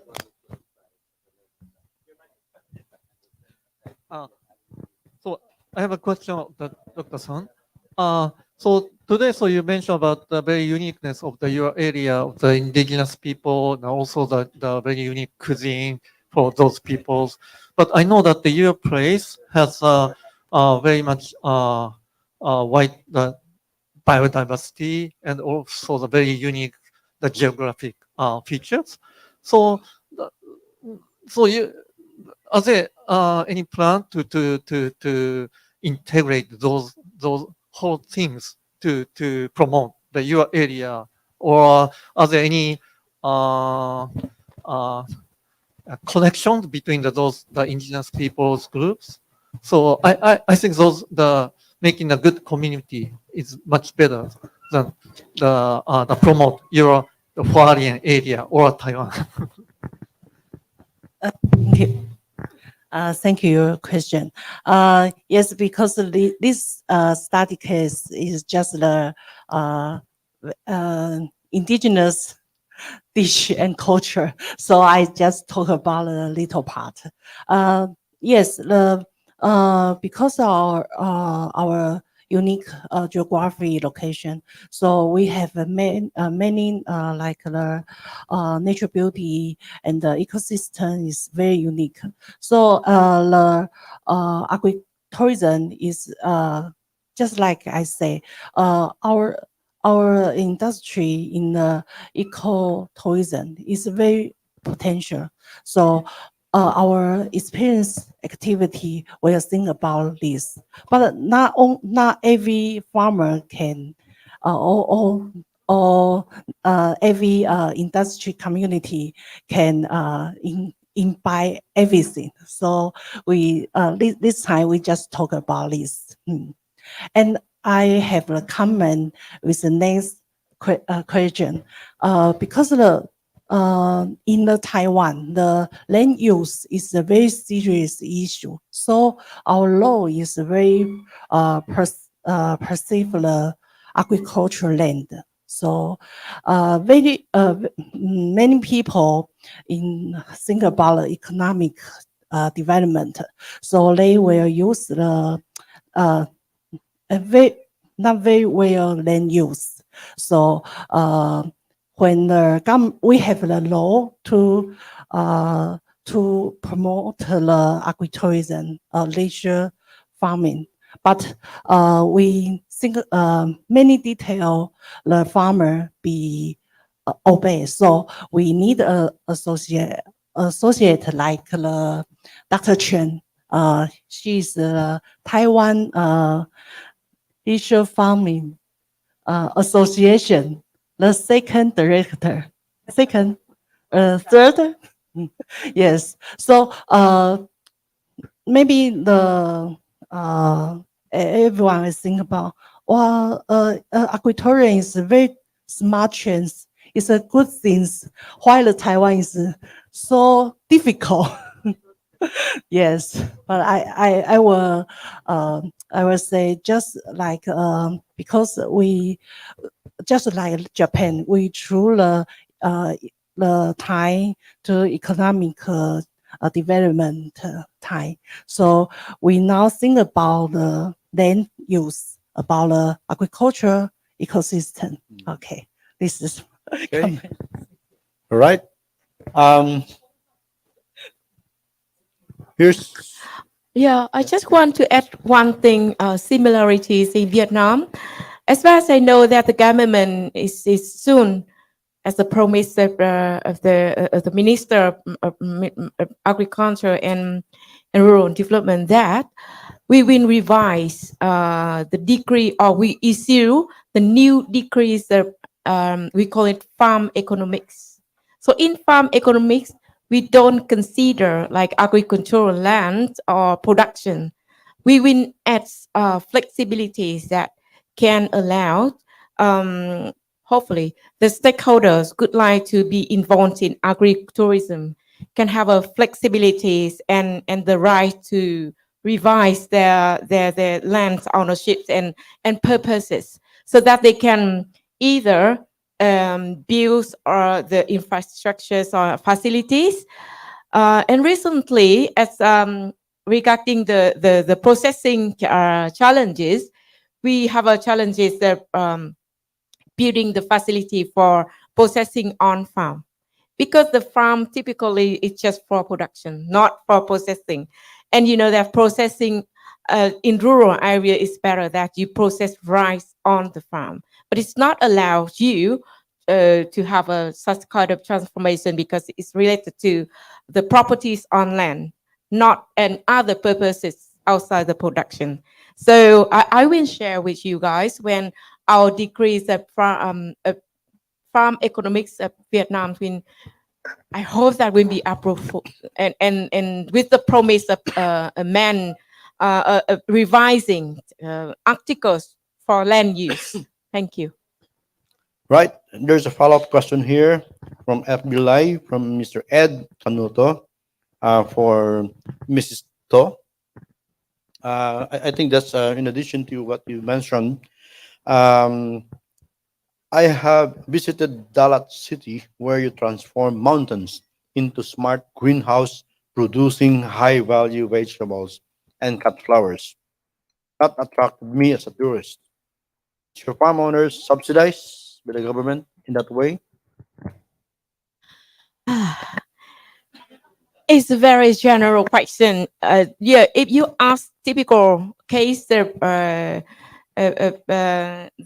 farm, I can answer that. But basically, we have kind of general policy supporting for high technologies applications or in doing farm. So basically we have a policy supporting for cooperatives. So if you are individual farmers, it's probably harder to get the support from the government. But if you are gathered in a group of farmer, in a group of producers, or even cooperatives, you will apply.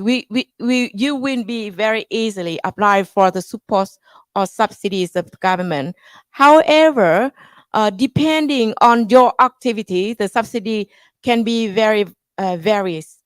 For example, if you invest in processing, the amount of subsidy can be 50%, if I remember well, and it's kind of like a very big amount of money.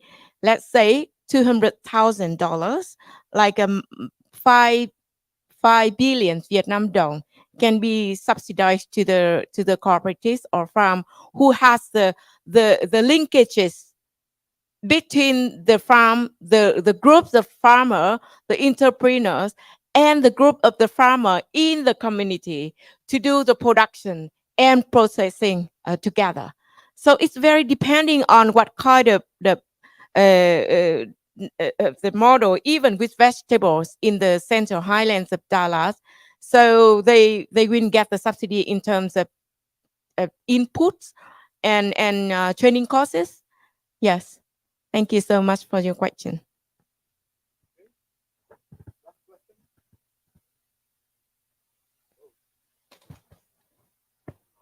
Yeah. Last question from our in-person audience. Okay. Food processing, that kind of problems because of investment and also the facilities sometimes could be a large. That happens in same thing in Taiwan, but right now we are trying to develop a very small scale, that which can be in a small farm very easily. For example, that you see in the Hualien, that a very simple, only takes a few steps of the food processing, and that it could become a product. Okay, and of course, subsidize is one way. Right now, despite of subsidize, we also have some projects to help the small scale of food processing. So in that case, if you are leisure farm, as I mentioned, that partial of this kind of food processing locations, we are talking about locations, okay, is allowed. But we are required, no matter it's a large or small products, when you want to the food processing products that you're going to sell to others, especially if you just sell inside your farm, maybe that the visitors is fine, but if you're going to export, I don't want to say export, you want to say outside, for example 7-Eleven, now we are required that you have a stick and put your food processing results to examine whether it's qualified for basically. Because for customers or visitors back in Taiwan, we are very concerned two things: whether it is safety, okay, the other is qualified that I forgot that. Wait, sanitations, okay, what's the ingredients, how you made it, it need to be publicly let the buyers know. Despite of all the goals, the two things for that we want to protect consumers. I mentioned that if farmers need to make money, we need to have visitors, consumers. So safety and that high what? I forgot. Sanitation, okay, sanitation and the safety is very essential. So I'm hoping that in the futures that all, visitors come over here, customer or visitors or tourists come over here will regard agritourism is also qualify these main two things, because that's what we've for all the years we have doing the research, and all the years we are talking to the travel agency.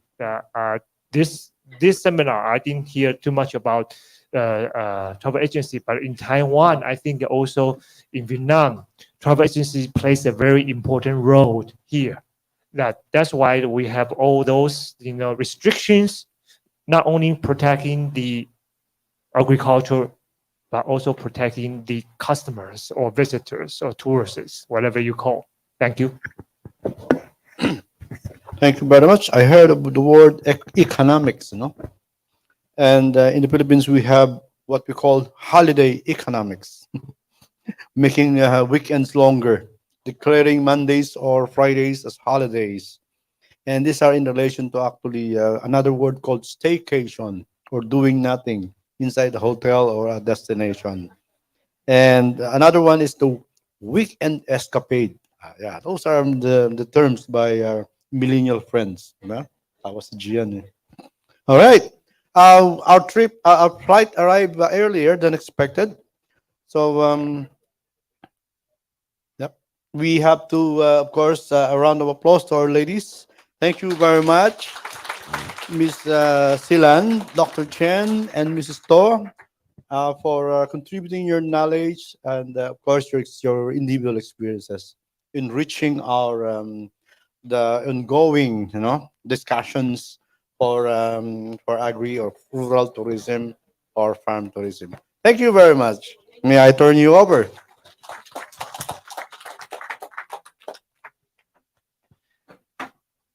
And let us give a big hand to our moderator, Dr. Sereno,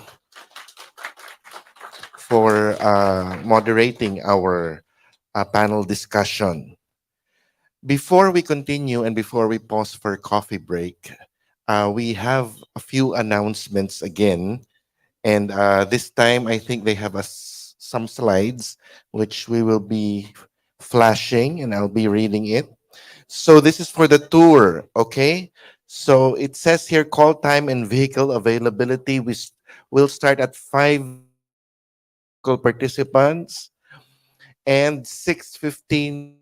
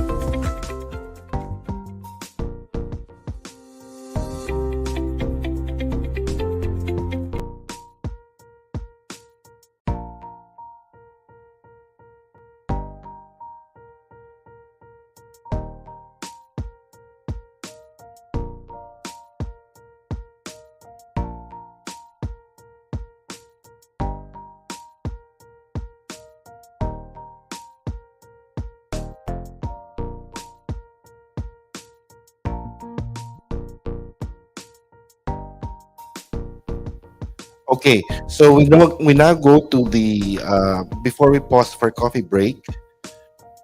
We now go to the synthesis and roundup of today's seminar. This is a roundup of the 2 days that we have. We are actually at the tail end already because we've heard all the speakers. So, to finally synthesize and round up the learnings and the major takeaways from this particular seminar, I'd like to call on the executive director of DOST-PCAARRD. Let's give a big hand to Dr. Reynaldo Ebora.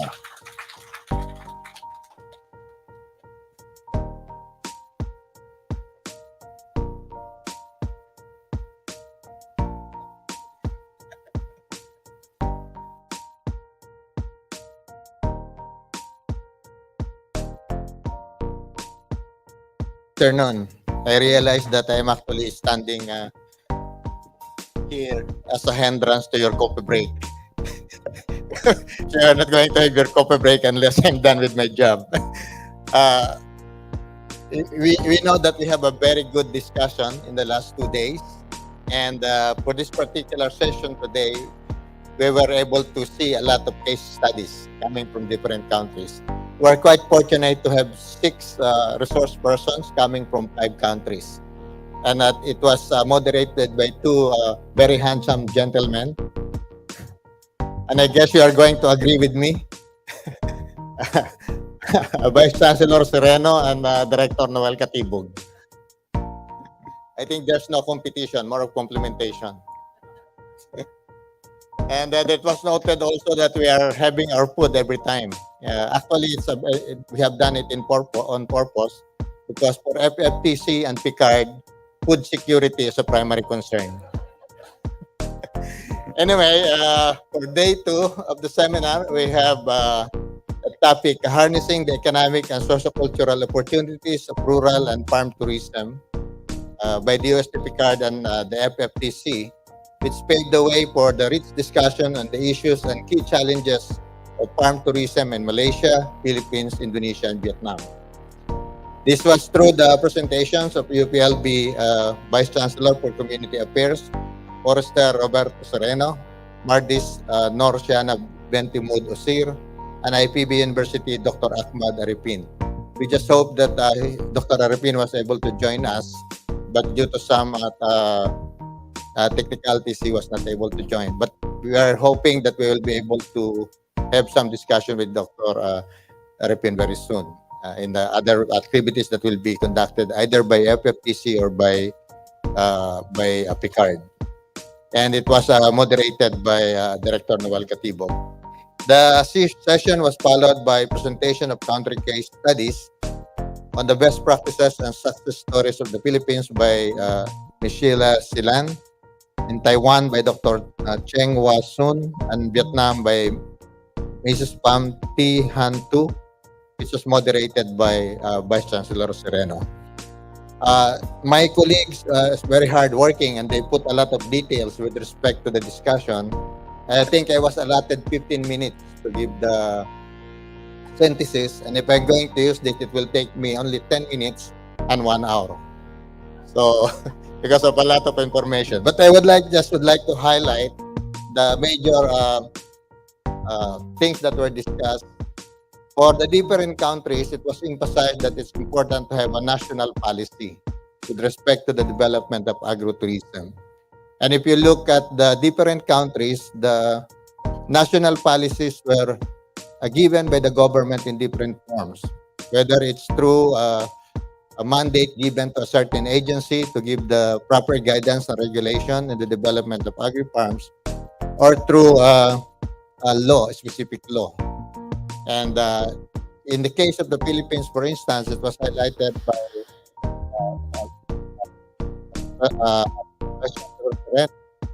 that development of agritourism in this area, the Calabarzon, which are basically composed of several provinces, is guided by the framework that they have developed.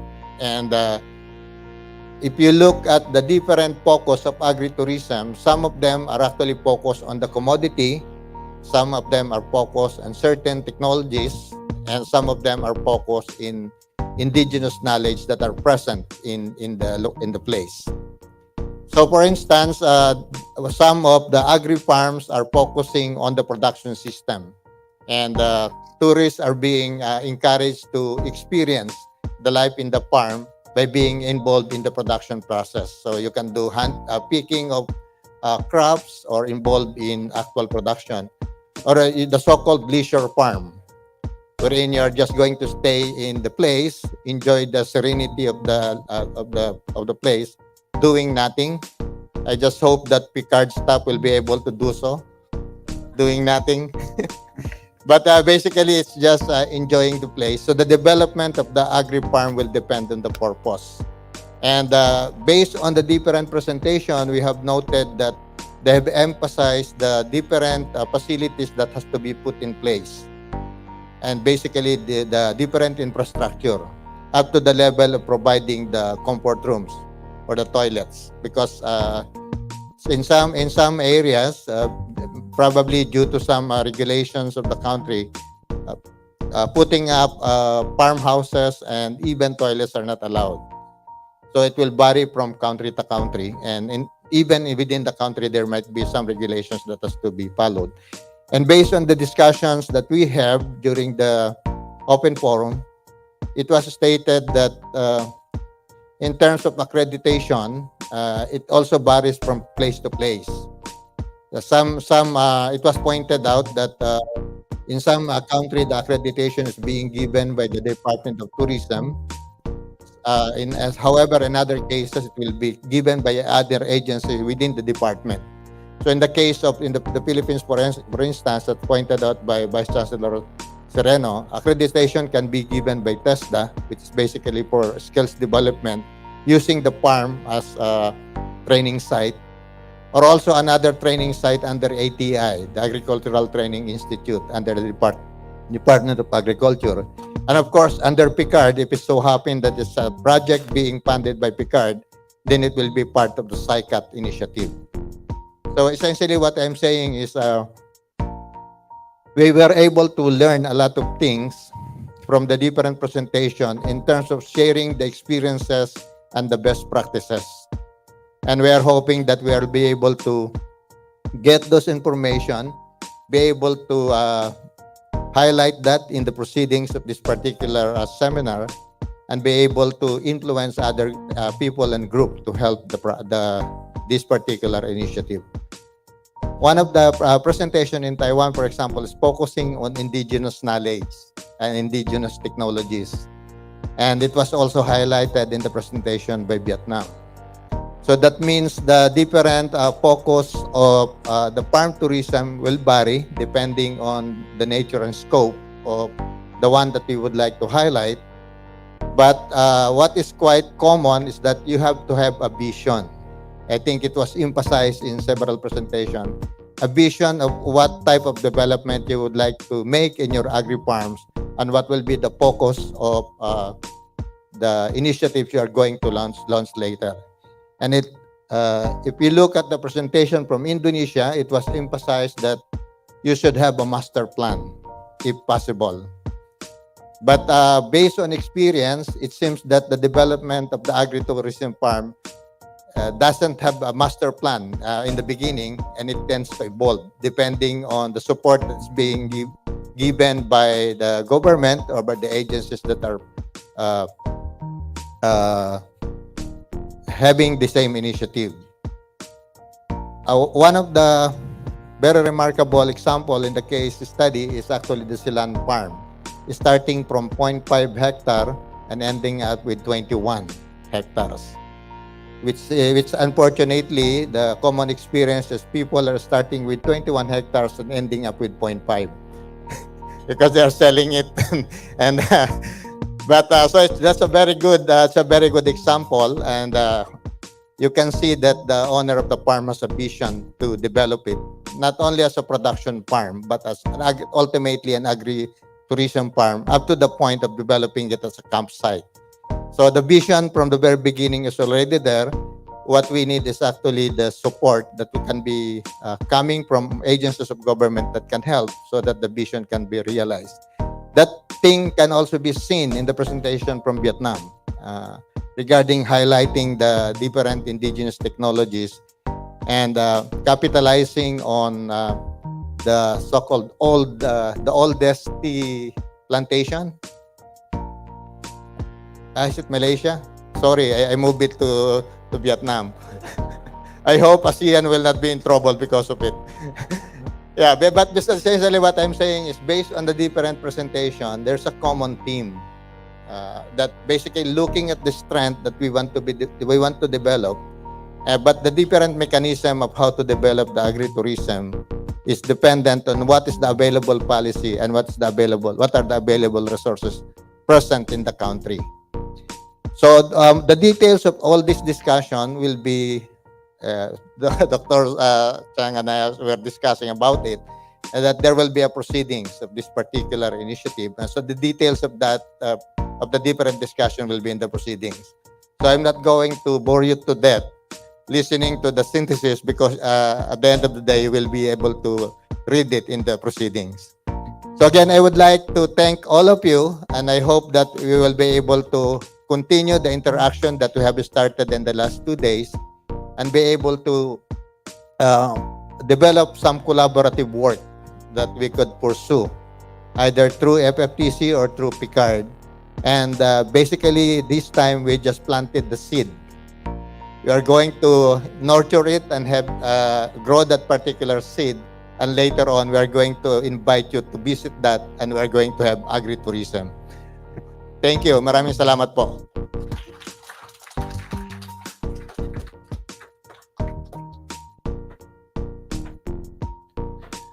Thank you, sir. That was a very wonderful synthesis.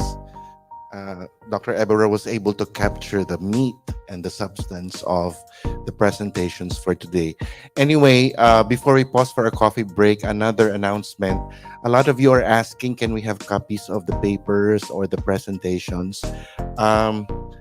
PCAARRD will have a Google Drive and will store all the presentations there, your PowerPoint presentations and the papers and abstracts, and they will send you a link. So, we are also planning some more things with the proceedings, but we will announce it later. Anyway, that answers the question of how you can avail of. I think for the papers, you were also given copies of in USBs. Okay, so they are also there. But some of you try to update or have updated their presentations and also some papers, so it will be in the Google Drive. Okay, so after the coffee break, we will have our closing ceremony, and before we have the next part, we will go out again for another quick educational tour. Okay, so let's all pause for coffee break for 15 minutes.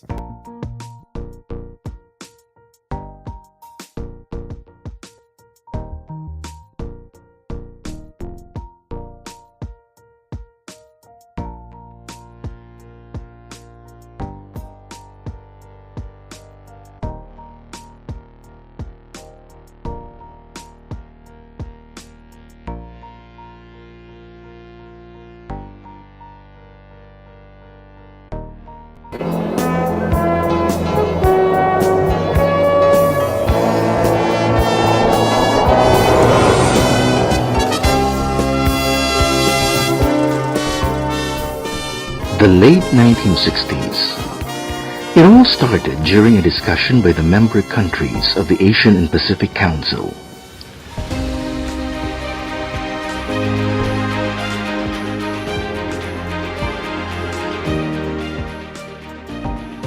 The 1970s. Shortages of both food and fertilizers. FFTC was established.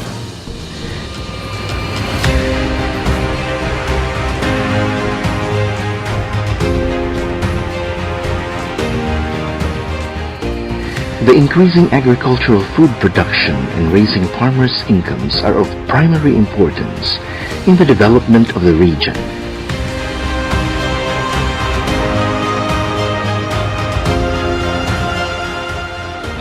As an international agricultural technology and policy information center, FFTC collects policy and technology information, builds up experts' networking and sharing of experiences by conducting seminars and workshops, soliciting agricultural policy articles and information, and engaging in international activities and others. The center conducts consultations with agricultural experts in the region. FFTC packages the collected information and disseminates this through annual reports, newsletters, e-publications, the center's website, Facebook, and other forms of social media.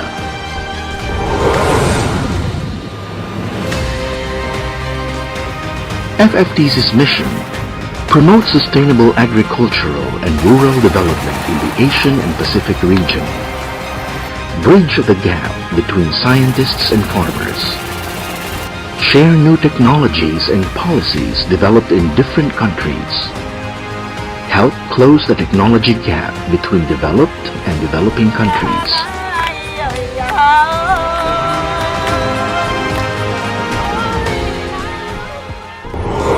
Five decades of FFTC.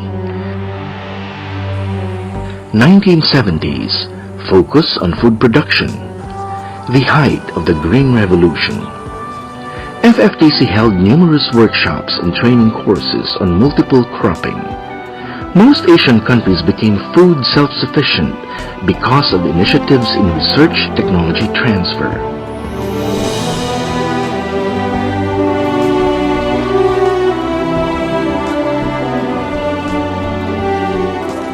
1980s, focus on higher farm incomes. The cost of farm inputs rises rapidly. There were programs on alternative resources to reduce the use of chemical fertilizers to keep the cost down. There was a search for remunerative crops, increase farmers' income.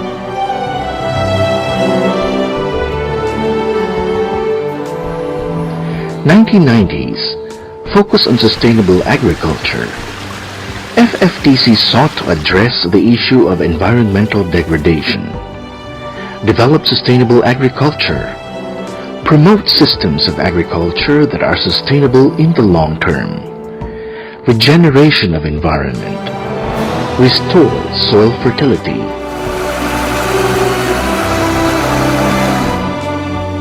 2000s, focus on plant protection and biotechnology. Challenge of globalization. Focus on plant epidemic prevention and agri-biotechnology. Use of diagnostic system for plant nutrient management. Citrus greening disease management technology.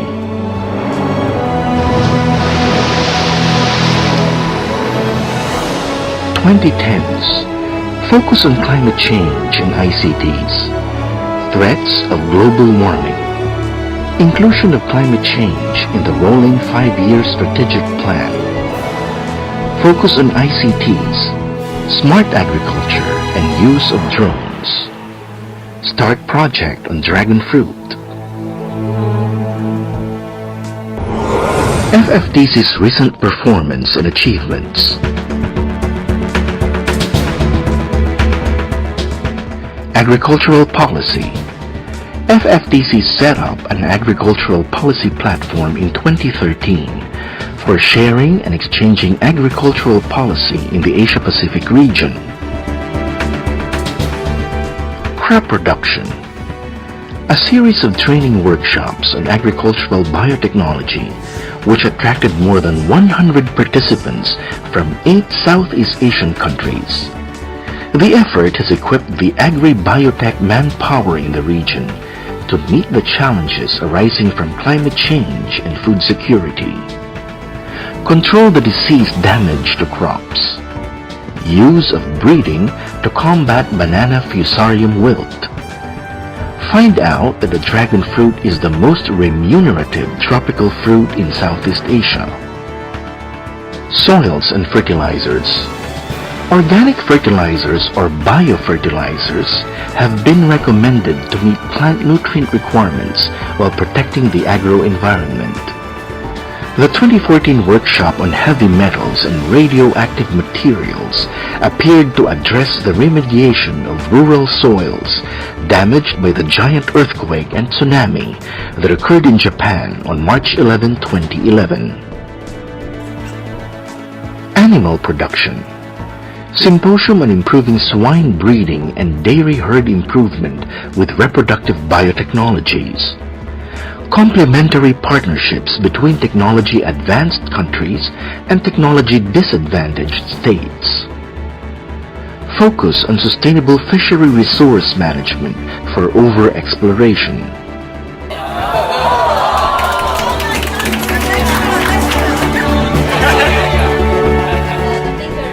Agricultural food safety.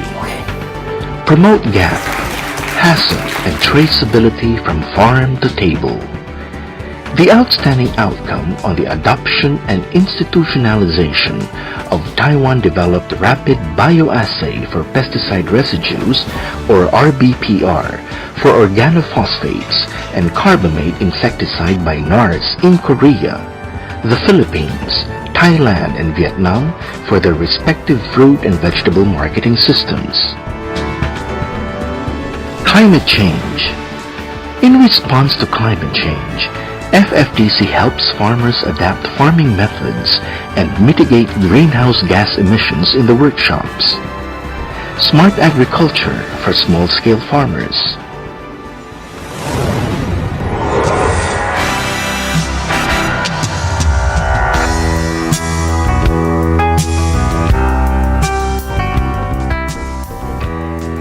In light of maintaining and improving the quality of soil and plant tissue testing laboratories in the Asia-Pacific region, this proficiency testing program is designed to offer the participating laboratories the opportunity of comparing their analytical results with those of other laboratories.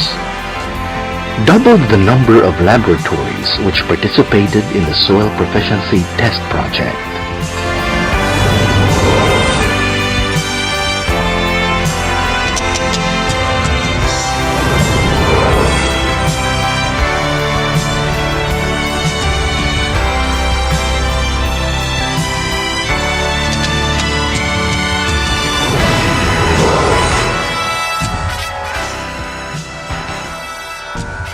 Paid courtesy calls to various representative offices in Taiwan to extend and strengthen relationships and explore the opportunities for cooperation. Websites, social media, and publication. Improve the quality of FFTC publications, websites, and Facebook page, thereby improving the visibility and impacts of FFTC. Renewed the look of the Center's 3 websites: FFTC English and Chinese websites, FFTC AP platform and Dragon Fruit websites, and made them more friendly, accessible, and efficient. FFTC's future challenges. Strengthening and expanding partnerships and linkages. Improving the quality of workshops and seminars. Maximizing the use of social media and ICTs. Increasing visibility and impacts. FFTC's vision. Move towards sustainable agriculture and rural development. Better rural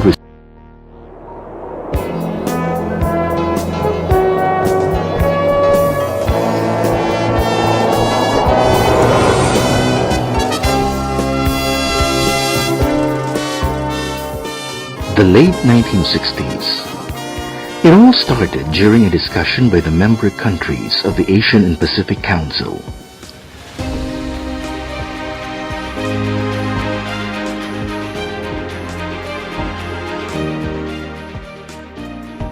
The 1970s, shortages of both food and fertilizers. FFTC was established.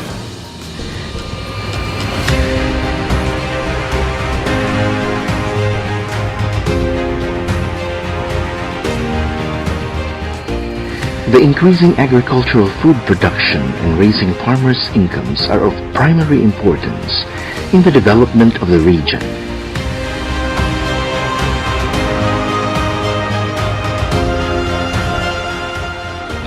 As an international agricultural technology and policy information center, FFTC collects policy and technology information, builds up experts networking and sharing of experiences by conducting seminars and workshops, soliciting agricultural policy articles and information, and engaging in international activities and others. The center conducts consultations with agricultural experts in the region. FFTC packages the collected information and disseminates this through annual reports, newsletters, e-publications, the center's website, Facebook, and other forms of social media.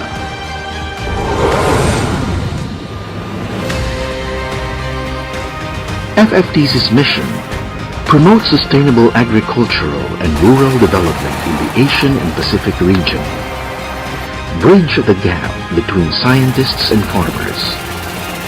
Share new technologies and policies developed in different countries. Help close the technology gap between developed and developing countries.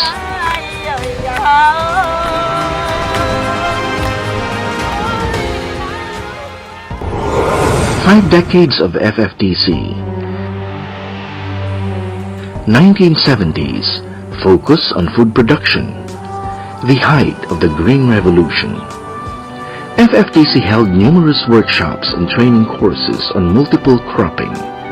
Most Asian countries became food self-sufficient because of initiatives in research technology transfer.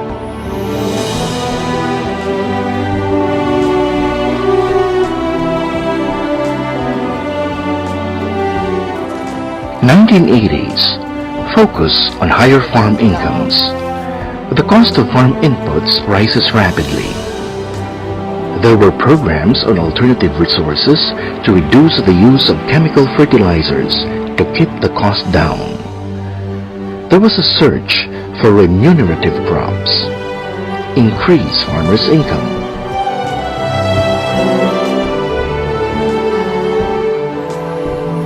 (1990s) Focus on sustainable agriculture. FFTC sought to address the issue of environmental degradation. Develop sustainable agriculture. Promote systems of agriculture that are sustainable in the long term. Regeneration of environment. Restore soil fertility.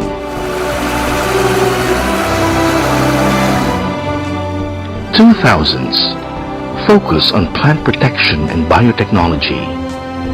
Challenge of globalization. Focus on plant epidemic prevention and agri-biotechnology. Use of diagnostic system for plant nutrient management. Citrus greening disease management technology.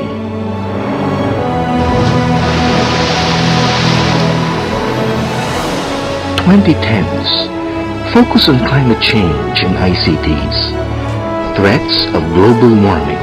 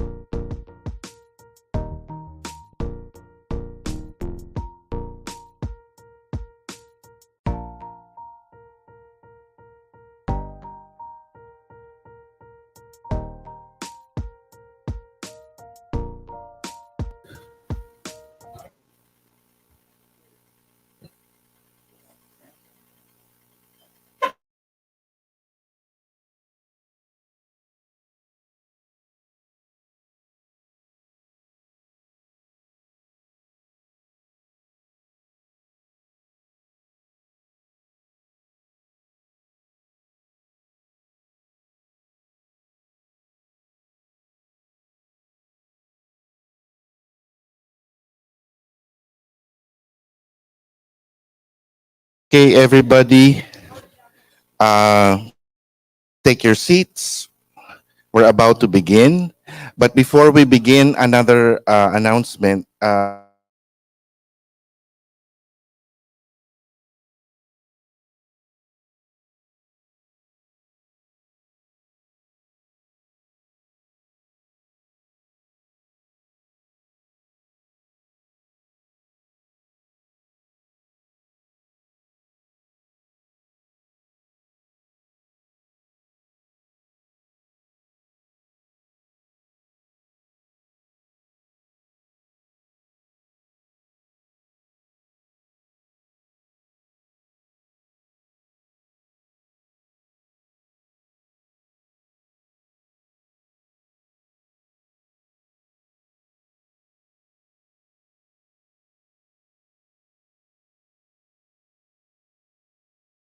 We are about to start our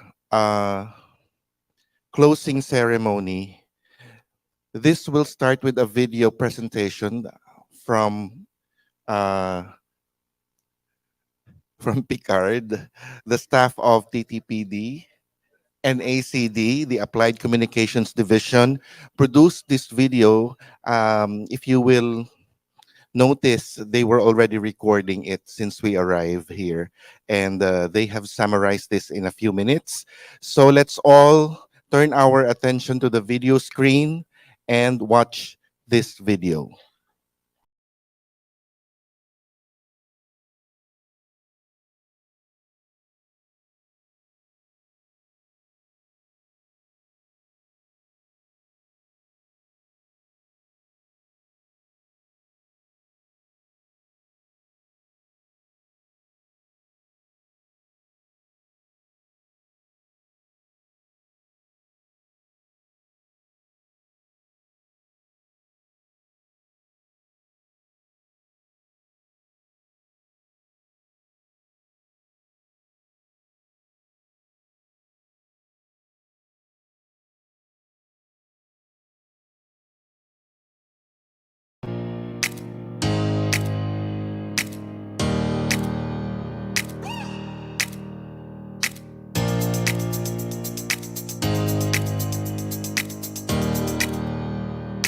It is my honor to welcome everyone today to the joint international seminar of DOST-PCAARRD and the Food and Fertilizer Technology Center for the Asian and Pacific Region, or FFTC, on harnessing the economic and socio-cultural opportunities of rural and farm tourism.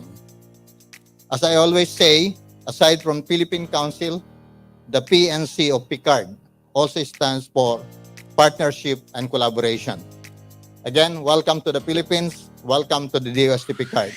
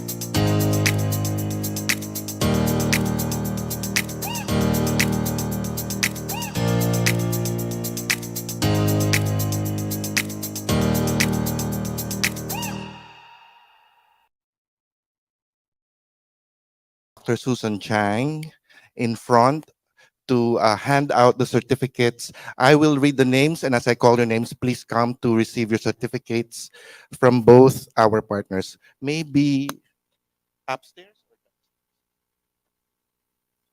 I think downstairs. Yeah. Yeah. Here. Okay, together. Yeah. Okay, so our photographers, please turn on your cameras. This is graduation time. Our first uh, our first recipient of the certificate is Dr. Helia Patria Abelia of Central Luzon State University.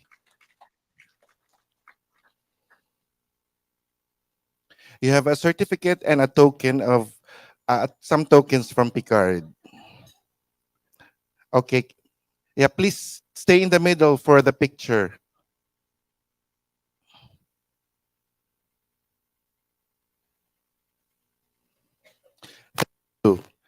All right. Second is Miss Althea Asha Acevedo of the Department of Science and Technology, Region 10.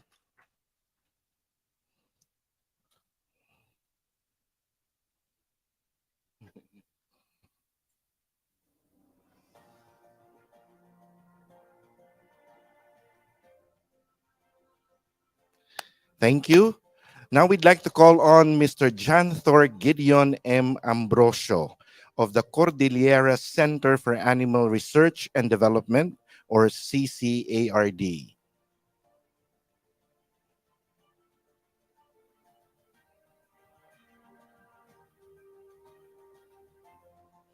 Thank you very much.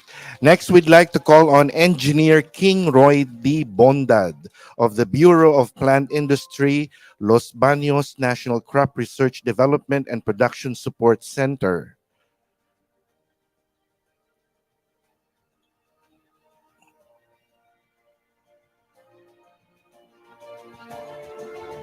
Thank you very much. Next, Miss Gladys R. Cabelin of the Bohol Island State University.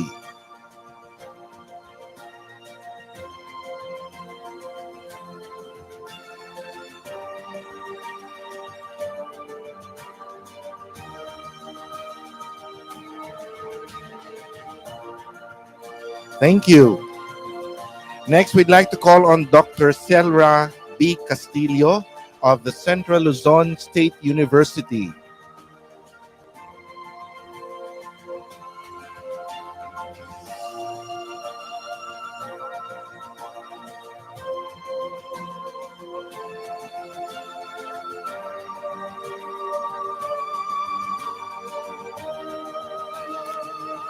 Thank you. And we have Miss Bridget Lucille Aline S. Catalan of the University of Southeastern Philippines.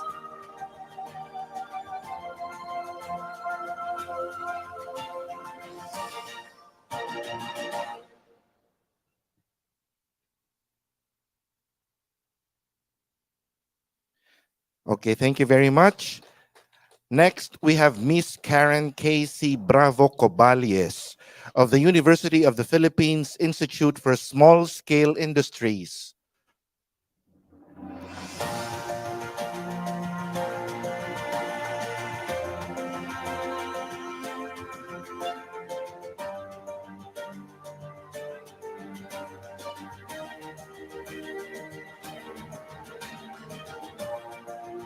Thank you very much. Next, we have Mr. Virgilio M. Fuentes of the Department of Science and Technology, Region 10.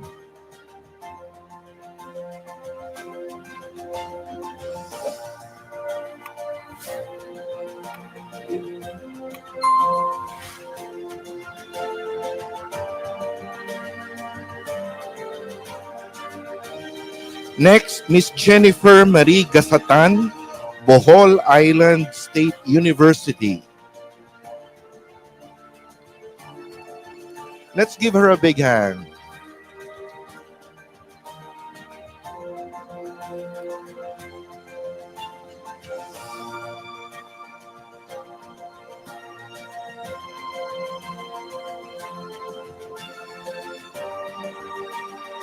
Thank you. Next, we call on Engineer Maria Luisa S. Lee, University of the Philippines, Institute for Small Scale Industries.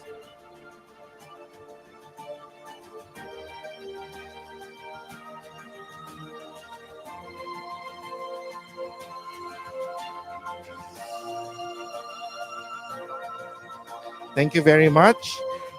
And next, I'd like to call on Dr. Romeo R. Lerom of the Western Philippines University in Palawan.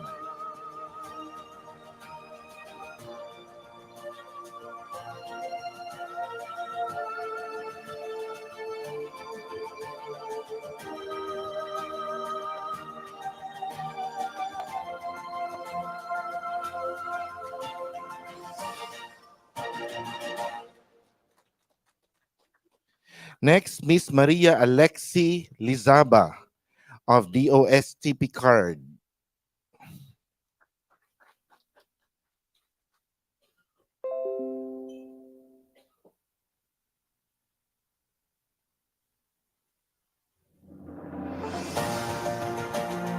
The next one is Miss Ruby A. Manaig, Cavite State University.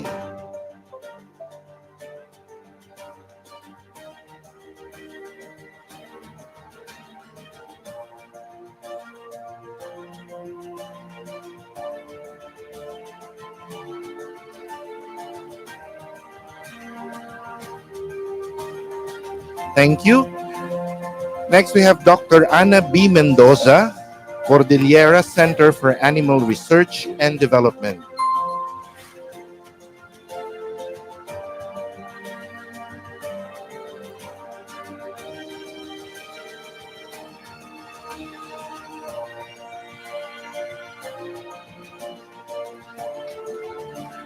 Dr. Lilibeth P. Novicio of Cavite State University.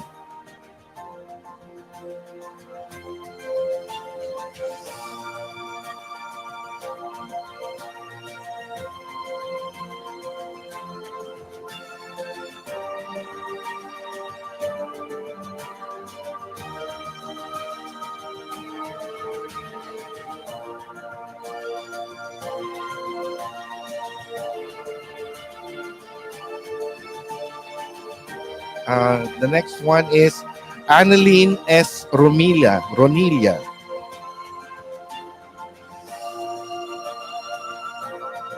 of Cavite State University.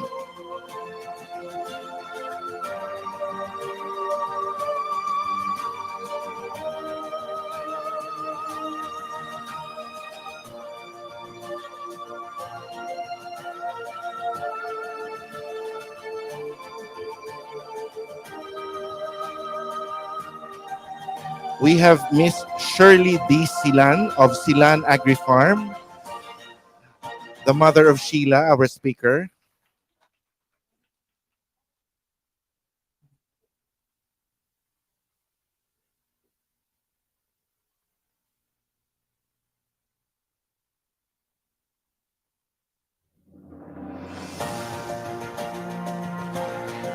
Mr. Benito M. Sohor, Bureau of Plant Industry, Los Baños National Crop Research Development and Production Support Center.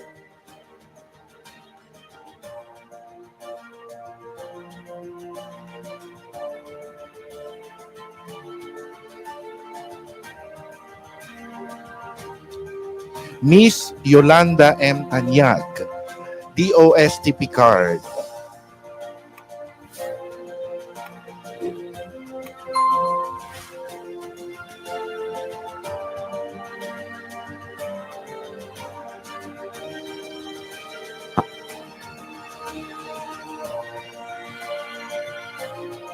Thank you very much. Those are the local participants, and now we'd like to call on the keynote and resource person, resource speakers. First, Dr. Kako Inoue of Miyazaki University, Japan.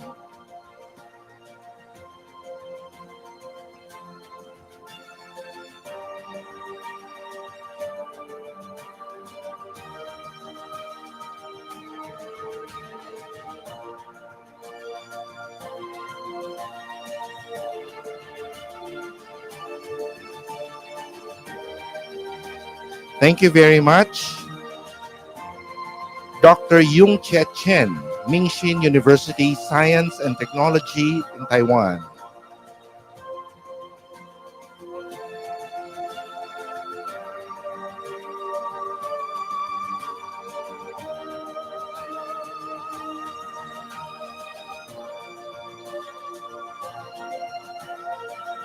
Okay. Next, we have Dr. Inhe Kwon of the Korea Rural Economic Institute, or KRE, in Korea.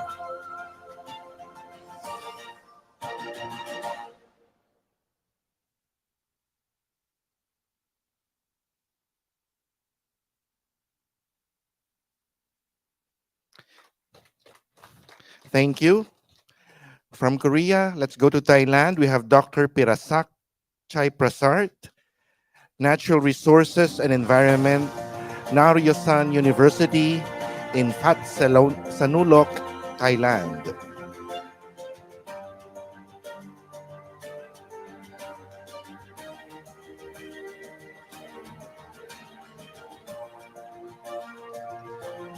Mr. Reynold Ferdinand G. Manegdeg of the University of the Philippines, Institute for Small Scale Industries, UP Diliman, Philippines.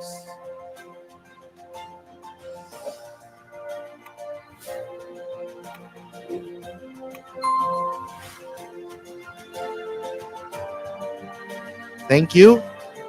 Mr. Atushi Hiroshi of Takachiho Muratabi Company, Japan. Still wearing his coat. Let's give him a big hand.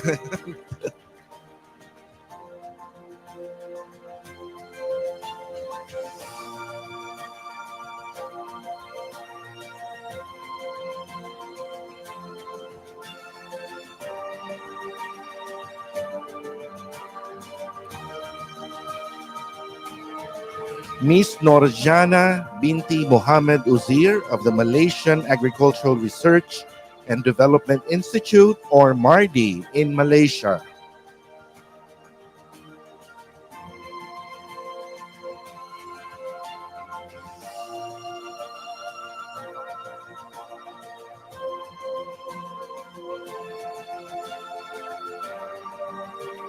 Dr. Roberto P. Sereno, Vice Chancellor, University of the Philippines, Los Baños, Philippines.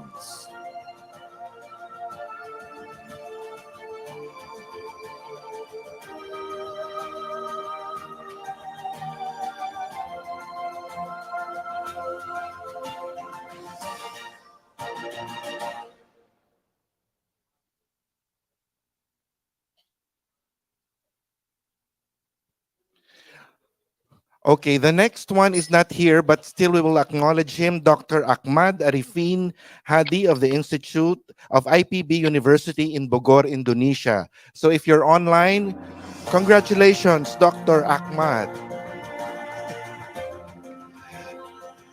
Next, we have Miss Sheila Elaine Silan of Silan Agri-Farm, Philippines.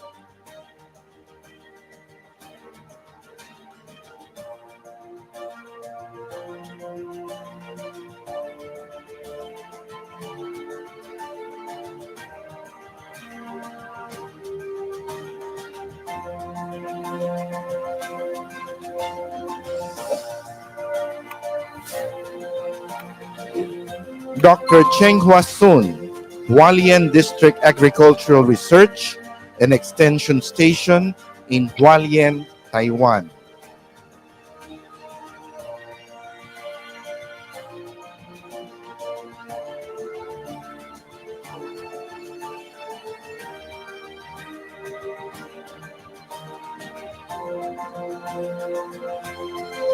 And we have Mrs. Pham Thi Han Tho, Center for Agrarian Systems Research and Development, South An Khan Urban Area, Hoi Duc, Hanoi, Vietnam.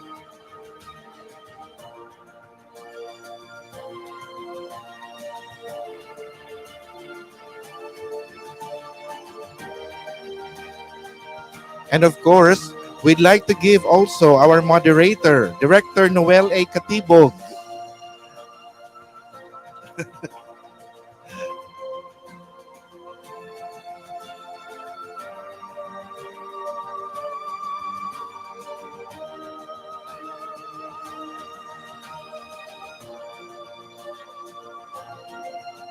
Thank you. We'd also like to call on our external reviewers. They also have their certificates. First, Dr. Hu Sheng Luer of the National Taiwan University.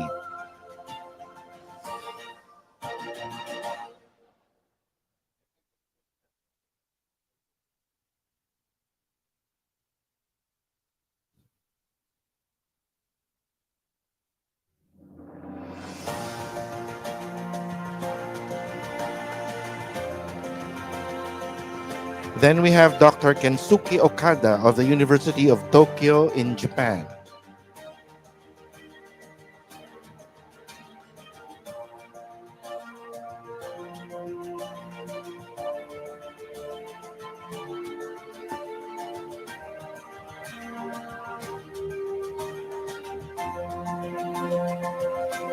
Now, our next external reviewer is not here. She has an appointment, but we would like also to mention Dr. Maria Stella Tirol. We will give her certificate later. Now, my colleagues from FFTC. Yeah, I'd like to call on Miss Natalie Lu.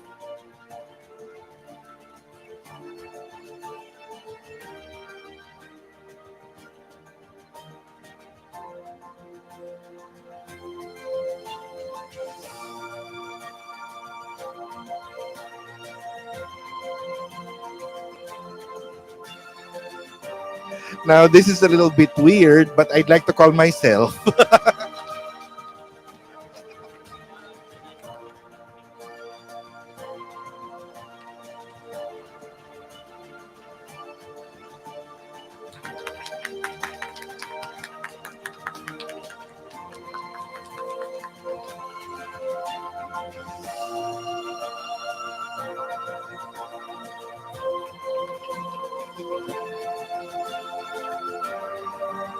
Yeah, I'm multitasking. And then we have Mr. Kyungwon Lee, our agricultural economist.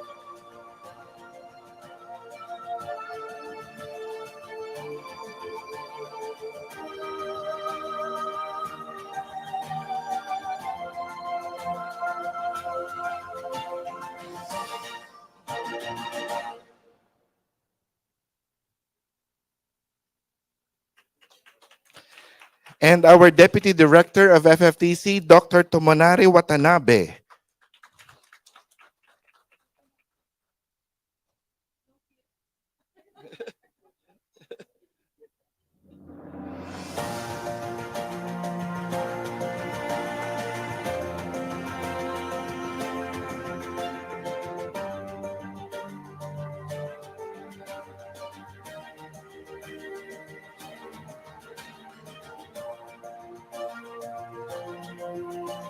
And from one director to another, Director Ebura will also give Dr. Chang. Everybody gets a gift.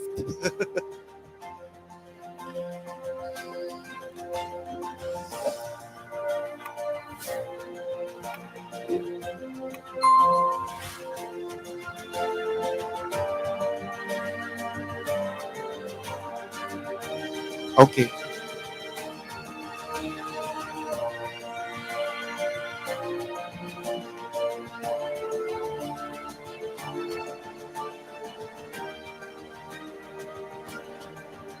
And Dr. Chang also has a gift to give Dr. Ebra. Yeah, that is what you call partnerships. Strengthening the partnerships. And we also have a gift for Miss Director Noel Katibog from Dr. Chang later. Yeah. No. Dr. Chang also has a gift for Dr. Katibog.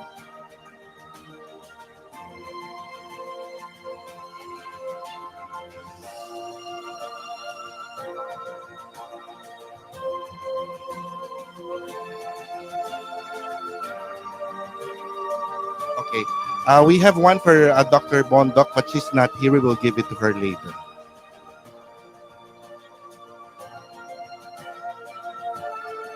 Okay. The next part will be another photo opportunity. So remember the opening ceremony. Our formation in the opening ceremony. We will repeat it for the closing ceremony. So again, let's all go here. Secretariat, can you help us put the chairs?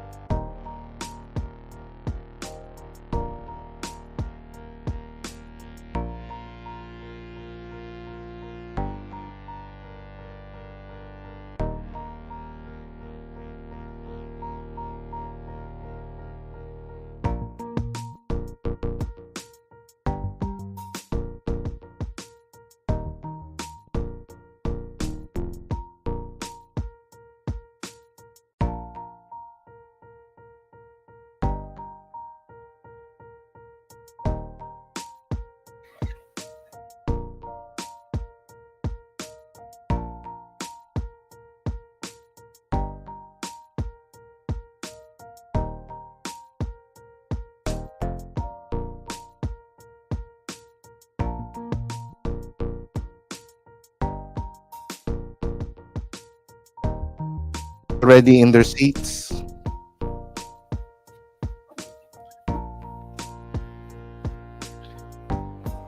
Now we've really come to the closing of our seminar.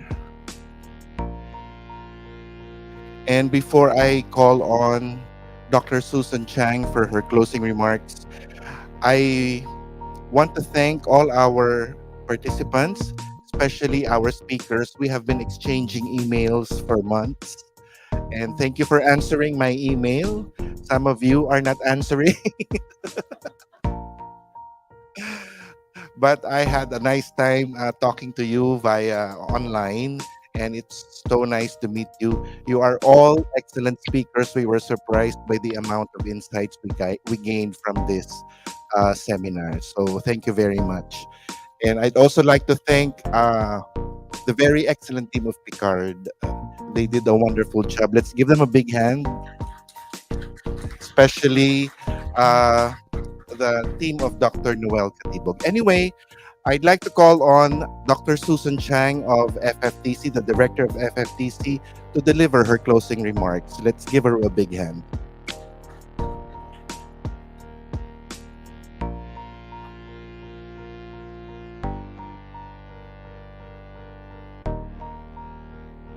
Dr. Renato Ebora, Executive Director of DOST-PCAARRD, Dr. Noya Katibog, Director of PCAARRD's Technology Transfer and Promotion Division, other directors of PCAARRD's divisions, FFTC's Deputy Director, Dr. Tomorali Watanabe, our 12 speakers from Indonesia, Japan, Korea, Malaysia, the Philippines, Taiwan, Thailand, and Vietnam, our external reviewers, Dr. Hussein Lu, Dean of the College of Bioresources and Agriculture, National Taiwan University, Dr. Kensuke Okada, Professor Emeritus, Graduate School of Life Science, University of Tokyo, and Dr. Maria Stia Tiro, Dean of the College of Development Communication, UPLB, participants and observers from different countries who have joined us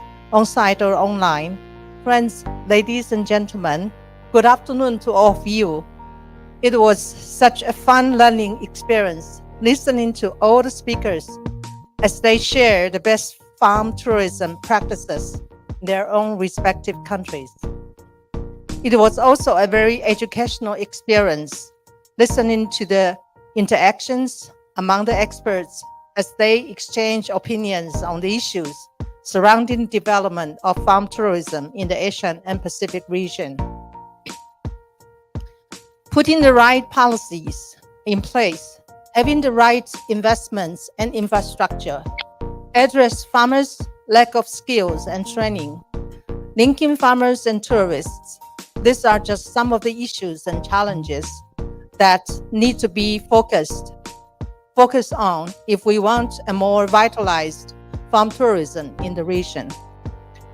Though we are aware of the inherent challenges that our desire to push for farm tourism will entail, we also must be reminded that a dream doesn't become reality overnight. It takes sweat, determination, and also hard work to succeed.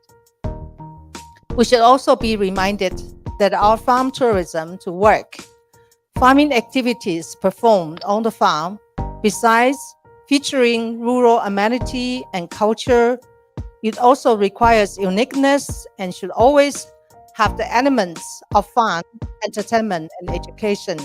In other words, any action, activity, or services that is created in farms and gardens to attract visitors should include activities such as tours, overnight stays, special events or festivals, on-farm shops, hunting, cooking, hiking, etc., or doing nothing.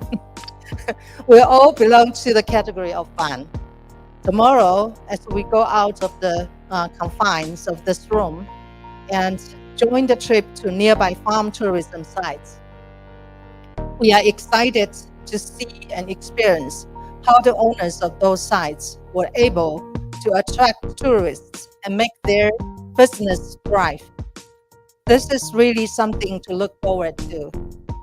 Once again, on behalf of the staff and management of FFTC, I would like to profoundly express my thanks to our co-organizer, the DOST-PCAARRD, under the excellent leadership of Dr. Renato Ebora. Specifically, I would also like to thank Dr. Noya Katibog and his capable team at the Technology Transfer and Promotion Division, particularly Ms. Lucy Lastimosa, and Ms. Marika Angelica Pangan. Likewise, special thanks also goes to Dr. Lilian Bondak and her efficient team at the Policy Coordination and Monitoring Division for their support and cooperation. I would also like to thank our staff of FFTC, Mr. Ronald Mangubat, our excellent coordinator and MC of the workshop, and Mr. Kyungwan Lee, our agriculture economist, and Mr. Charles Wu, although he's not here, he's worked back in helping the IT for live streaming our events. And also Ms. Natalie Liu for their dedication and hard work in coordinating and preparing for this workshop. My special thanks also goes to our 3 external reviewers who joined us to observe our workshop, and Dr. Husen Lu, and also Dr. Kensuke Okada, and also Dr. Maria Stiatero, for them to join us at the workshop. And they are also going to interview some of the staff of the DOST-PCAARRD, as well as UPOB, as well as some other agencies that they are the partners in the past. I'm happy to announce that the highlights, reports, papers, and other important documents of the seminar will soon be available online from both the FFTC and DOST-PCAARRD websites.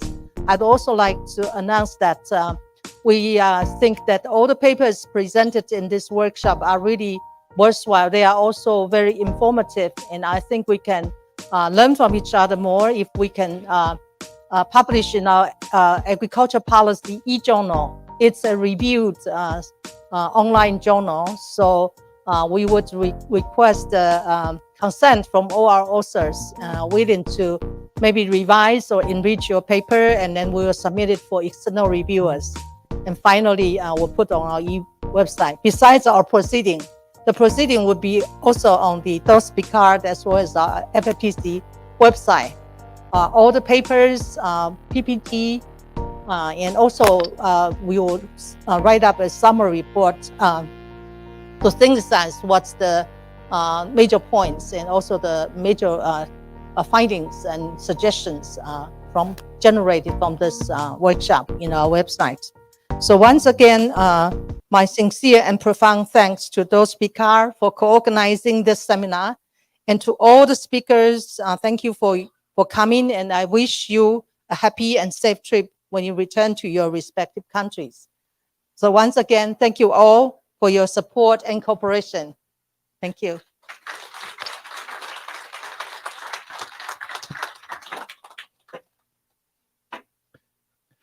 Thank you very much, Dr. Susan Chang. And with that, we would like to thank everybody. That ends our program, that ends our 2-day seminar. And it will end here in terms of being a seminar, but we will have a farm tour after. It will be a tour of the Department of Agriculture's Bureau of Plant Industry Seeds and Seedlings Plaza. It's part of the cycle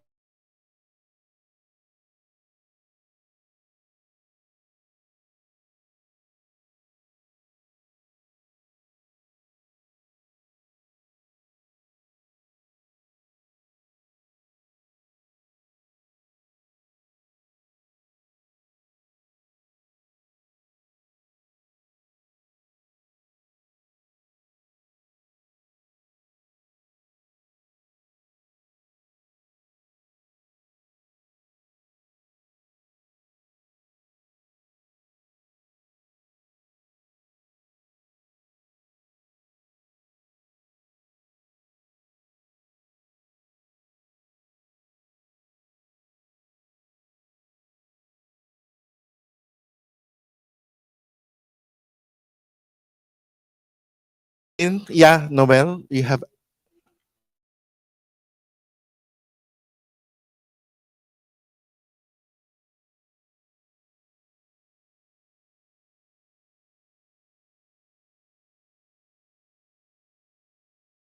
or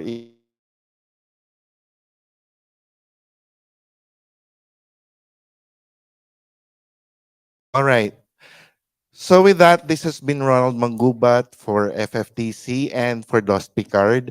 Thank you very much for joining us and for participating. And let's go to the farm tour.